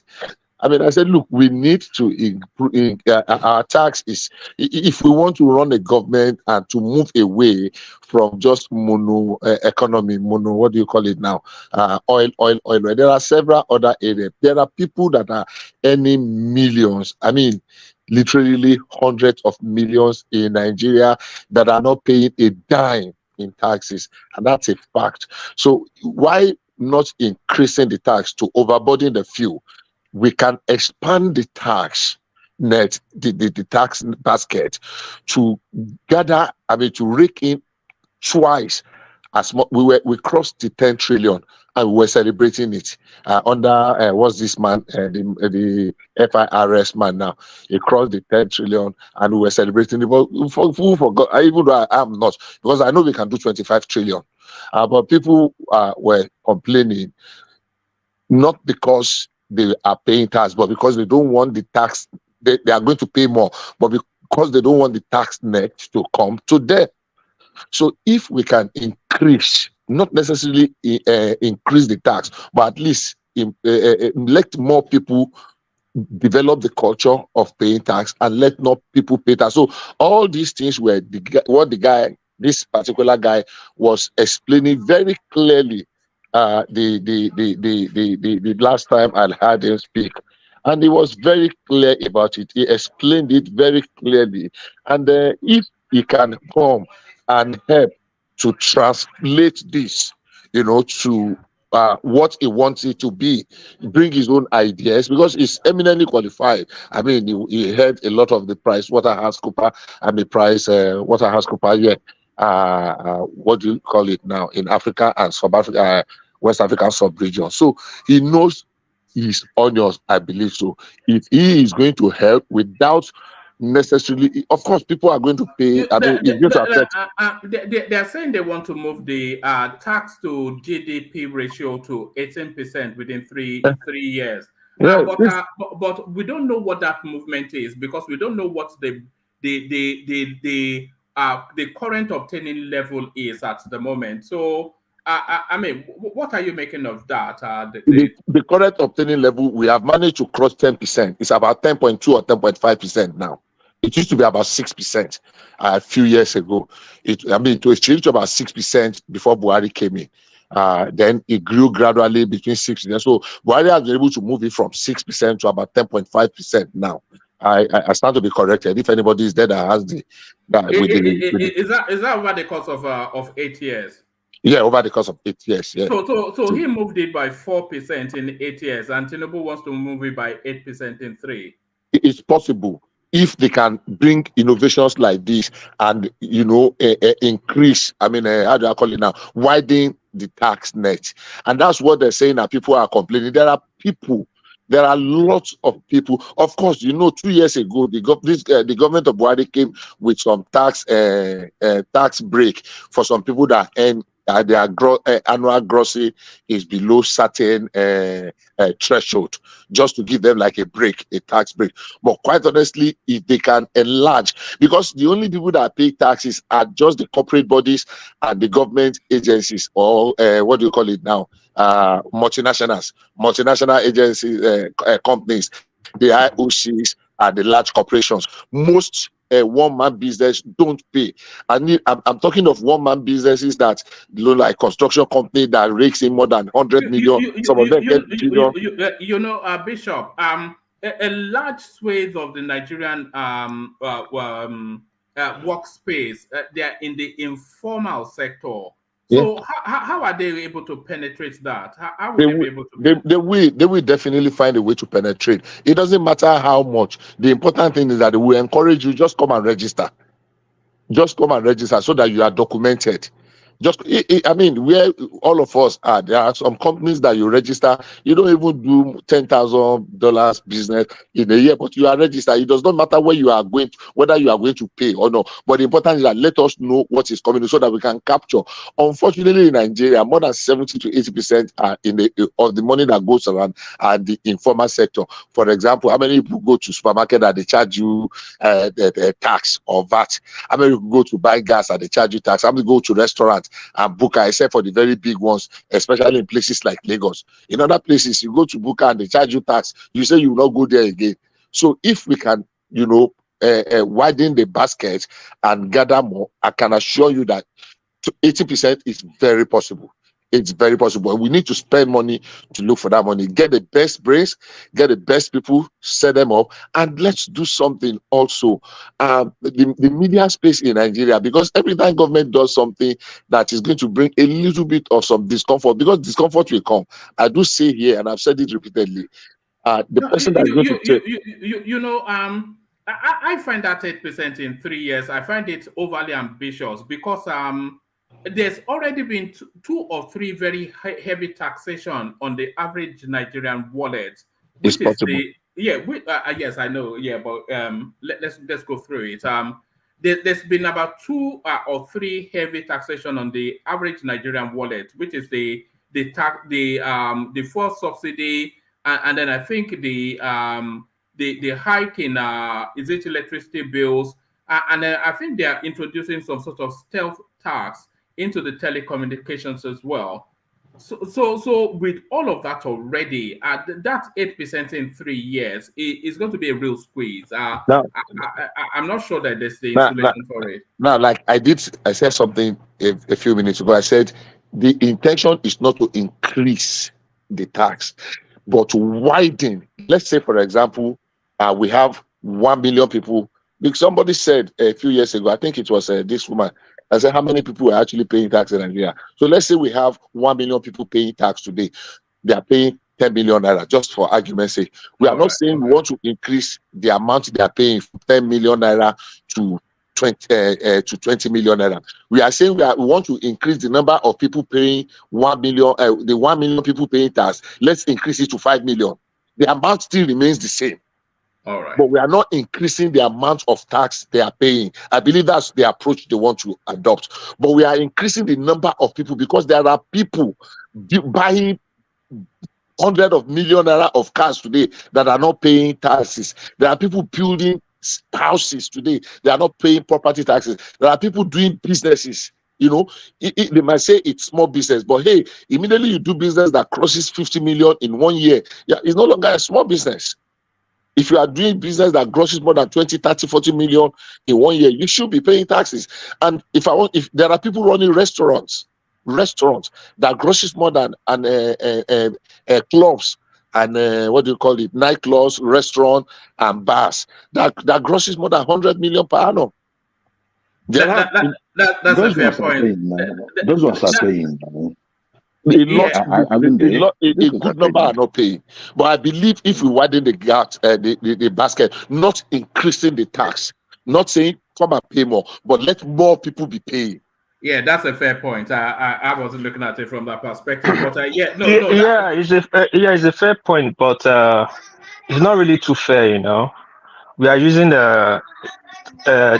a taxation system of a country that solely depend on tax to make their revenue, to apply in country that don't really depend on taxation to increase their GDP or their economy. For example, hold on, please let me learn. For example, places like Japan, you see. Hold on. You set the rules. Hold on. Hold on, Bishop. Sorry. War Peace.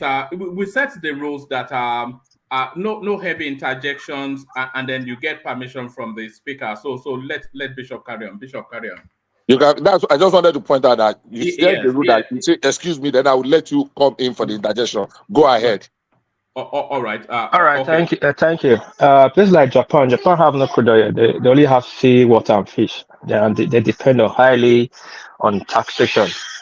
Places like Singapore and a few other countries. But you see places like Dubai, Brunei, countries that have resources, their style of taxation is kind of different. It's kind of minimal. I understand Nigeria is cash strapped right now, and I understand that you have to widen the net of your people you want to tax to make money. But again, the question now, who are you widening the tax to? Most like Wama said, we are highly informal sector. So are you going to widen bring people out that they cannot even make money? Now you start taxing them because you want to generate tax?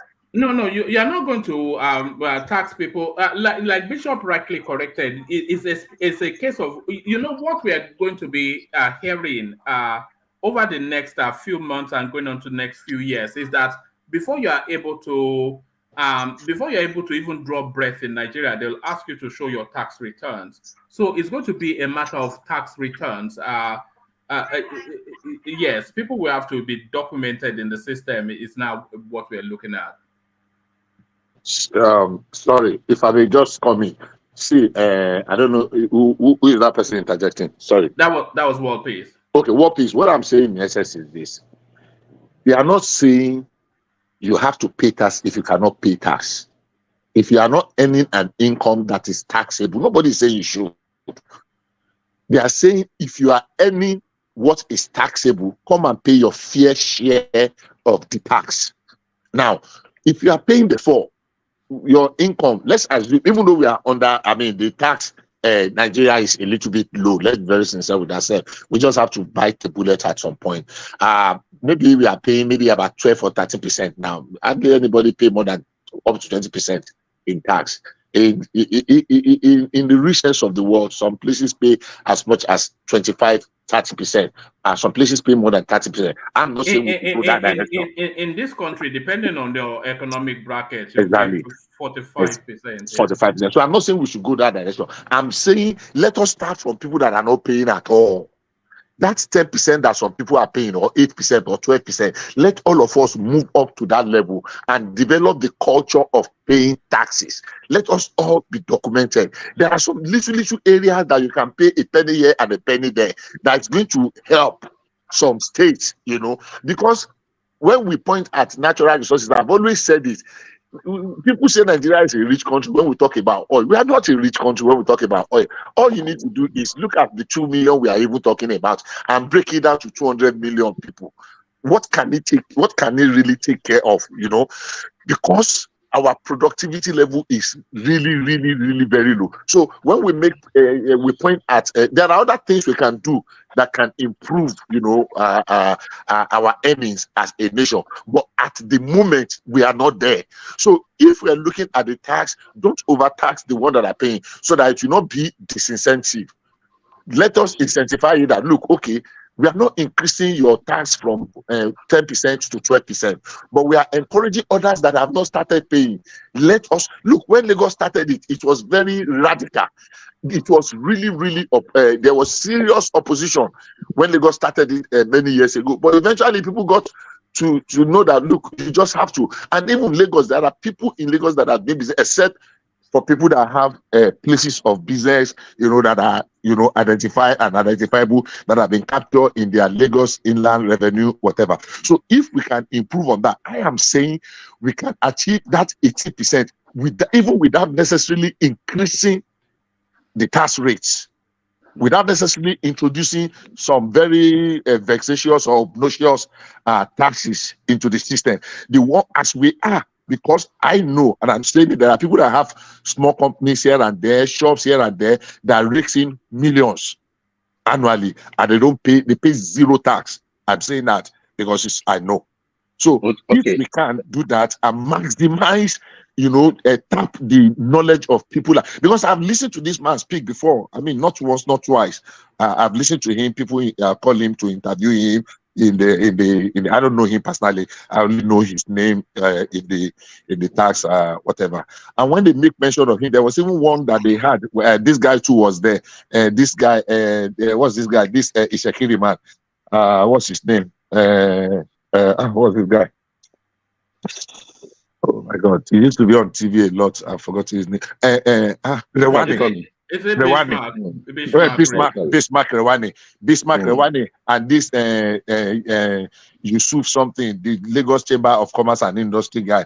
I mean, and I had an interaction, and it was really so. This man is loaded, and I'm sure he was.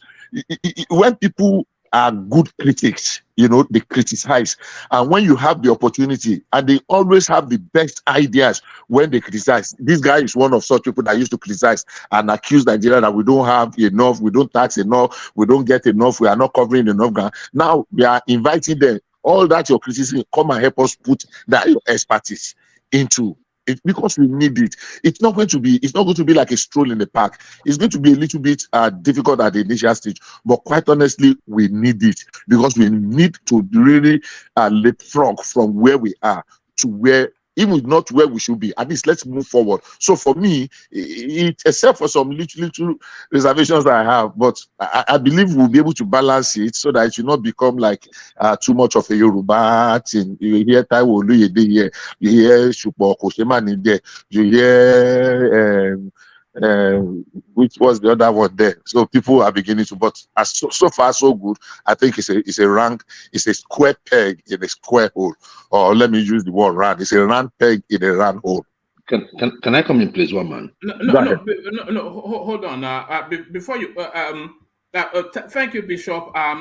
Make that a statement, not an interjection, Joel, and then we go to Kulata, who is the real aficionado on the tax spaces, but Joel, come in. Yeah, one man, that with Kulata, we are not going to get a fair tax regime.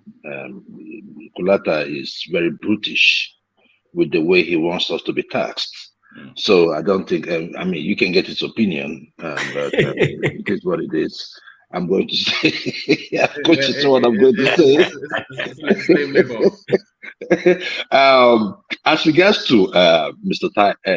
Taiwo, one man, look, I understand the last statement made by Bishop, about where he comes from. But you see, there are certain areas, because at the end of the day, this is Tinubu's government. There are certain areas I wouldn't want him to compromise. This area is one part I wouldn't want him to compromise. You see, so I don't really care what name appears there. If it's a Taiwo, I've listened to him. It's not like I've listened to him on Arise in the past with Protus, and he's sound. So if he thinks that this guy will do it, and he thinks that he can do a good job, then he accepts the position. Let him go. Let us ride with him. Let us forget the tribe on this one. There are certain areas that I would be like, hey, look, it's about the name. But on this one, this is a part of his legacy. I do not care. Let him put the right person there, because at the end of the day, we're not going to remember Taiwo Oyedele. We're going to remember Tinubu. And to you, Mr. Bishop, you were saying something earlier on widening the tax bracket, and I understand where you're coming from. But you see, we are a country that lacks data, and there are different taxes that has been introduced, just like the one on telecommunications. Now, with that of the telecommunications, you can see you can reach out to a wider net. However, most of the people in that wider net are part of the 133 million people that are living under poverty. You see, that is where my problem is. At what point do we does this tax encroach into this population? Because for me, I do not mind. We are a country of, they say, 200 and something million. Let's keep it at 200, right? If we can tax, about 30, 40 million people, I don't think it's bad. But we cannot tax the poor. We cannot tax the poor. And, I don't want sorry, to sound like... Hold on. Why can we not tax the poor? I mean, you cannot tax someone that does not produce anything. No, of course they cannot. But that's my point. Because in this country, for instance, there's a minimum bar that you have to earn before taxation comes in. So that protects a certain baseline of a standard of living. But that's not poverty. That's just subsistence. So you can't you can't tax subsistence, but you can tax somebody that is not wealthy. Yeah, you can tax someone that's not wealthy. I don't have a problem with that one, man. Like, I mean, someone that is in the form of that is working, for instance, is not wealthy.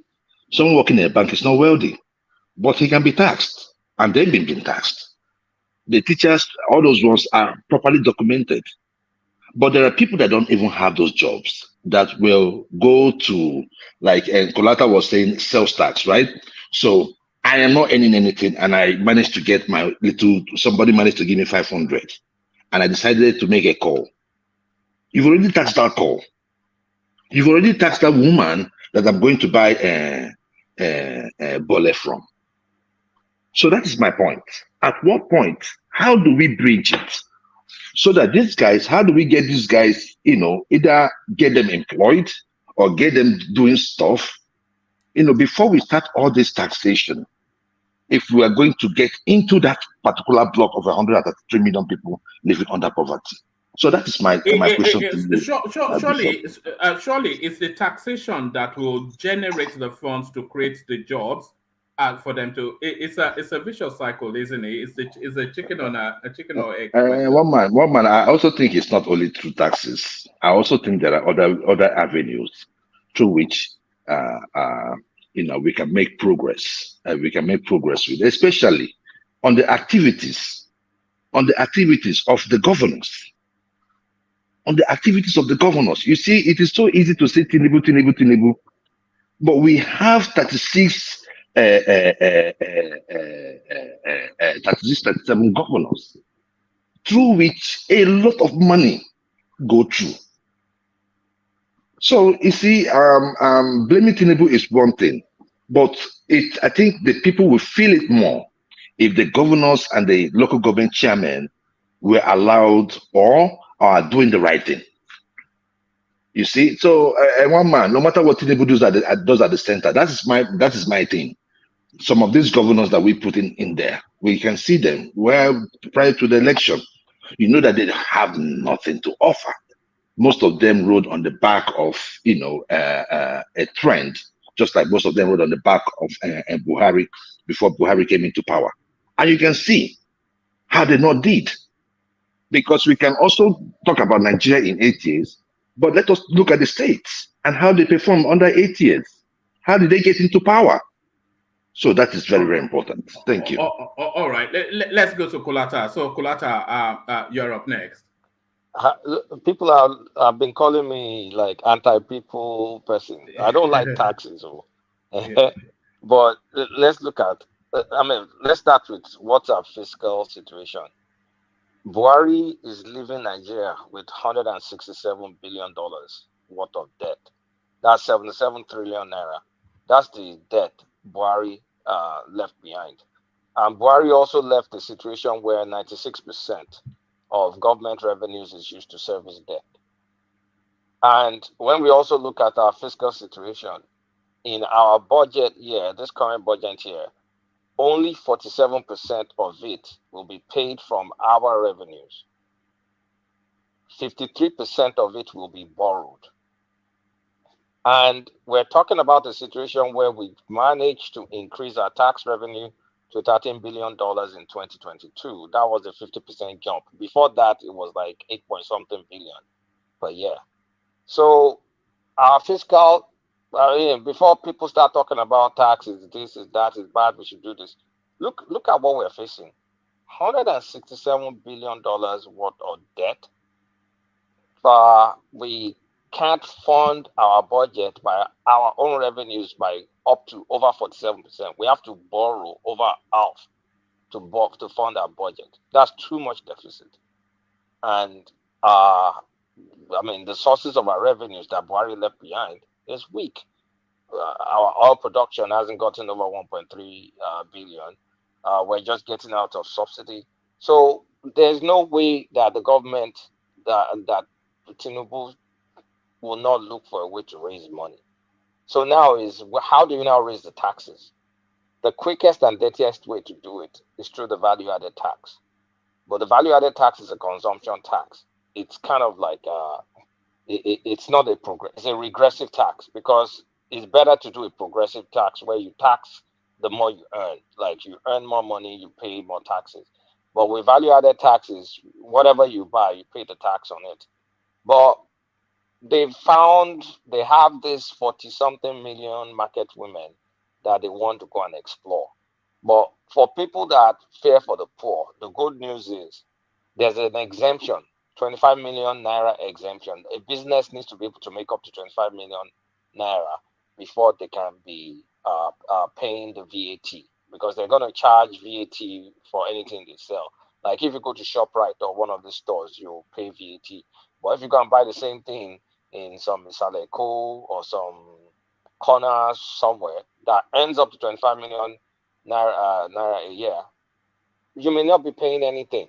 So government, the work of this Oyedele guy is to figure out the percentage of people that meet that 25 million threshold amongst those 40-something million market women. Who knows? If it's are people filing? Are people filing in Nigeria? Because that's the only way you can know if they are filing their tax return. Yeah, the thing is, there's merit to some of the things that Ajan Lekoko and some other people have said on this platform. Like, there's informal collection going on. So I think the value of the government is going to be to tell them, like, okay, stop paying all these Agberu and all these thugs.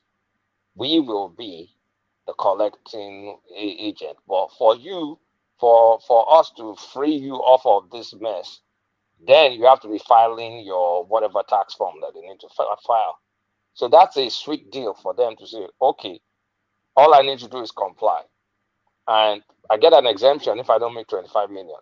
I'm sure they will look for wuru to make sure they don't make 25 million. But there's some businesses that no matter the amount of wuru they do, it's still going to be 25. They'll still be making more than 25 million. Those are the ones that they will collect the value-added tax from. People that buy from those ones, the VAT will get passed to them, because VAT is consumption. I want to drink Coke. There's VAT on Coke. I want to drink. So they'll be able to collect VAT there. Income tax, that's a different ball game. That's harder to get income tax. But we can only get income tax in a lot of formal sector, where there's a white collar jobs, employment, there's payroll, all that stuff. That is harder to get.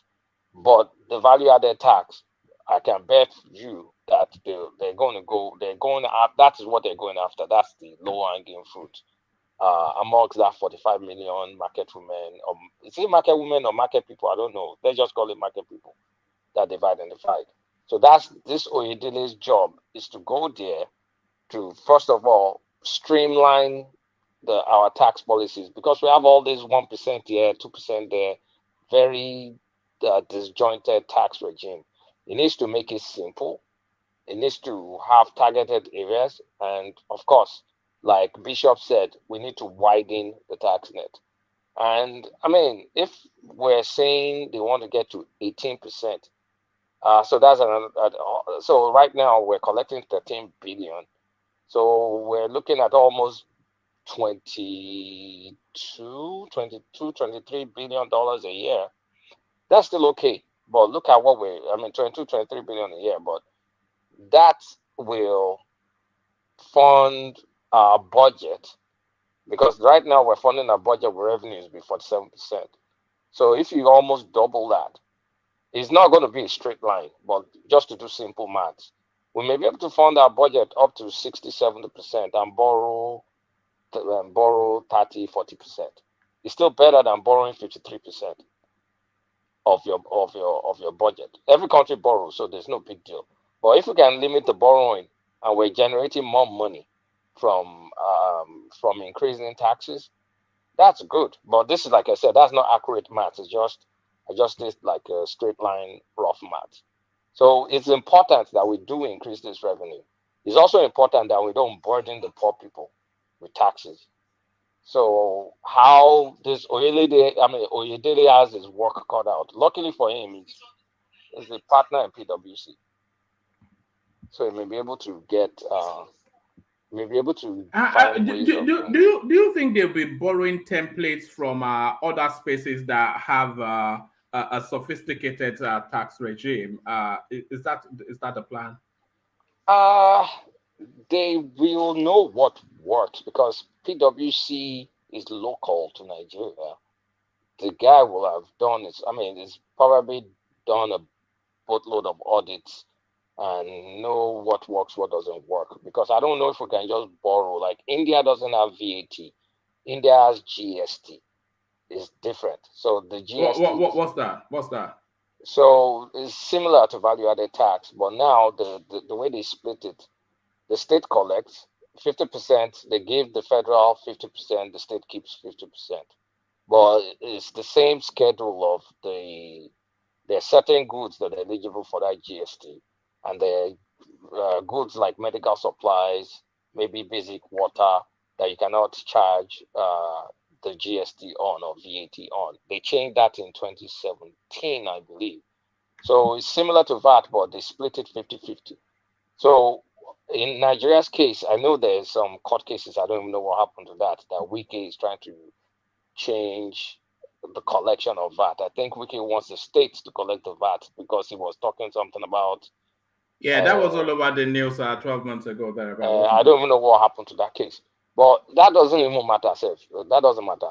The bottom line is we need to get the numbers to our tax revenues to like 25. I mean, their goal, that 80% is like that 80% is like 22 billion. I think that $22 billion. That's their target in 3 years, and it's doable. It's very, very doable. But after we get that, we need to make sure it doesn't stifle businesses too, because I mean this is value-added tax. Like I said, it's not a fair tax. I don't like it because I don't think it's fair, but it's up to you, the consumer. You can control it. If you don't want to pay value-added tax, then don't buy stuff. But you have to buy stuff. There's some things you just need. You have to buy.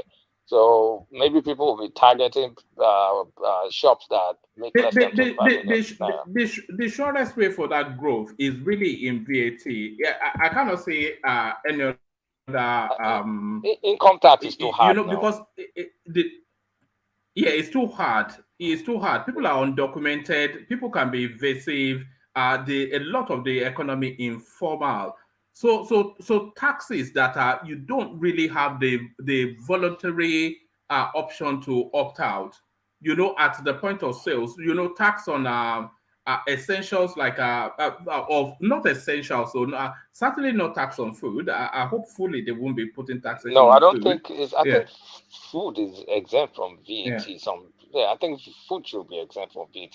They won't kill us.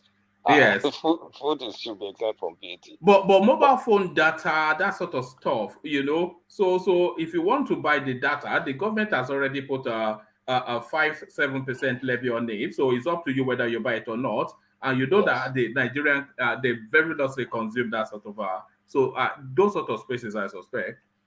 Yeah, and again, you see, massive population, massive consumption base. It will help the government if we are bigger businesses than the tiny ones, because you have a 25 million threshold. Because any business making less than 25 million, they're exempt from VAT. The government won't be able to collect VAT from them because they're exempt. So Even if you find out of that 45 million, if you find 1 million of them that meet that threshold, that's still a significant chunk of change that they will get from those businesses. It's still going to be a lot. So that, it's not like I love taxes, but guys, $167 billion of BC, that is still growing. And we're borrowing 53% of our annual budget. So that 167 billion will continue to grow. So we have to fix our fiscal picture is dire. We have to fix our fiscal picture. And I was saying that even though nobody wants to pay tax, but the people, if they are seeing the impact in terms of actually, wasn't in yesterday's session, people were talking about improvements in electricity. If they are seeing improvements in infrastructures and things like that impact on their lives, I think then they will have an understanding of what they are paying the taxes for. But if we carry on the same system but continue to tax, then the people will revolt. But let's be serious. Is there any serious country in the world, apart from maybe Arab countries that have a boatload of resources that they don't know what to do with it? Like, is there any serious country in the world that doesn't tax properly? And then when you tax, it's now accountability. Accountability becomes way more important because it's not free. It's not free oil and gas that you have in the ground. Can I ask you a question? Yeah, sure. You said about 40-something million people not taxed, right? In the informal sector. I said they're going after a 40-something million market women or market something group. Yeah, that's the informal sector. Informal sector, right? Yeah, they are taxed one way or the other. Some of them, a lot of them may not be taxed, but the kind of tax they may be getting is all these Igboho and all these thugs and all this stuff. Okay, yeah. First, we know those informal sector, most of them are tied to local government and states. Yep. Right? So now, how will the federal government now take over from them? That is what this guy is going to have to do. That's his job. That is one. Wait, let me just ask a question. So you wrap all. Let me ask a question. So you wrap all them together. Then the second one is this: you and I know inside that 40-something million informal sector, a vast number of like 30 million. Your business is day-to-day, hand-to-hand business style, like cash to cash. You understand? It doesn't go to the bank. Your money comes to your hand to this evening, tomorrow morning, about that thing they're taking to the market. So how will you now gauge it to know this person, even though he's making 25, to know he's making 25 million for you to tax him? And how do you know his losses for you not to tax him? Please round the two of them together. See, what piece? The questions you are asking is someone's job. That's that guy's job. If I can attempt at that, you know those people, they have bank accounts and the in and outflows of that bank account will already indicate the value of their business. So unless they are hiding their millions under their pillow. No, one man. No, it's not so. Even me in Japan, sometimes I face the position of expenses. Because some of my business sometimes I need to just pay immediately. Like yesterday to today, I paid cash to cash on both engines. It doesn't even pass through account. But we know it's our old ladies we have in Nigeria. Most of them don't have bank account. Their bank account is Oyegbe, what we call Oza. Yes, yeah, we know that, but not everybody will be captured. But it's just really to widen it beyond what it is. Not everybody will be captured. I think what is the people they're going after are the people making 25 million naira and above. Those ones businesses will be obvious. Hold on, Prince. Yeah, carry on. They won't go after someone selling Maggi on the street or buns or puff. I mean, except that puff is so lucrative. I doubt they'll go after those ones. Hello, one man. Can I ask a question? Yeah. After Prince, let Prince go first. Good to see you, Fatai. Yeah, Prince. Sure. Yeah, Kalata. So do you know what percentage of our people in the U.S. pay taxes? U.S. tax to GDP. I can easily find that. That'll be easy to find. Okay, give me a second. Tax. Yeah, but go to the wider point you want to make whilst he's looking for the data. Prince. Prince Hello, is Prince. 18.7% tax to GDP. I don't know how that translates to people, but it's 18.7% tax to GDP ratio in the US, I believe. Tax revenue to GDP, 18.7% as of December 2022. Oh, okay. I think we've lost Prince to his system somewhat. Fatai, come in. Hello, everybody. Hello, Fatai. I just because I was hearing that people earning or people making 25 million are the one that are going to be charged VAT. I did that part. I didn't understand the point. I didn't understand how it's limited to people 25 million. That's the rule. Businesses, your business is VAT exempt if you don't make up to 25 million naira a year or so. No, but that's income tax or whatever, or corporate tax. VAT is different. No, VAT. I get it. VAT. Let me read it for you. VAT exemption. Give me a second. Nigeria, by Operation 38 Finance Act 2019. New section 15, VAT exempt. A vatable person whose taxable supplies has not attained a value equivalent of 25 million naira is not obligated to file VAT returns. So if your business, your supplies and everything is not up to 25 million naira, you're not eligible to file VAT returns. So those are the people, they won't go after those ones.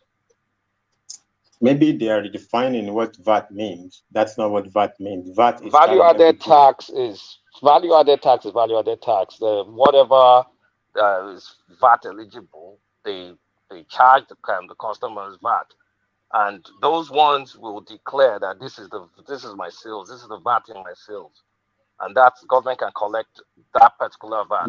But they're exempting any business with supplies less than 25 million from that. You can't. If you are charging VAT on some product or services, you are charging VAT on those products and services. It's not about individuals. So if I go into the shop and I buy a pen, right, and it has a VAT, the VAT is showed on my receipt. So the purpose of VAT, like, it will be applicable to Nigeria to transfer the informal sector into formal sector. So you would have to document every purchase that is, every goods bought from you would have to be documented, because that is in that. But they have Finance Act of 2019 that people are discussing that has 25 million threshold for VAT exemptions. Whoever is talking that doesn't know what he's talking about. You will not be able to. Even though Adeleke gun that they hired talked about it on television yesterday. You cannot exempt products and services from VAT.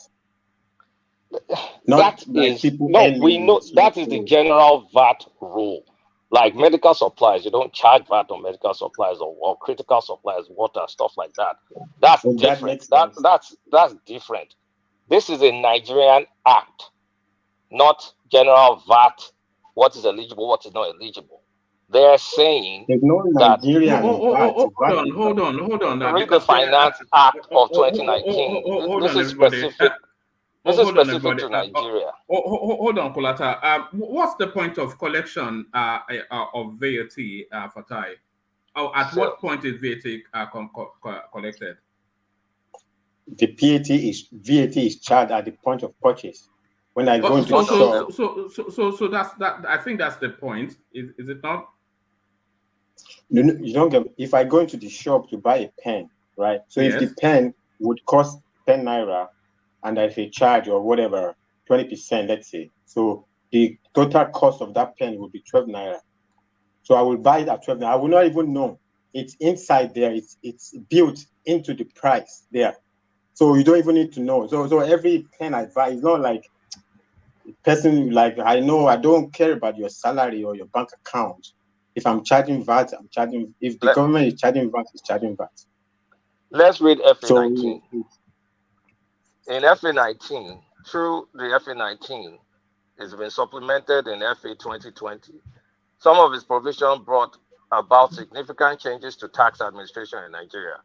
A notable change was the creation of a threshold for the remittance of VAT and other related tax obligations.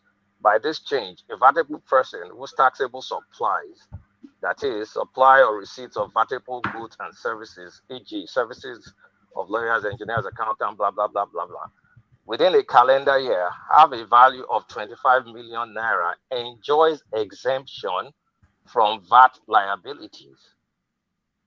That's the rule. I did not create the rule. It's FA, it's the Nigeria Finance Rule. Anyway, I made the point I wanted to make. That's not saying people, but anyway, it will be part of their anyway belief-based understanding of stuff. VAT is charged on the you buy goods or services. It's charged on the price of that. It's inherent in the price. Has nothing to do with how much goods you are buying or the particular business is making or purchasing. That's the point I want to. I was hearing that a lot. I was like, okay, I don't know, maybe I wasn't. VAT exemption at the high level is this good is VAT exempt. That, I'm not disputing it. No, but what I'm hold on. No.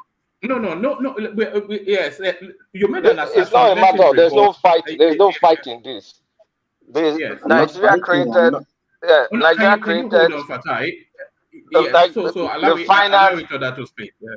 The Finance Act, and also elaborated by this same Oyedele guy yesterday, and I also just read it. They have exemptions for anything that your supplies is 25 million or below. So the 25 million or below, I don't live in Nigeria. I don't know how they're going to enforce this. Maybe if your supplies is 25 million or below, maybe because it's exempt, you do not charge VAT on what you sell. So how they're going to work it out and prove it, that's what it is to figure out. But it clearly says they have an exemption for people with supplies of 25 million naira and below. Maybe there is a category explanation they built in there and they just call it VAT. But I know for sure your VAT is inherent in the service or the goods you provide. So if a business is selling goods, it's not about whether it's let me ask you a question for Ty. Okay, but from what you are saying, how does the clause that because it's not even Kulata's opinion, it's a matter of Nigerian law.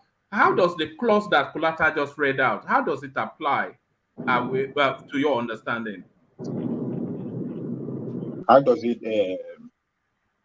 How does it? Kulata has read out now that the threshold for VAT. So how does that? Yes. The best I can make out of that, it has to be under the framework that generally I think is sales tax or something like that, right?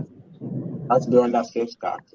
Usually there is a debate. There is a debate. What's the point of divide between VAT and sales tax, right?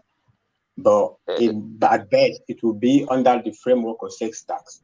But when you talk about VAT, right, you don't even need to know that you are being charged value, right? Except you take your receipt and then you see, okay, and then you see this pen, 12 naira. So, and then the breakdown, then you VAT 2 naira. You don't know, the cost of the pen is 12 naira. But if the government is not doing VAT, there's no VAT regime, the cost will be 10 naira. Like that's the price that the seller wants to sell it. I'm going to sell it at 10 naira. So then you say, okay, 2 naira to it. So the VAT is not charged to the business. Actually, the VAT is a tax on every individual, not on the business. So that's the point. Like, it doesn't matter if business is doing what. The VAT is on it's not sales tax exemption. Hold on, Kulata, hold on. Let Prince Daddy insert an opinion, and then you pick both up. Prince Daddy. Yeah, so I guess Fatah and Kolata, I guess they're both right, I guess, in the sense that the 25 million naira exemption would be on the wholesale level. But when it gets to the retail, of course, Fatai is right in the sense that they're going to charge retail on every item sold to consumers. So you can exempt somebody from $25 million in inventory, okay? But when that person starts to sell to consumers, yeah, they're going to charge the VAT right there and collect the VAT on it. So it's a pass-through. So just to maybe help promote business and not to burden the business people with a bunch of taxes, they get exemption. That at best is under the framework of sales tax. That doesn't make sense anyway. But, no, it's not. The thing is not under the framework of sales tax. It's specific to VAT. I mean, it's clearly written here, and I can read it again.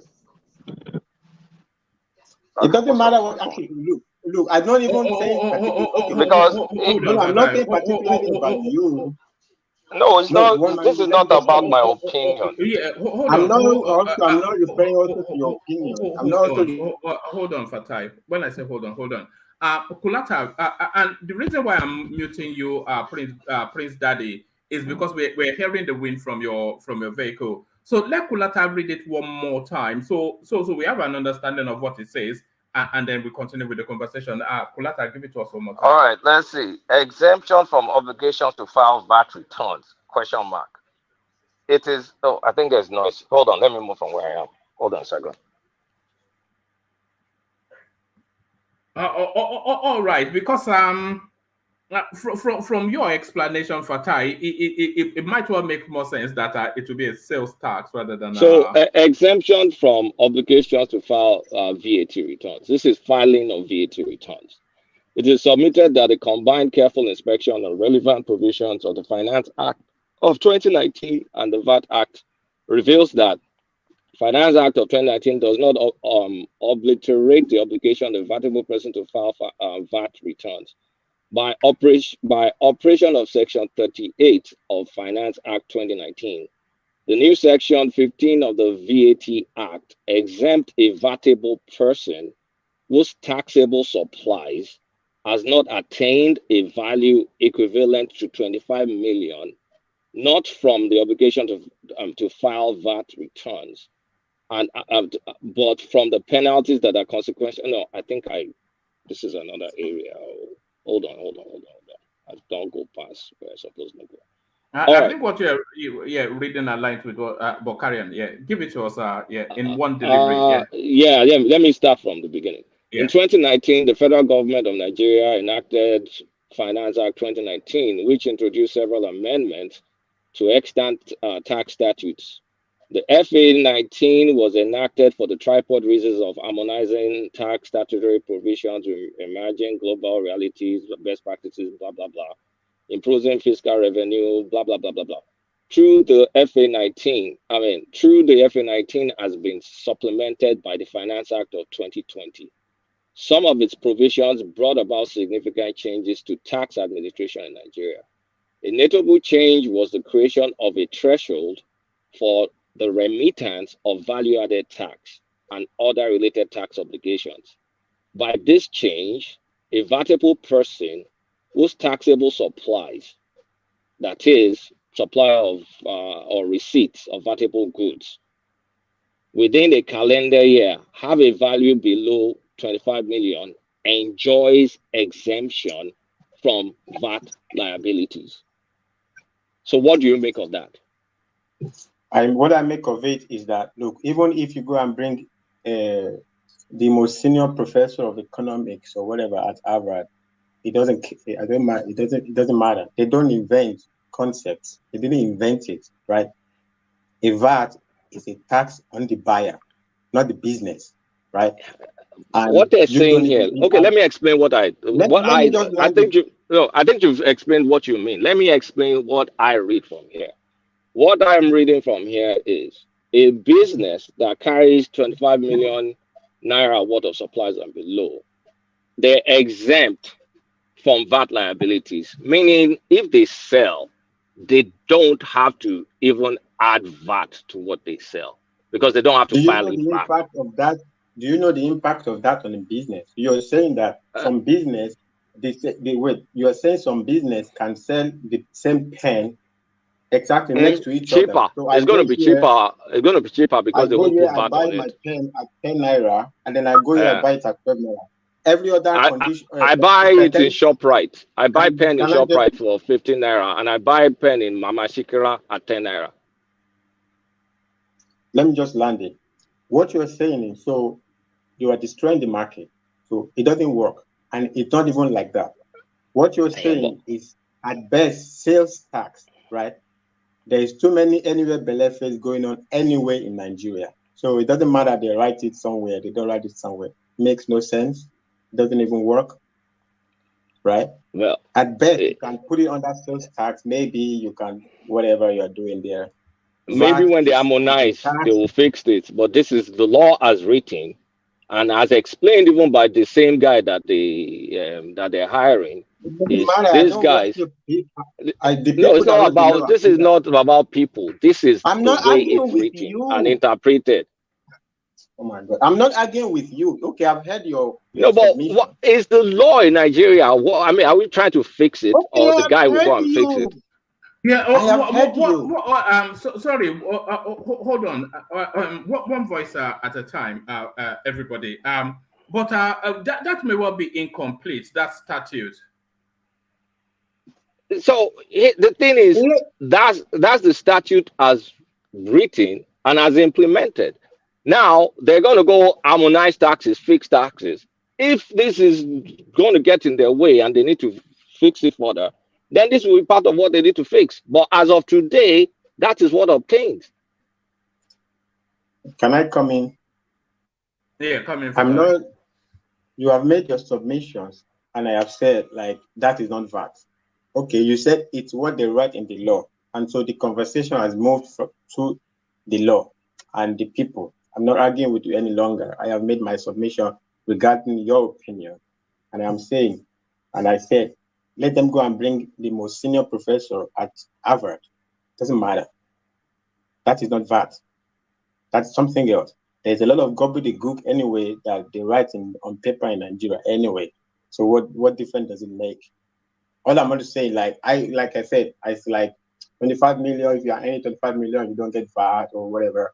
You charge VAT to particular services and particular products. What does it have to do with whatever the business is making? It's another type. Everything have different paradigms, different frameworks. Otherwise, everything. That's why anywhere they just run the whole country to the ground. Everything, whatever, they just call something, and down the road, everything is going to be a mess. That's not the way it works. But anyway, that's what I'm. Just before I go, one man. I think. Can I just make just a personal opinion? It doesn't really matter. I think Ogbeni is a very tough guy. Made very good whatever. Peter Obi's case is a no case. I think you should just allow Pansar to just take his time because he's got right to reply. Like the opposite side. No. I was happy. I was happy to do that. But it was. Hold on. Hold on. I was happy to. In fact, I was hopeful that Fatai will that Pansat would come in and take it on because he's always in that space. But it was introducing some level of aggression to it that I wasn't really because Ogbeni is here to submit and to take questions, but not to be attacked or put upon. I would not have anybody put upon, and that was why I had to No, I get the point. I'm just saying, like it's an explanation of it, but I think like if Ogbeni takes 2 hours, right, let him just run his stuff however he wants to run it for 30 minutes, whatever. Doesn't hurt anybody. Nobody's going to die. It's freedom of speech. He's not going to shoot Ogbeni. Ogbeni is a big boy. So, but it's just an advice from me. It doesn't. I can't tell you how to run your show. All right, I take that on board. Thank you, no, there was too much aggression coming from him. I had to stop. No problem. We just sure. One man, it was obvious. Fansat had no choice but to go aggressive because every point he was going to bring out, when he had already knocked it out one by one. So he was frustrated. That's why I came out like that. Anyway, good night, one man. Good night. All right, thank you. Going back to this issue, So it's not like sorry, before you go back, Oriola, make sure your mic is connected. Otherwise, I will not be able to connect you. Oriola, Ade, back to you for Kulata. Yeah. So going back to this issue, you can see our fiscal situation is a bit troubling.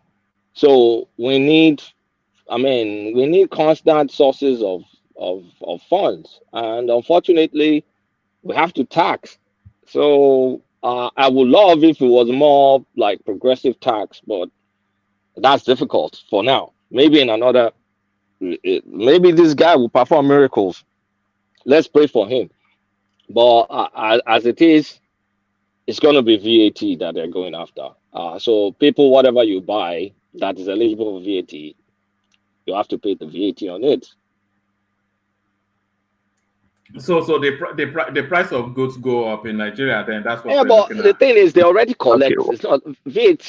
The people areas where VAT is collected, like all these formal places, people are already used to those things. But there may be smaller businesses that don't get to charge or pay VAT to the government, and it's Nigeria now.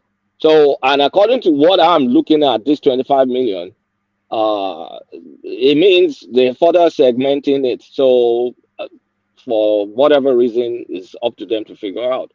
So, they will widen that VAT space, collect more. It means those people will have to charge more, and some goods will be more expensive. All right, Prince, you wanted to come in, Prince?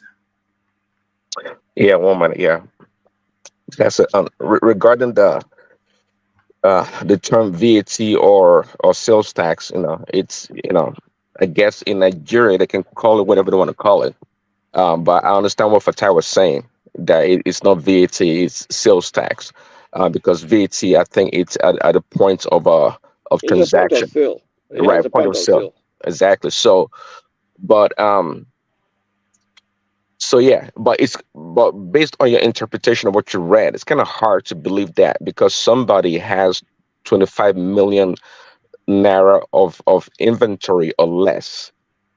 The business owner and the consumers that go to that place of business don't pay taxes. They won't pay VAT on it. Give me 5 seconds. I just opened the FIR. I opened another document. This is from FIRS about tax returns. They said Yeah, go on. They said the amendment to Section 15 of the VAT Act created a threshold for taxable persons under the Act. By this provision, only taxable persons with taxable supplies of 25 million naira or more are required to charge, collect, remit the tax, and file monthly returns to FIRS. Monthly VAT returns are to be rendered. So it is based on VAT. This is how it is written. So I mean, yeah.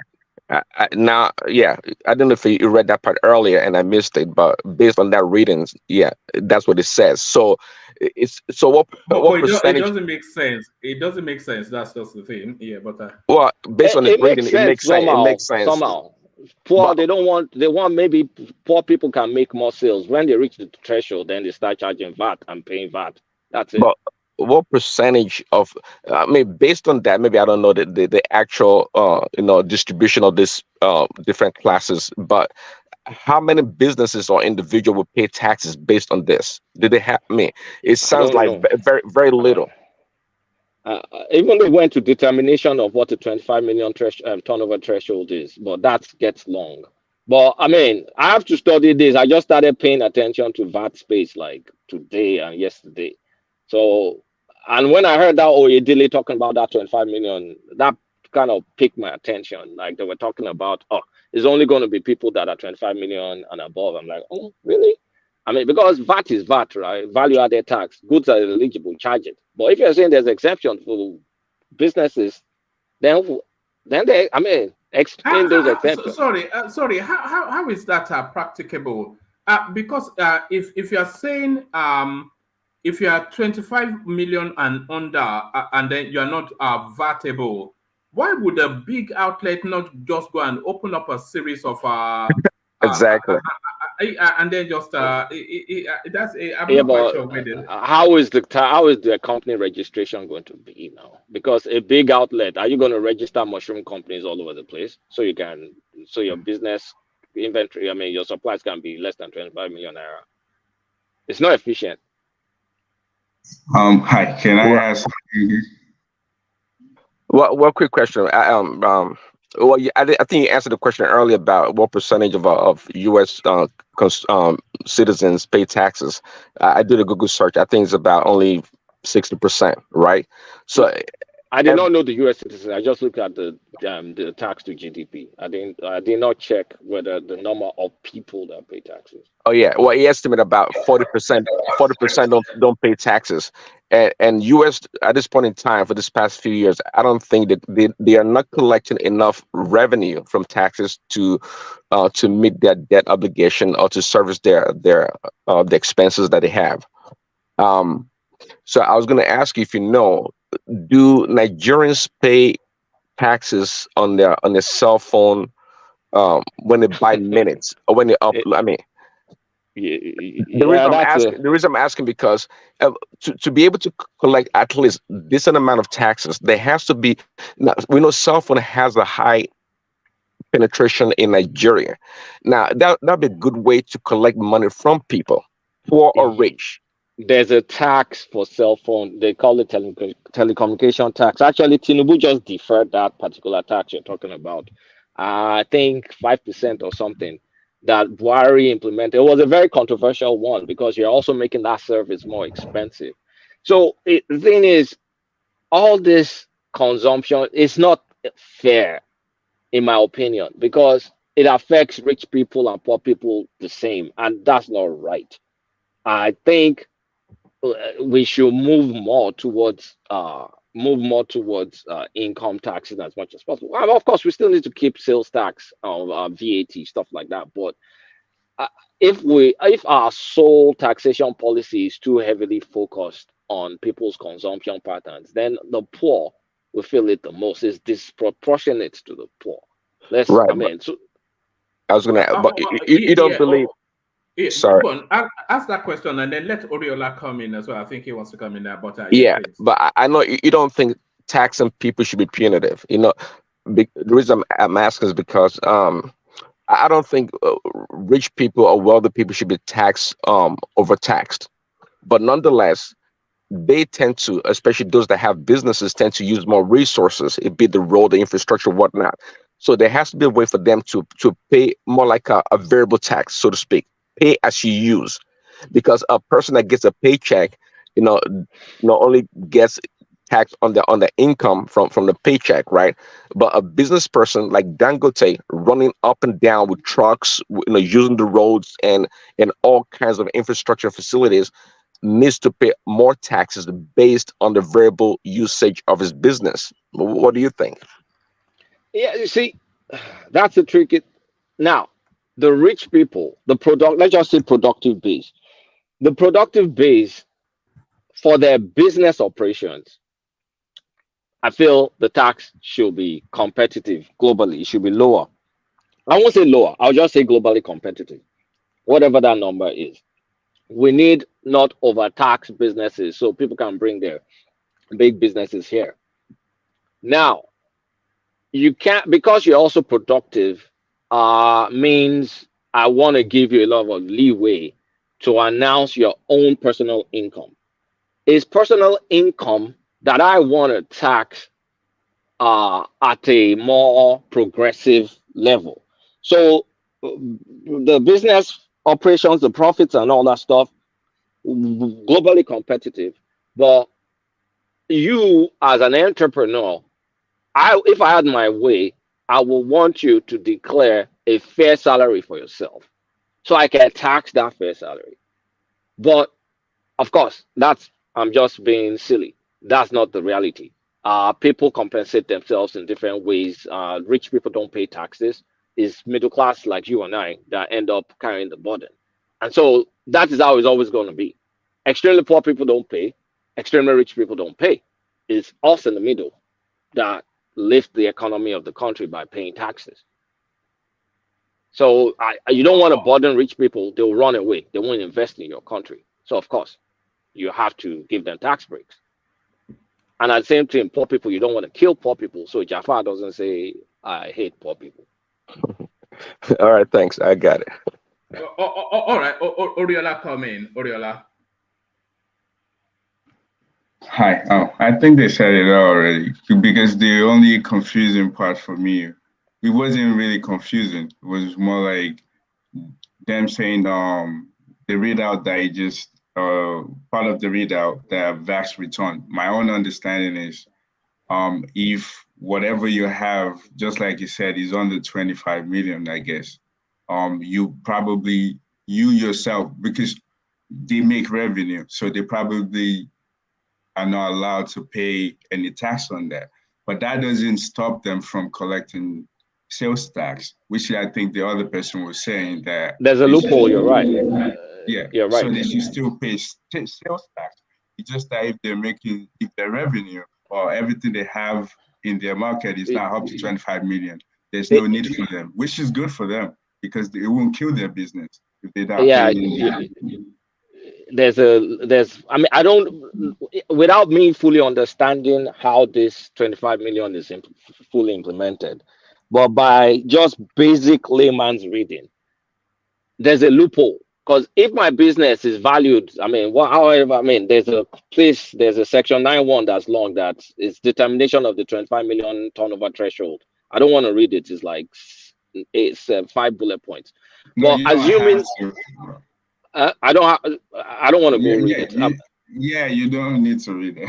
Yeah, but theoretically, without me reading it and fully further understanding it, I can charge VAT, and because I'm less than that 25%, then I don't need to file anything, so I make more money in my pocket. Yeah, that's what I think they're saying. Yeah, that's what I make more money in my pocket. Right. So, for example, I think like people that live outside Nigeria, if they have a company for themselves, usually at the end of the year, like they have to file tax. Whatever they report is what they will base their tax return on. So I'm guessing Nigeria, so it's like that. They can't pressure them. If you're not making money, you're not really allowed to pay tax because you're not really making a lot of money, but you're contributing to the society by having a company that actually pays salary to people. So I think that if I'm getting what they're saying is right, or I'm getting it right, just like you said, it's probably the fact that if whatever you have is not up to 25 million, there's no need to pay tax. But at the same time, sales tax to apply. I would guess so, like if I go to the market and buy anything, I'm still paying sales tax. It's just that if I'm a business owner and my whole thing is now up to 25 million, I don't have to pay any VAT return at the end of the month or at the end of the year. That's what I would think. Yeah, I will read more into how that 25%, that 25 million is implemented. But it does look like, I mean, I don't know how it's implemented, but from layman reading, without reading all this detail in this FIRS PDF document, there's a loophole. If you are not supposed to file, then you should probably not be able to collect. But VAT is VAT. VAT on goods is VAT on goods. We're right. I mean, you're right on that. But if these guys can collect and then are not required to file, then they make more money. So but remember, they say return. I don't think that applied to, because if you they still need to file. Actually, they need to file tax returns. So the devil is in the details because they have to still file tax returns, and then they need to establish that they are under the threshold. To establish that they're under the threshold, and they have there are 5 bullet points. There's a place that says determination of 25 million turnover threshold. If I can quickly go over it, should we? I don't want this to be a tax. Let me mention one more thing. Because from what I know, like everybody, like if you go to the store now, they have like this drawer that calculate like what they call it, like what's POS. The name at checkout. I think those machines supposed to be calculating like, because I know like at the end of the year, like people that actually work in like retail, at the end of the night, the machine already calculated like whatever they collect on tax or whatever the actual payment is. So basically, they have those records. So more like when they're filing tax or they're doing anything, they have it documented already that the government this is the tax for the government. So because I knew that when I was in Nigeria, they actually have those type of machines like at the checkout, they have those. So I'm guessing this machine is already knowing whatever they're collecting on that already, this machine is calculating that. So all they're just doing at the end of the year is like just presenting those documentation. And I guess in that documentation, they can tell that their revenue is up to nothing. What they have in the market is not even up to 25 million. So they don't have to, but they still have to provide. If that's the way, I don't know, but I know like over here, it's more like the machine does it for you.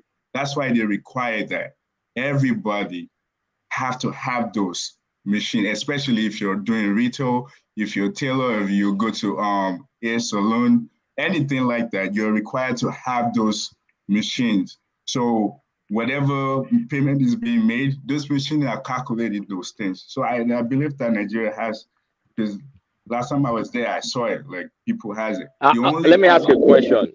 For those familiar with Nigeria, are those business people, are they required to use some sort of point of sale machine to collect their money? Or, I mean, based on my own memory, and this is from decades ago, I mean, people pull money from their bra and their pouch.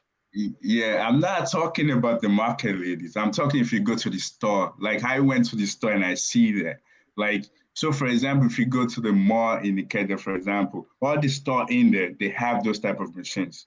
They have point of sale machines. Yeah, so I'm not talking about if you go to like the big market lady, I'm not talking about that. Or street sellers, I'm not talking about those.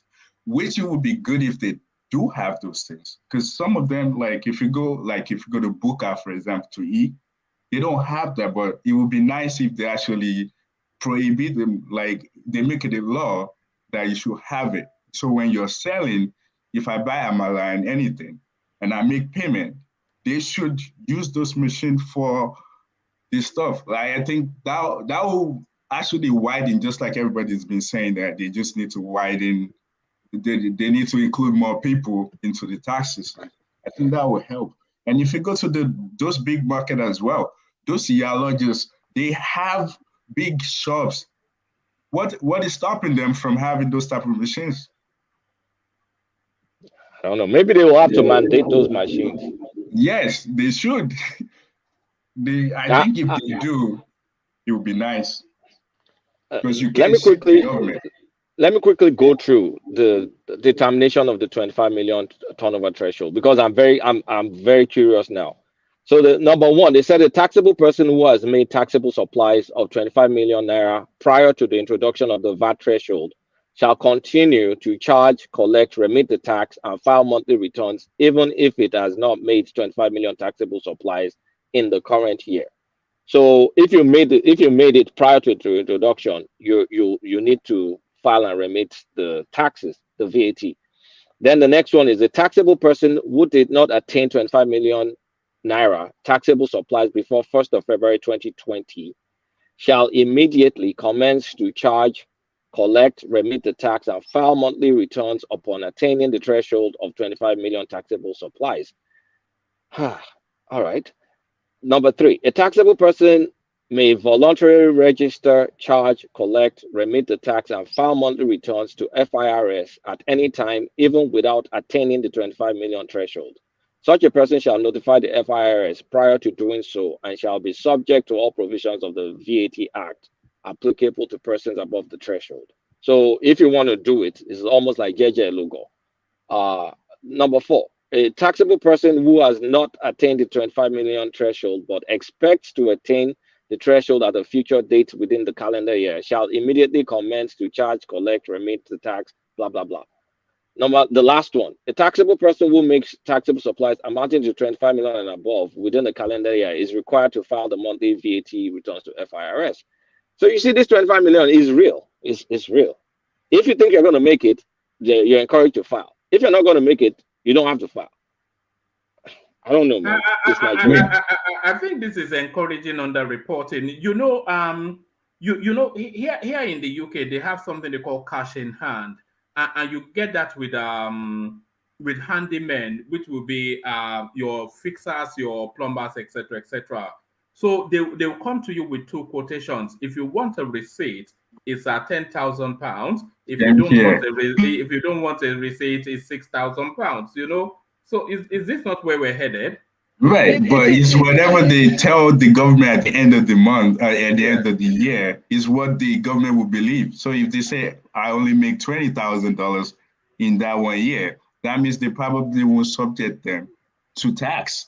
So I don't know how it works, but I think that's the same way, because just like you said, the same way here is like if I make cash payment, I won't pay tax.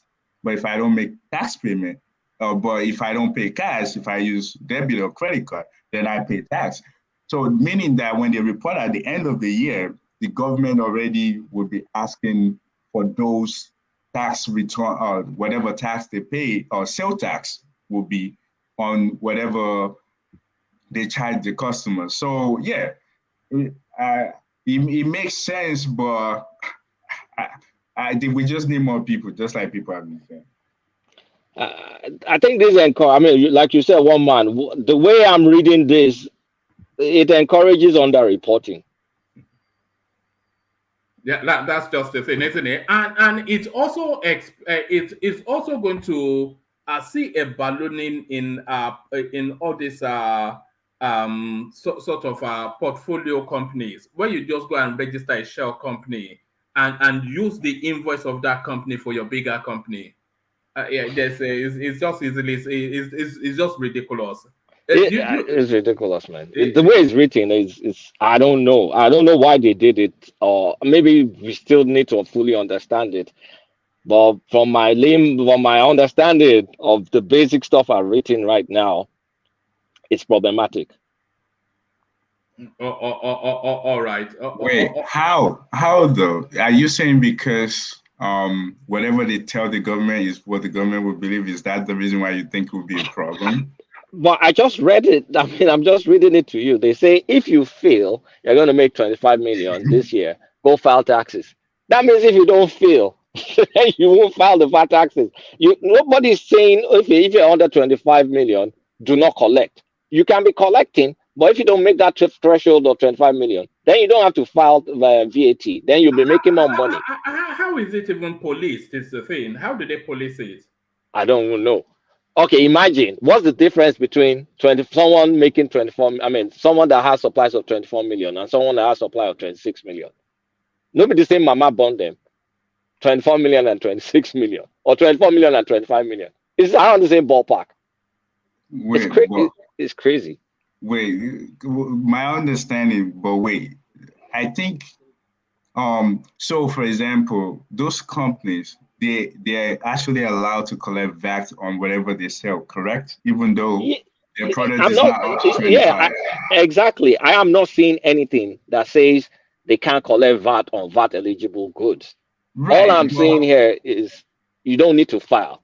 You only have to file if you feel you're going to make 25. Yeah, but what my understanding of that area is that the VAT they're collecting on behalf of the government is not subjected to their own revenue, if you understand what I'm saying. Meaning that if the market, they're not making up to 25 million, it's not subjected to that. But the VAT that you're collecting on behalf of the government, you still have to bring that back. That's what I'm thinking. No, it's based on taxable supplies. It's based on taxable supplies. So how do you even prove? This thing is, that's why you have tax. That's why in every firm you have all these tax people. We just call them, come and do your thing. Because this is based on taxable supplies, right? How do you audit the taxable supplies to know if it's met the 25 million threshold or not? Or it's just a trust-based system that I tell you, okay, I'm willingly going to tell you I'm going to make 25 million this year. Then you can come and take my returns. Or I can lie to you and I'll keep charging taxes, but I'll tell you I'm not making 25 million, and then I'll keep all that money. It's I don't know. I don't know. I don't think well, my understanding is this. This is what I understand. If my revenue is more than 25, myself, the money I made, I have to pay tax on that. That has nothing to do with the tax I'm collecting on behalf of the government. That's business tax you're talking about. Not right. I mean, so money you're making. Yeah. Oh. That's business tax. That's the different topic. Separate from the VAT. VAT, okay. I sell shoes. Let's say VAT, I don't even know what the rate is. Let's say it's 10%. It's tax on whatever you. So if I charge $2 and tax on that, whatever I purchase, yeah. It sounds, well, I understand your point, but it just sounds like a little bit different the way I'm hearing it. I mean, I don't know. It just sounds a little bit more like you collect tax on behalf of the government. Right. You have to, that tax is different. That's what VAT is now. That's what VAT is. Yeah. VAT is the value tax return. Value added tax. Value added tax. Yeah, that correct. But never mind. Are you trying to process the thoughts? Yeah, try. We can see you trying to process the thoughts. This is why people like Kulata make the big bucks. When they are doing your. I work. I have tax people that I call. I don't deal with tax. When it comes to tax matter, it just doesn't add up. Like it doesn't kind of like add up in a way, because a lot of people would just cheat the system. They would. People based on the way, but there needs to be practical implementation aspects of this, because this document is pretty long. It's like 13 pages, so they give some examples and some things. So I'm sure maybe our interpretation of it is not as easy. In the United States, we don't pay VAT. It's just sales tax. I mean, it's county sales tax, state sales tax. We don't complicate our lives with VAT. Is when I go to Europe that I see all these things on my receipt, and I go and collect my return in the airport. All right. You know what? There's a phrase in this country that there are two certain things in life: debt and taxes. The one thing that you would never avoid in life in the UK is debt and taxes. If I can make this point real quick. This is what I'm thinking in my head, and I know it's different from like what we're putting down right now.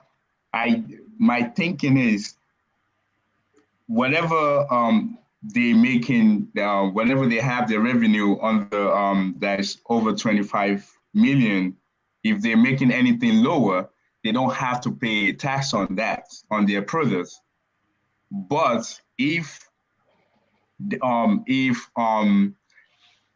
collecting tax, which is the VAT that we're talking about, that VAT, because they're collecting on the on behalf of the government, my expectation and what I'm reading, because just like you said, the understanding of this might be different for everyone else. The way I'm understanding is that VAT is not it has nothing to do with you still have to give that back to the government. The only thing that you're not you don't have to pay any VAT on is the fact that you yourself, your own product and all the revenue you made is now up to 25 million. That's how I understand. It's not. There's background. There's feedback. Yeah, I think that's from Oriola. Sorry, it's not Oriola. It's not based on revenue. It's based on your supplies. Remember. Is what you sell. I mean, one way or the other, what you sell to will be the basis of your revenue. But it's based on your supplies. So here's the thing. Maybe, because I've not seen this explicitly written, maybe if your supply doesn't meet the threshold, then you are not mandated to charge the VAT. No, that wouldn't make sense, because that means that so that means I can go to one shop and buy stuff, and I won't Exactly. pay VAT, and I Yes. can go to another one just because it's bigger and it has more products. Then I have Yeah. to pay.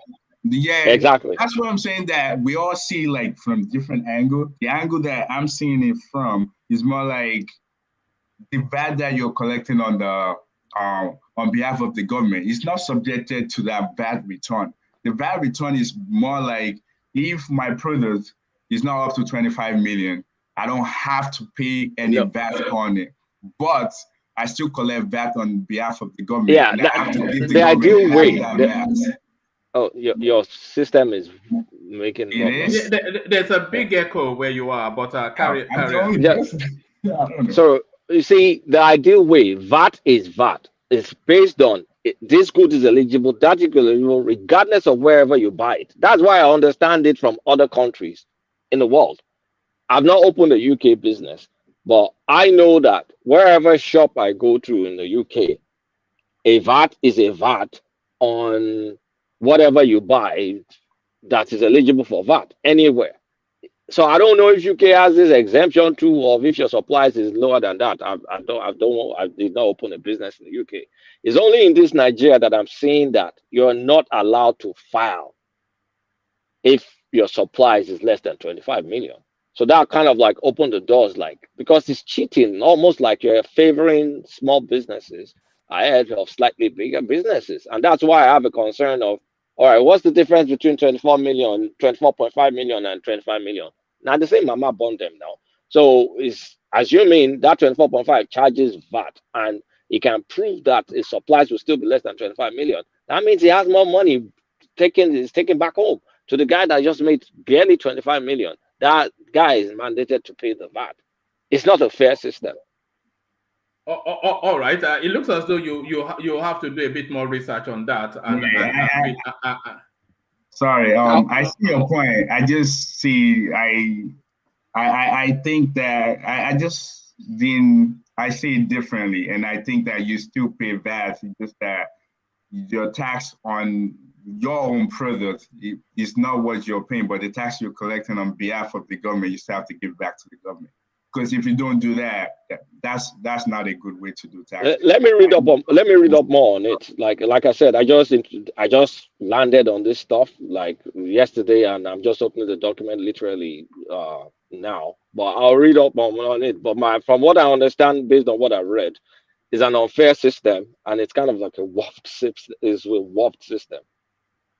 All right. Whilst we still have you, Akolata, let's take you back home. I'm not quite sure how long you've been in Nigeria, but we'll take you via some form of osmosis to Osun State. Osun Governor Ademola Adeleke appoints his daughter as a commissioner. So now, this I did say this is what it was going to end up, but I watched this and then tell us what is going on in your space.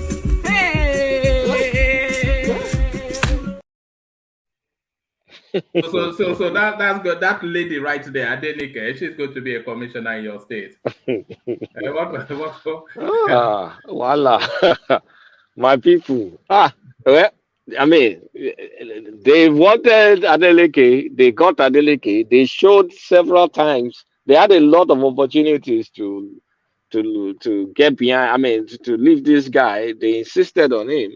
So whatever we get is whatever we get. I mean, good luck to my state. It's not, I mean, that's his daughter. Obviously, that's his daughter. So that girl is a commissioner, is what you're telling me. Yes, she's one of the names, along with the wife of his elder brother, the one deceased. So he's done friends and family, and he sent it to the state assembly. Wow. Commissioners. We don't enter one chance, man. Which portfolio will Davido get is what I am waiting to see. Why are you running down our able governor now? Why are you doing this, man? You're from Osun to okay, Akpombe, so it's not only me. No, Adeleke. Oh yeah.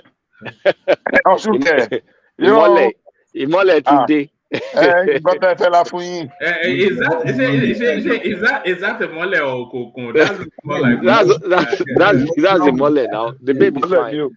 What is wrong with that? What is wrong with that? What do you mean? Are you saying his daughter is not qualified? That's Okay. nepotism. No, hold that thought. You're asking if the daughter is not qualified. So let's have a look at her CV. Because I have a CV here. Adeleke is an Instagram star who uses the platform to promote her love for fashion, makeup, and her daily life. So that's her CV. No, I don't think it's even about her CV. Sorry for barging in. Can I continue? Yeah, sure. Yeah, I don't think it's. I'm sure the last speaker was just trying to be cranky. It's just a comedy relief. No, I don't believe that you want to say what is on. There was the definition of nepotism. I mean, I don't mind him. Excuse me. Just 1 second. I don't mind him appointing her as one of the kitchen cabinets, whether personal aid, like chief of staff or whatever, exclusively our own, that does not have anything to do with quota. But as a commissioner, hey, come on. I think that's a little bit extreme. Would have said the same thing if Buhari had appointed his son as a minister, or Tinubu his son as a minister. Maybe the daughter as a minister. No. We can joke about it, but it's really not right. It's not right. It doesn't stop there. Nigerians react as Adeleke nominates late brother's wife as Osun commissioner. So it's just packing it with his look, unbelievable. What's her portfolio? Does anybody know? Let me quickly. It said the governor of Osun State, Ademola Adeleke, has caused a stir on social media after nominating the wife of his late elder brother, Adeleke, as one of the. So it's the same name. So, but when I was going through the list of our commissioners he sent in, there were 2 Adeleke names there. So yes, Moruf Adeleke. So we have him here. No, that one is not the same family. All right. And then we have the Adeleke, and then it's quite a spectacle. Along with what he did at the Salah celebration, it looks as though you are in for a roller coaster ride in Osun State. It's just going to it's going to be what it's going to be. This is the sort of headlines we'll be seeing about this guy. And the funny thing is, they might just go and make him. Zita wants to see the video again. They might just go and make him the chairman of the governors forum now, just to complete the ludicrousness of the whole thing. Look at that. It's commissioner. My goodness me, it's unbelievable. Osun State too. We don't have money in that state. We don't have any money in Osun State. Anyway. Question. So would it have been okay if she's one of the advisors to him? It wouldn't have been okay if she had gotten anything. She's not qualified for anything. So why should she? You don't know her credential, though. You don't know her credential. Just because she's dancing online doesn't mean she's not qualified. We've read her CV. She's an Instagram model who shakes the booty all over social media. She went to school, though. Are you sure she doesn't have maybe like classes and work for a good company? Are you sure? We just read her CV. They told. Did you know? No. She works for KPMG. She's she works for the Bank of England. I suspect maybe. You might just think that. One man. How are you? I mean, you never know. That might be the case. He just wants somebody trustworthy around him. Hello, Wama. How are you? Yeah, I'm good, Thomas. Yes, yeah. Hey, Wama, are you telling me the lady is not educated at all? No, she's educated because I was on our Instagram page just a moment ago, and she did graduate from I think an American university, but everybody has a degree. But Trump did the same thing in America. So what happened? Yeah, but his children have a CV better. I No, don't know. that's not true. That's the point I was trying to make. That's not true. One man. Yes. Do you guys know when she graduated? She graduated in 2020. She has 200. I'm now jealous of the girl. She has 215 followers on Instagram. You know, there she is on your screen. Your commissioner coming. But, You know, I did say she was a booty shaker. So this is what you're getting. Buhari's daughter was one of the not minister of petroleum, but one of the managers in the petroleum thing, right? And she's No, not qualified. stop. That's not correct. That's not correct. That was a blatant lie. That's not correct. No. What do you That mean was it's not not. correct? That What is is not. the correct? What was correct? Buhari's daughter did not do anything at it. It was just some rumor by some. Don't let me name anybody. Don't let me call anybody's name. But we know it's not true. So don't let's recycle what is not true. She didn't work there. It was fact checked. It was not true. Now, I mean, what do you want me to say? No. You want I us was to go down on it? work. Are you saying that she never worked at the NFPC, right? No. Abakari's daughter, you mean? I think Abakari's daughter got you know, Nigeria has a sovereign wealth something. I think she was there. Abakari's daughter. I'm not about Abakari's daughter. I'm talking about Muhammadu Buhari's daughter. It was rumored that she was the director. She was made director of NNPC at some point, and that was not true. And just so that we don't send out wrong, what do you call it? No, I didn't say director. It's just one of the management. It was a member of the management. She was not. She's not. It's not. She's not. She was not. Okay. All right. All right. Looking at the pictures now, I would want a commissioner in my cabinet. She's cute. That's what I'm on her Instagram. I suppose it's on the screen. Their Instagram is on the screen. I suspect Kulata will have in his cabinet too. What's Kulata? What's the Instagram handle? What do you mean? What do you mean? Kulata will answer. Well, are you not looking at your screen? Would you not have her in your cabinet? She lives in Atlanta as herself. She lives in my town. Look at that. She doesn't look anything like the father, though. I don't think. What's her Instagram handle? It's a Nikos baby, NIKOS _BABII. And why are you asking? Do you want to check her out? Why are you asking? Me, Bob? For educational purposes. It's asking for educational purposes. This girl cannot stay. She cannot live in Oshogo. I mean, no. In fact, I just opened something at her handle now, and the first thing I saw a surprise. What's a surprise? No, let me keep that one to myself. Let me keep that one private. No, it's on the screen now where everybody's. If you're not, I know, no, you are not getting me. I said, as I opened on my own something, I saw a surprise. The first thing that scared me was a surprise. You won't necessarily see the surprise I'm seeing. But we're seeing the screen now. Look, are you looking at your screen? Yeah, I'm looking at my screen, and I'm looking at my. No, her Instagram page is on the platform. We're looking at the Instagram page right now. That's what I'm saying now. I now open it on my other device. She was her girlfriend. They have something together. Maybe what is? All right. All right. That's well, that's Nigeria though. That's what we do. Almost you like Babo. If you are living in glass house, don't throw stuff. All right. To this space. Bishop was somewhat dismissive of it. Ex-Ogun governor Gbenga Daniel. Yes. No, it wasn't actually Bishop. It was Ogbeni. Ex-Ogun governor Gbenga Daniel writes state government demands the suspension of his monthly pension of 676,000 naira.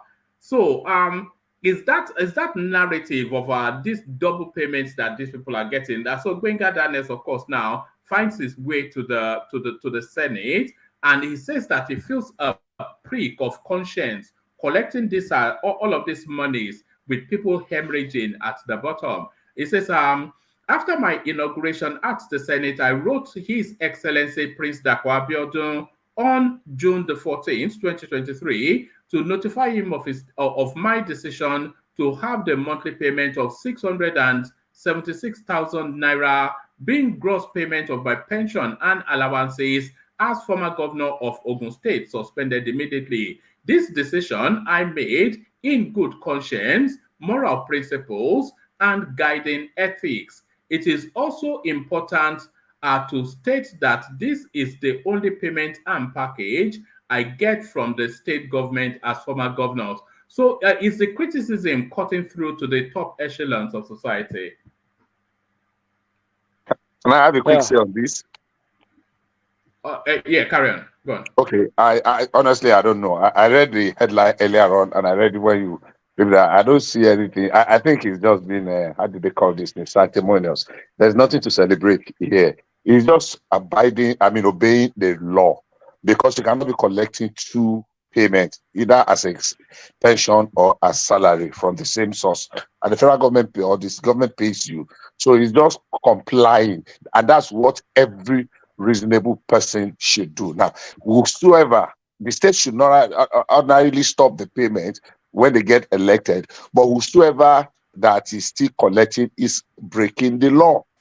So it's just here that when you comply with the law, you want to be celebrated. It's done what every or any reasonable person should do. You cannot be collecting, you cannot be paid salary by the government and still be collecting pension because you have sat in one capacity or the other. So the right thing you should do is to suspend or the state should actually, but if they fail to do so, he has done the right thing. So if there is anybody that is a former governor that is collecting pension as a governor and is still collecting salary as a sitting senator, then that person is breaking the law, is violating the law.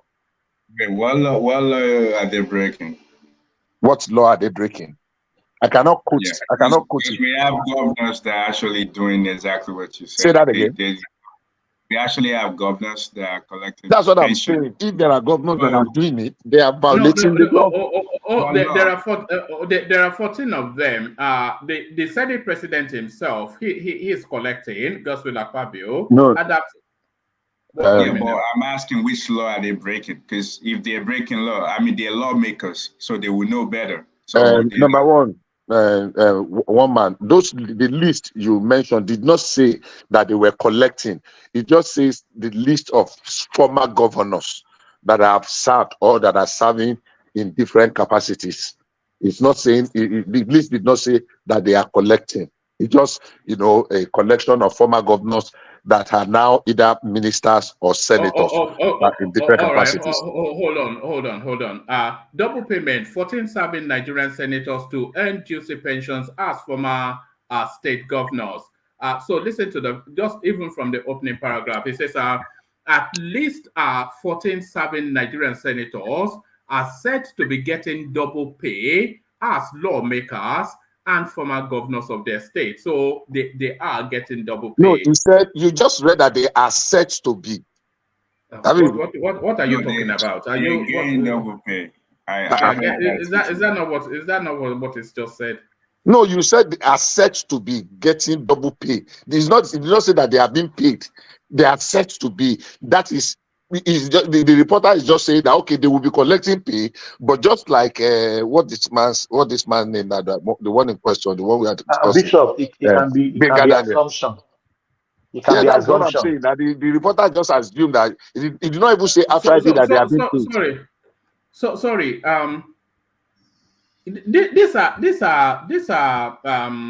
These are former state governors. There are 14 of them that are in the Senate. So all of these state governors. No, hold on. Not all of them are in the Senate. Yeah, correct that. It's not. Fashola actually rebuked it. I think exactly. So sorry, not these people on the screen, but the listed names are Gospel Akpabio, Adams Oshiomole, Adamu Alero, Dave Umahi, Aminu Tambawal, Abubakar Sani Bello, Ibrahim Dankwambo. So it's not the picture, but the 14 listed names. So these people are eligible to pensions, and they are collecting pensions, and we've not had any indication to say that they have surrendered the pension. So what's the argument that they are not? Well, you have just said two things now. You said it with you said they are eligible, and you now said they are collecting. There is no evidence to show that they are collecting. That's what I'm saying. There's no evidence to say now that they have resumed. They were collecting as former governors before, but now that they are resuming in the Senate, the right thing to do is what do you call it? Yes, but what's the indication? What's the indication that they are not? Have they exempted themselves, but kept it quiet? The only reason we are making this a subject is because Gbenga wrote and decided to make his own letter public. How about others that just wrote silently and did not make it public? Like yeah, you're the one making a leap of assumption. No. You are the one making an assumption that all of them are collecting without necessarily doing the right thing. I mean, you are alleging that they are collecting double pay. I'm not making an assumption, am I? Because they have been collecting it all the way through, and there is no indication that they are not. So to indicate that they are not will be to assume on their behalf that they are not. There is nothing to tell us that they are not, is there? No, woman. What is the law that they are breaking? That should settle the whole thing. No, they are not breaking any law. Exactly. It's a moral ethics. No, it's not moral. It's law. No, it's law. There is a law. I can't remember. There's a law they are breaking. No, there's a law they are breaking. What is it? We've always known that governors, when they retire and go to the Senate, they get that double pay. So I don't know of the law. I've always known that about, I think, Okorocha and some other people perhaps. But so they're not breaking any law. I mean, so unless we know what the law is, then that is fine. But what that for the prince had done is exceptional, I would say. I've not heard about anyone going to the Senate and rejecting that governorship pay. So it is exceptional. Is it doing? Yeah, I mean, it is exceptional. I mean, after all, I don't think we can conclude right now that he's the worst governor when he was in charge in the country. So even though somebody said earlier that he didn't do much for Ogun State, but nonetheless, it is his pay to collect. Yeah, it is his pay to collect at any time. Can I please interject you? And one man as well. One man has been a little bit adamant. What Bishop is telling you guys is that we don't have the fact that the others have rejected the same thing. Since Gbenga make his own publicly, that doesn't mean the rest of them have not done the same thing. It's okay to assume that they will be collecting until they come out and say otherwise. It's because they're not breaking any law. It's okay to assume that they will be collecting those pay, which is fine. They're not breaking any law. Yeah, but is it acceptable though that they are collecting these fat pensions as state governors and then collecting this prince's ransom as senators as well? Why not? I mean, again, we can't. Why not? Oh God! It's not well, let's not be sanctimonious. No, one voice. Yeah, carry on. Let's not be sanctimonious. Okay. See, when we treat some people differently and we expect different results, that's not fair. In a civil society, if that's the law that prevents them from getting it, that's what we should be talking about. Personally, I don't know. What can I say? They were governors. They did their time. They just go, unless you're saying that, hey, they pass a special law or they have special privileges in society, then that's a different case. But if they're not, why not? But Let me ask you a question real quick. Who is entitled to pension? Who's the person like randomly in life, who's entitled to pension? Are you talking about retirement age? Yeah, you collect pension when you're not working, correct? Sure. Exactly. Yes. So, but they're working, so they can't be collecting pension. No. So that's almost can I interject? 1 second. Can I interject? Yeah, 1 second. Let me respond to that. Yeah, everybody, hold on. Just that rule, one voice. Carry on. Yeah, let me respond to that. I see your point, but just like in the States and other parts of the world, a retired person that gets their Social Security pay and other pension can still go back to the workplace or workforce. It's not a crime to work because you're getting a pension. Let's not go that way. It's not a crime to work because you get a pension. What you just said now is not correct. So you can't be collecting. Listen. So you can't be collecting. It's correct in the UK though, but carry on, yeah. And in the US also. Okay, can I just bring in something, please? Oh no, hold on. Hold on. This will help us. This will help us. When I say hold on. Let Oriola land this point. Oriola, carry on. Oriola. After I clear the space for you to land, so sorry to you, Bishop. Well, there was a court. I'm just reading the court order now in 2019, the Federal High Court Lagos, that orders the federal government to recover all the pension that have been paid to ex-governor who are serving as ministers and senators. There was a court order, and that order has not been vacated. I don't know if I can send it to you. And then, because I remember very well that some group of persons went to court. I don't know whether it was set up or something, that went to court that you cannot be collecting salary as a minister or a service senator and still be collecting pensions. And the court ruled that it is illegal. He's saying that Justice Oluremi Ogutoyinbo followed an application for an order of mandamus in suit number FHC-/CS/1497/2017, brought by the, so that court order still substates that it is illegal to be collecting pension as a governor and still be collecting salary as a minister or as a serving senator. And that's what I'm referring to, that it is illegal to be collecting both. I don't know, I can forward something to you if I have a way of manipulating it. That's what I was referring to. All right. So Zita, I saw you in the comment section disagreeing that it is illegal. Zita, good to see you. Hey, one man, how na day? We do. Okay, I don't think they're breaking any law.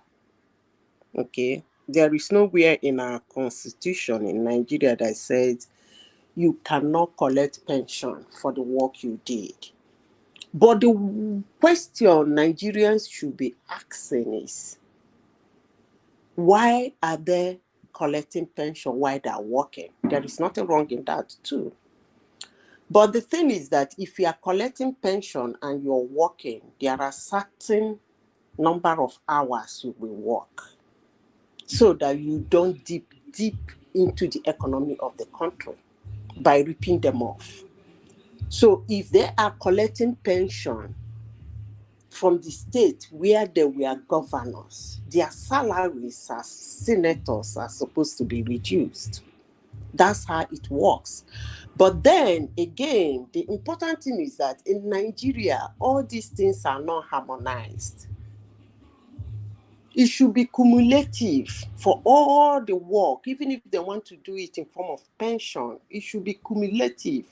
I am not, for one, I will never be against anybody who is collecting pension for work he did in a particular time in his life. Number one, the question everybody should be asking, are governors, according to the law in Nigeria, supposed to collect pension? How many years did they work as governor that they are collecting pension? That's the wider question. That's the wider question, isn't it? But Zita, why not though? Because when you think about I didn't CEOs, say they should not. Don't get me wrong. Oh, okay. I didn't say they should not. You and I know that all over the world, if you are a pension earner, the next job you are doing, your salary will be reduced. You and I know that. So you cannot be collecting pension as an ex-governor and be collecting a full-fledged salary as a senator. That's ripping the country dry. Well, I don't think that's true. No, hold on. I am not saying they should not collect. I am not saying they should collect. But what I am saying is that it should be harmonized. Yes, you worked for 8 years. How much are you supposed to be paid for working for that 8 years? Or are you, because you work for 8 years, you have the pen in your hands, you just sign any amount to yourself? That's what I'm talking about, harmony. And they should make it cumulative in the sense that if you are collecting that salary, your next job, that pension you are collecting should be shown in that your next job. How? You will not take exactly what you are supposed to be taking in your next job. So that's how it works.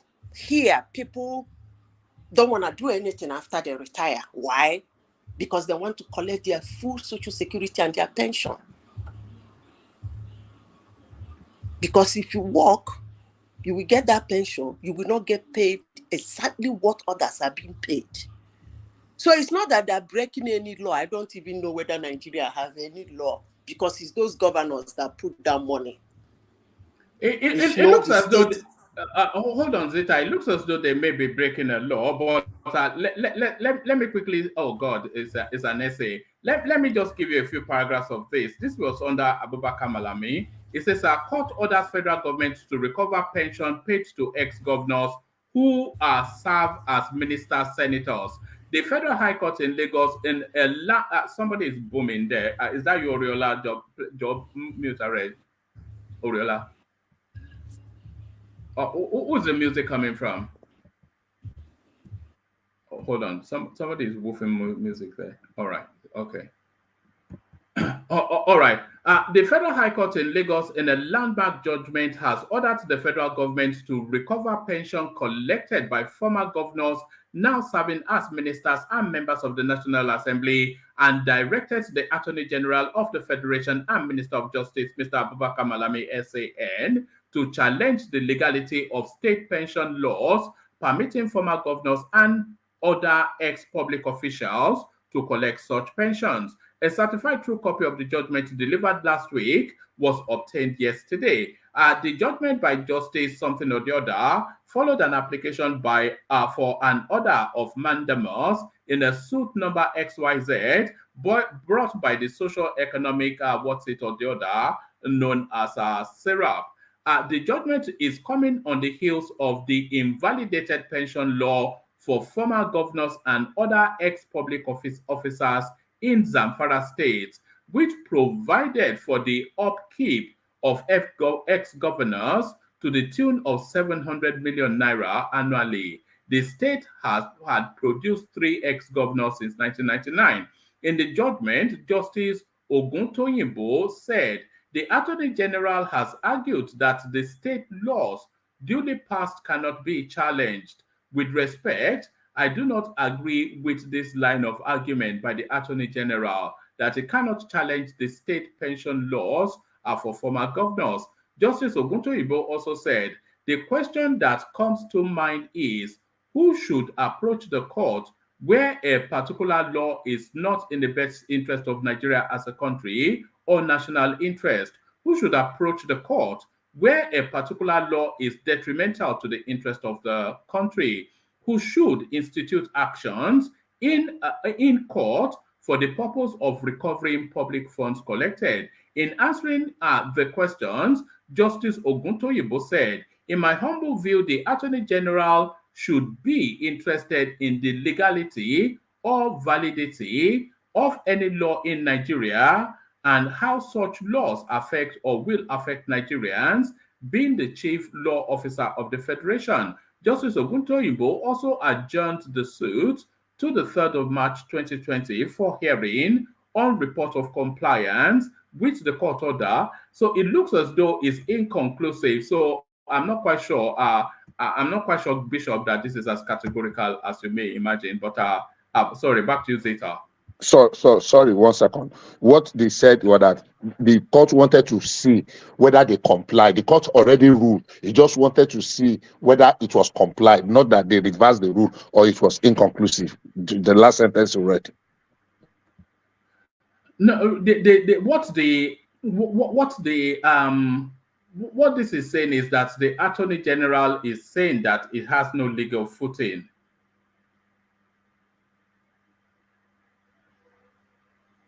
Is that not what he said? Is that not what I read? That is exactly what he said, because they said the law. That means it's a law. It's 1 minute, sorry. The court ruled the Attorney General will not just by his own wings and caprice say he does not have the power. He will go back to the court and challenge that No, the no, parties. just hold Why? on, hold on, just That hold is on. not what one man read. Hold on. This is I've highlighted the paragraph. Justice Oguntoyibo said the Attorney General has argued that the state law duly passed cannot be challenged. With respect, I do not agree with this line of argument by the Attorney General that he cannot challenge the state pension laws for former governors. So it is still, whatever judgment it is still, it doesn't subsist because it looks as though, I wonder if Gbenga has gone to bed, it's still on the screen, because it is reverting to constitutional matters. So that judgment, I don't think it subsists. But yeah, back to you, Zeta. It's a law, because if you read what you just read, they keep saying who will interpret the law when it is hurting the country. That means it's a law. It's a law. Somebody is just trying to intervene in the law. But that is not the angle I'm coming from. The angle I'm coming from is harmonization. I'm not saying nobody should collect his pension, but then who wrote it? Is it one governor that is living a state will wake up and put some certain amount into his pocket every month and walk away? That's not orderliness now.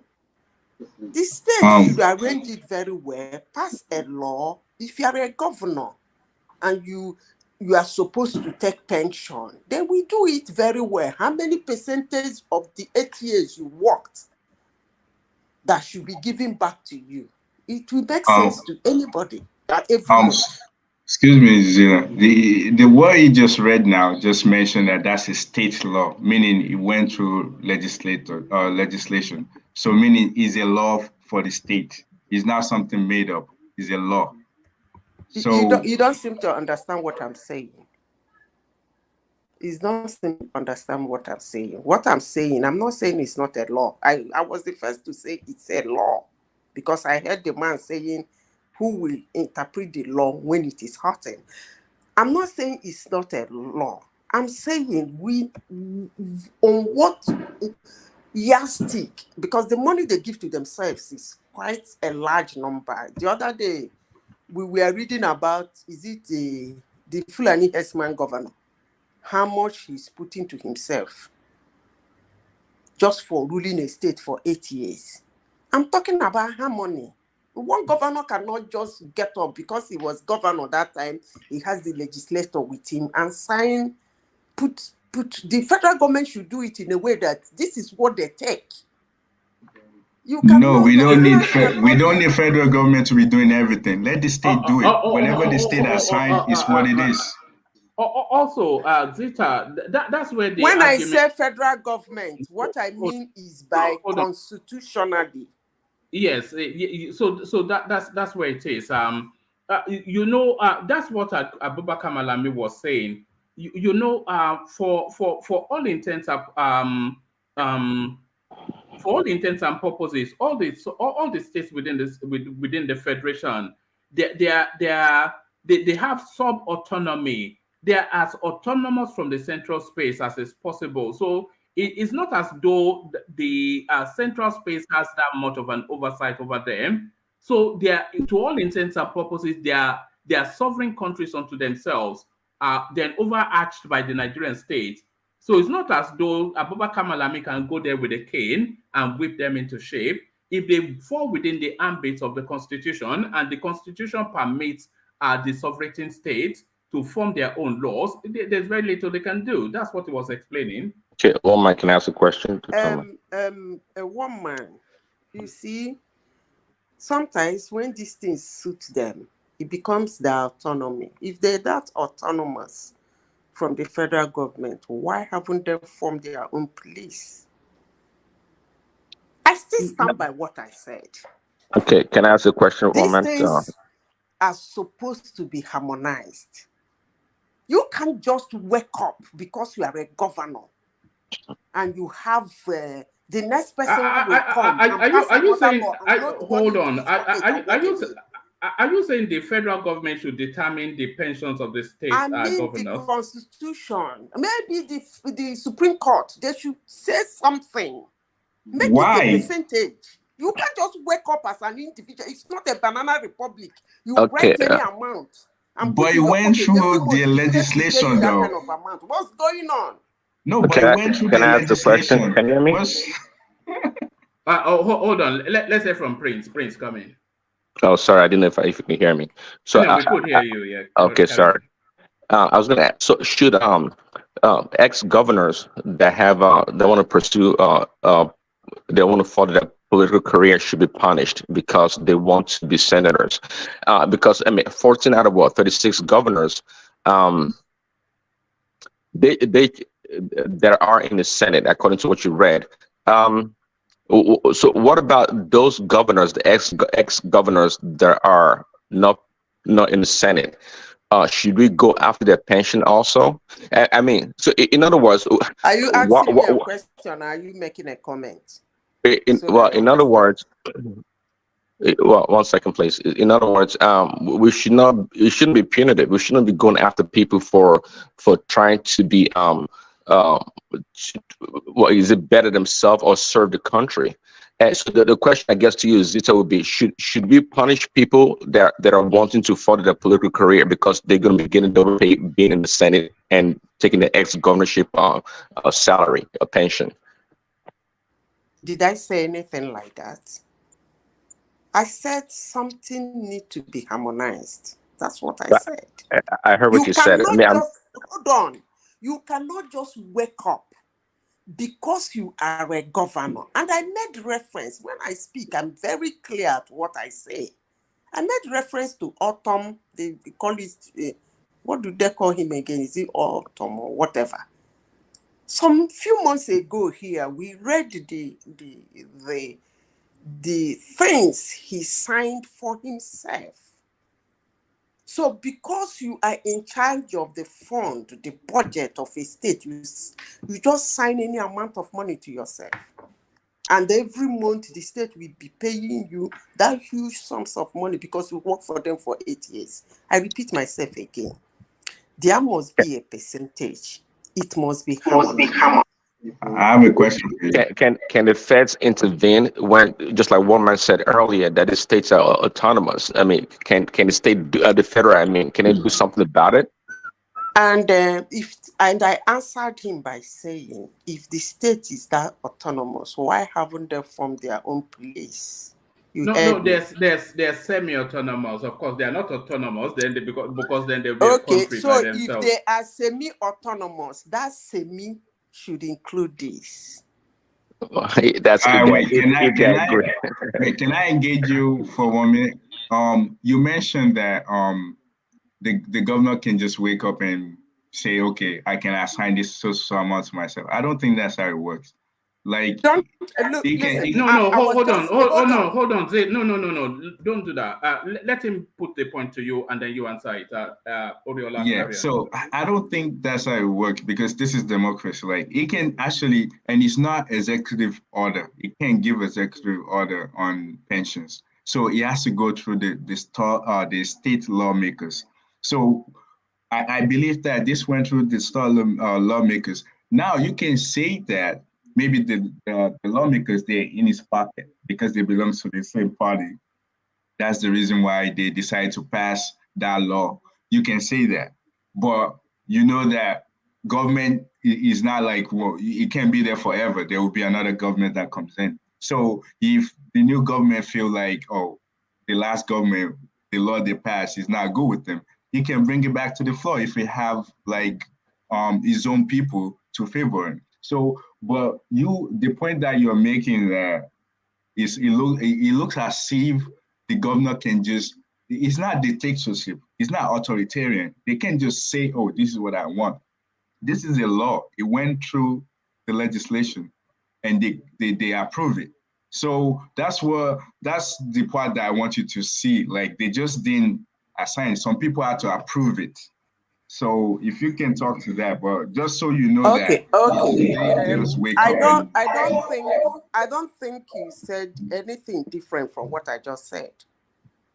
He didn't say anything different.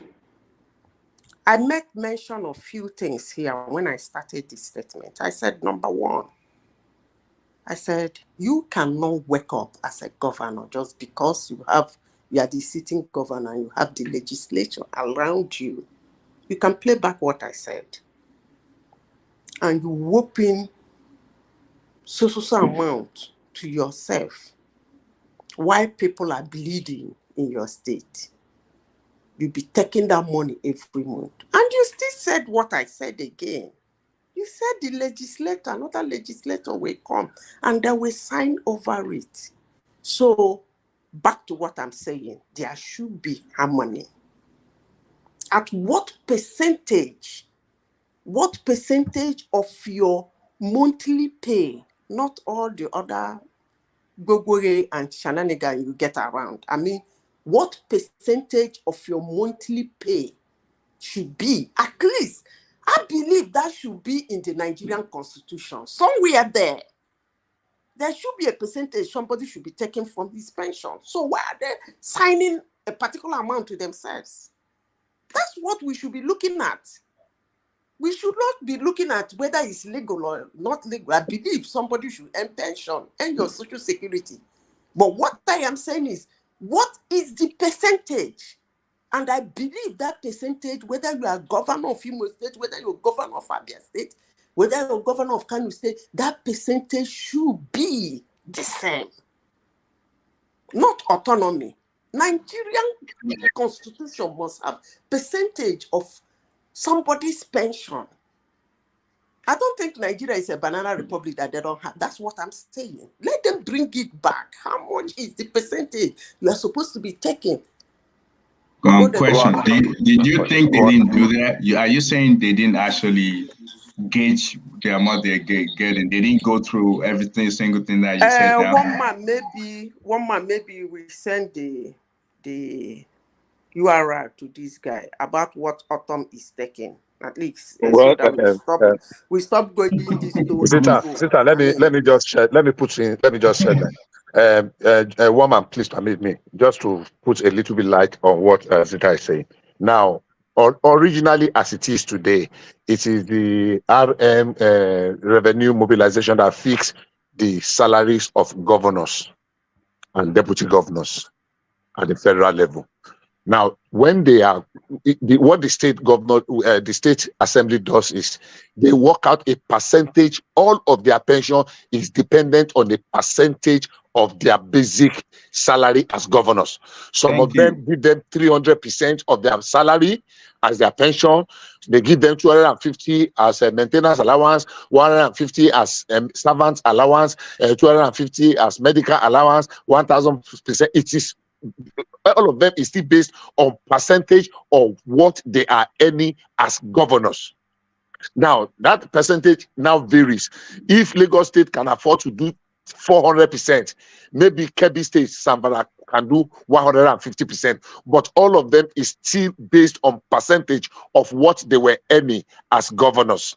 Now, the question is this, the inference you are trying to draw, that why can't they decide their on police something? There's a part of our constitution, there are two lists, in fact 3 lists.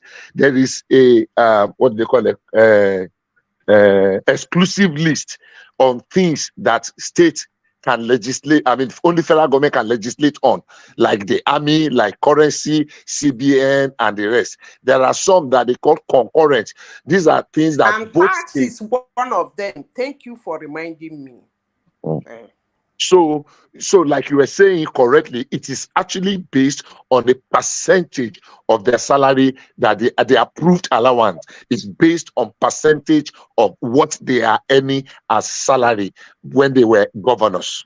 Thank I you. just wanted to say that. Yes. So what she's saying is not correct, because just like you rightly said, they already work it out. It's not like they just take it out of their butt. It's something What that I am saying is extremely correct. That's what he's telling you. no, It's not based on the it's not what percentage. but he said it's based on percentage. That's Hello, what he said. how much you earn in a month as a governor? How much is it?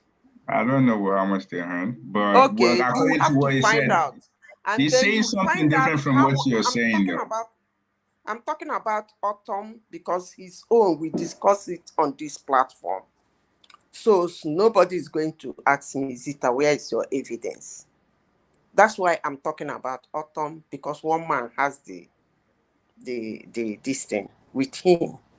So you bring out Autumn's own and you find out how much he earns as in a month. I mean, he's basic as a governor. And then you check the percentage and look at what he's going home with, whether it's the same. I think I should end that here so that we will go into this to and fro. Hold on, Uriola. Just as a general rule of thumb, what the pension usually is to be concurrent with whatever the package is for the sitting governor. So that's what they usually do. So if the governor, for instance, is earning 100 naira and is getting 10 naira in allowances, the ex-governors will get the exact equivalent of that. Right. Just like I believe the bishop already said exactly what you're saying. I'm just saying that this is not like they just randomly just choose any number. It's something that's well calculated.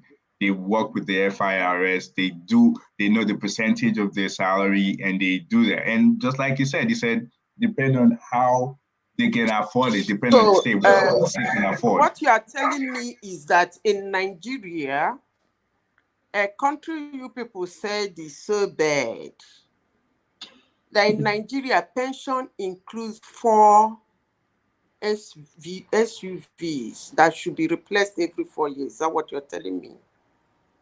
Wait, First of all, I'm not saying it's right.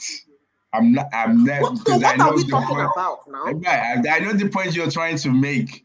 I'm not saying it's right. It's not morally right what they're doing.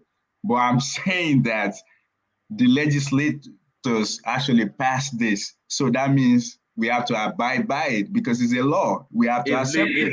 It's legal, is what you're saying. Yes. I'm not saying it's Nobody right. is saying it's bring the tempo down. Yeah. I'm not saying it's not legal. Of course it's legal. What I am saying is at what level, what are the yardsticks they use in whipping that sums of money to themselves?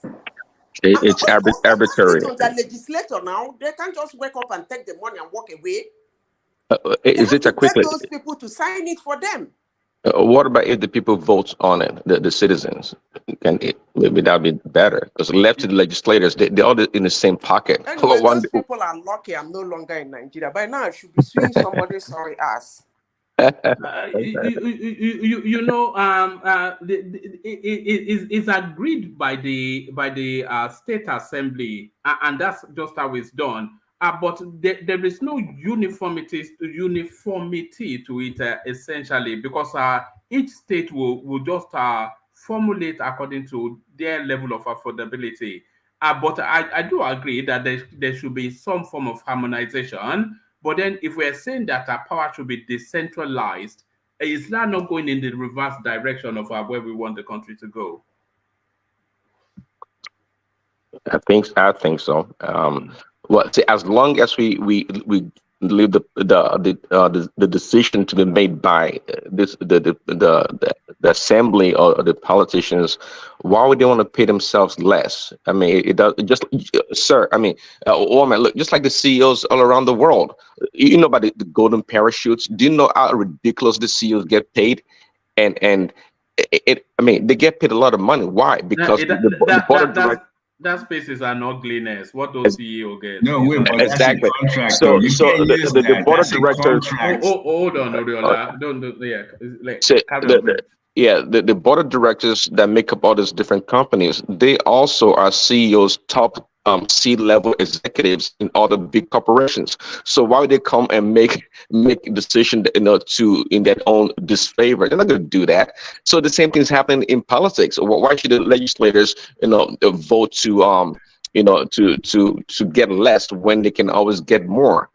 So it's a tough one, but usually it's, I guess in some states in America, I'm not sure if it goes to people's pay, but if you want, like, maybe close to fair assessment of a law, leave it to the people. Let the people decide or vote on it and see what comes about it. But left to these people.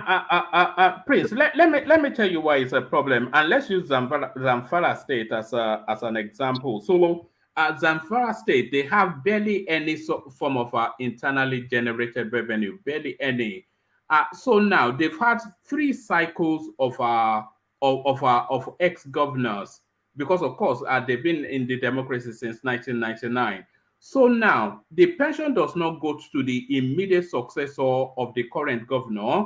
The package goes to every person that has ever governed that state. So that package goes to them. So, and that package often instances, as I said, concurrent with whoever is in situation. So with a state like Zamfara, they are getting to the point that about, and they have no internally generated revenue, as I said, barely any. So what they depend is the largest from the central space. So they're getting to that point where what is, and by the way, the package does not stop with the state governors.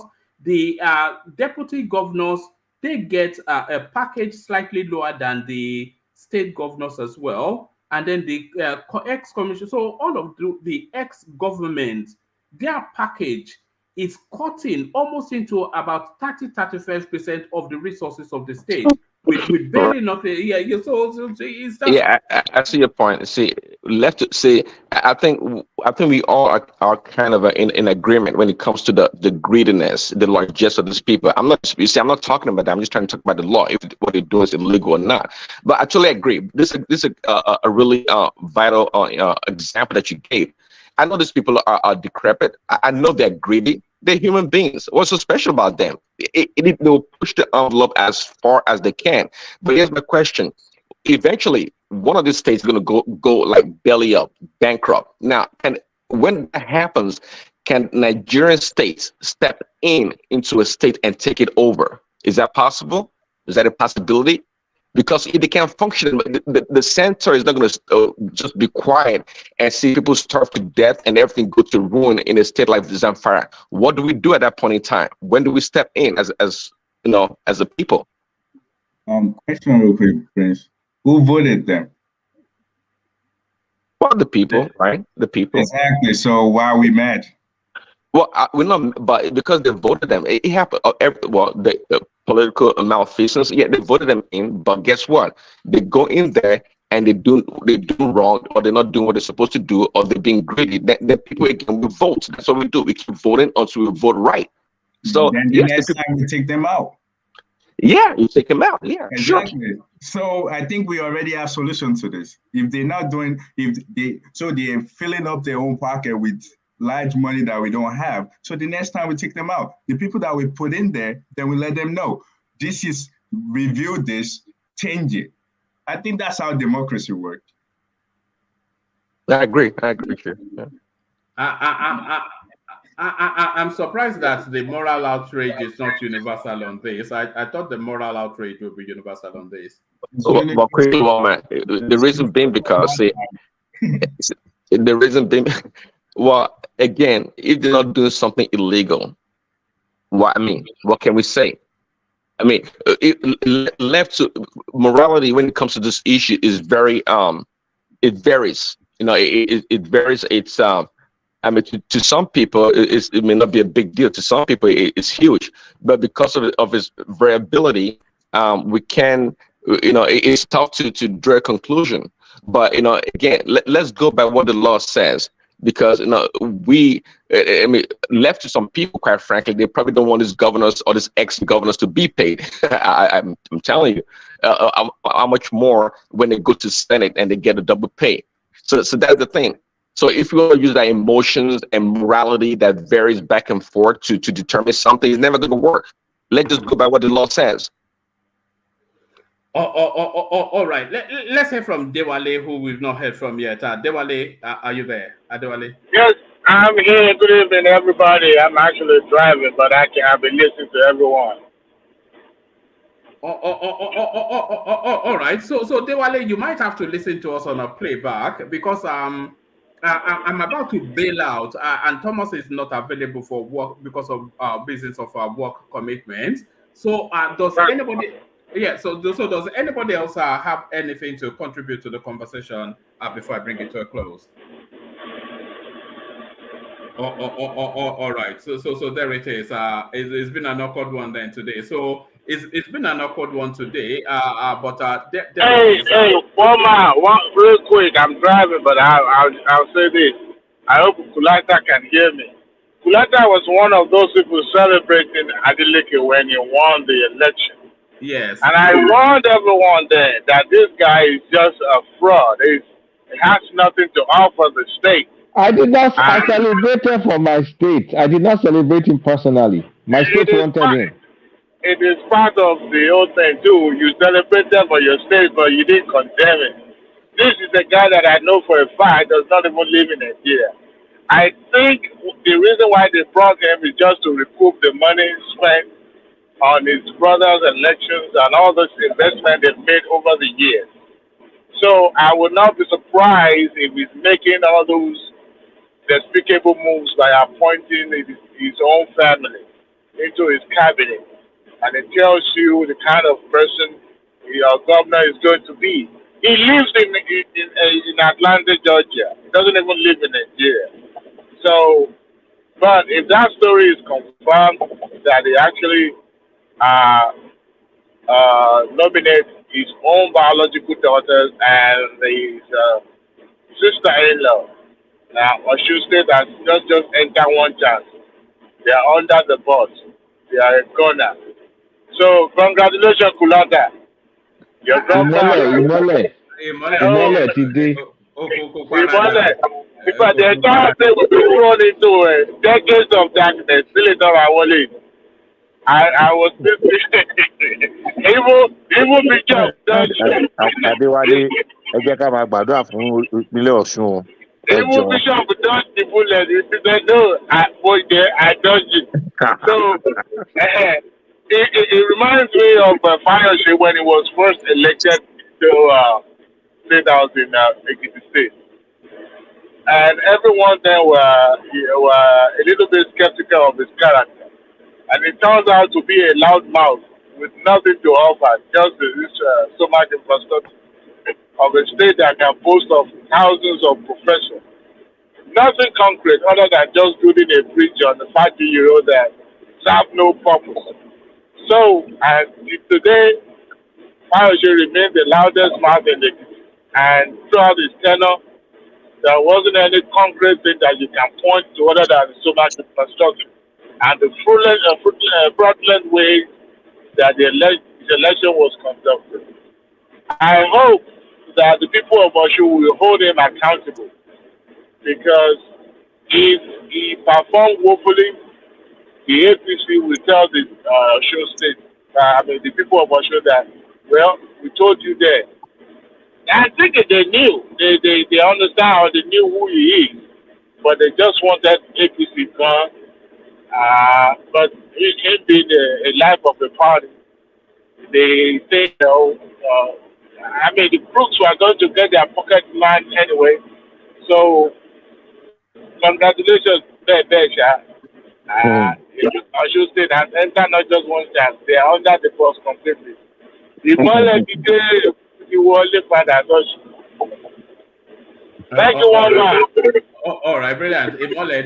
So let me do the super chats and then we bring it to a close. So Prince comes in, a different Prince this time around, super chatting. He does that twice, and then he continues still the same Prince. And then Kulata, of course, often instances when not on the screen, super chatting before he decided to join us on the screen. He did that twice. So our own Prince, both man and boy, on the screen and in the super. So keep super stay card and Ayo, as you know, with regularity, there is Ayo rattling off as he often does. Alexander Gomez, he sets the pace as he often does. and Ayo opens up the session as it often does. So there it is. Thank you. I'm not able to say keep them coming this time around because we keep them going is what I should say. So thank you everyone. It's been an unusual one. Thomas not here to do the after hours, but hopefully tomorrow we reconvene for the usually scheduled session. So I'll leave it here. Carry conversation on within the comment section, but here I say peace. Thank you, everyone. Thanks.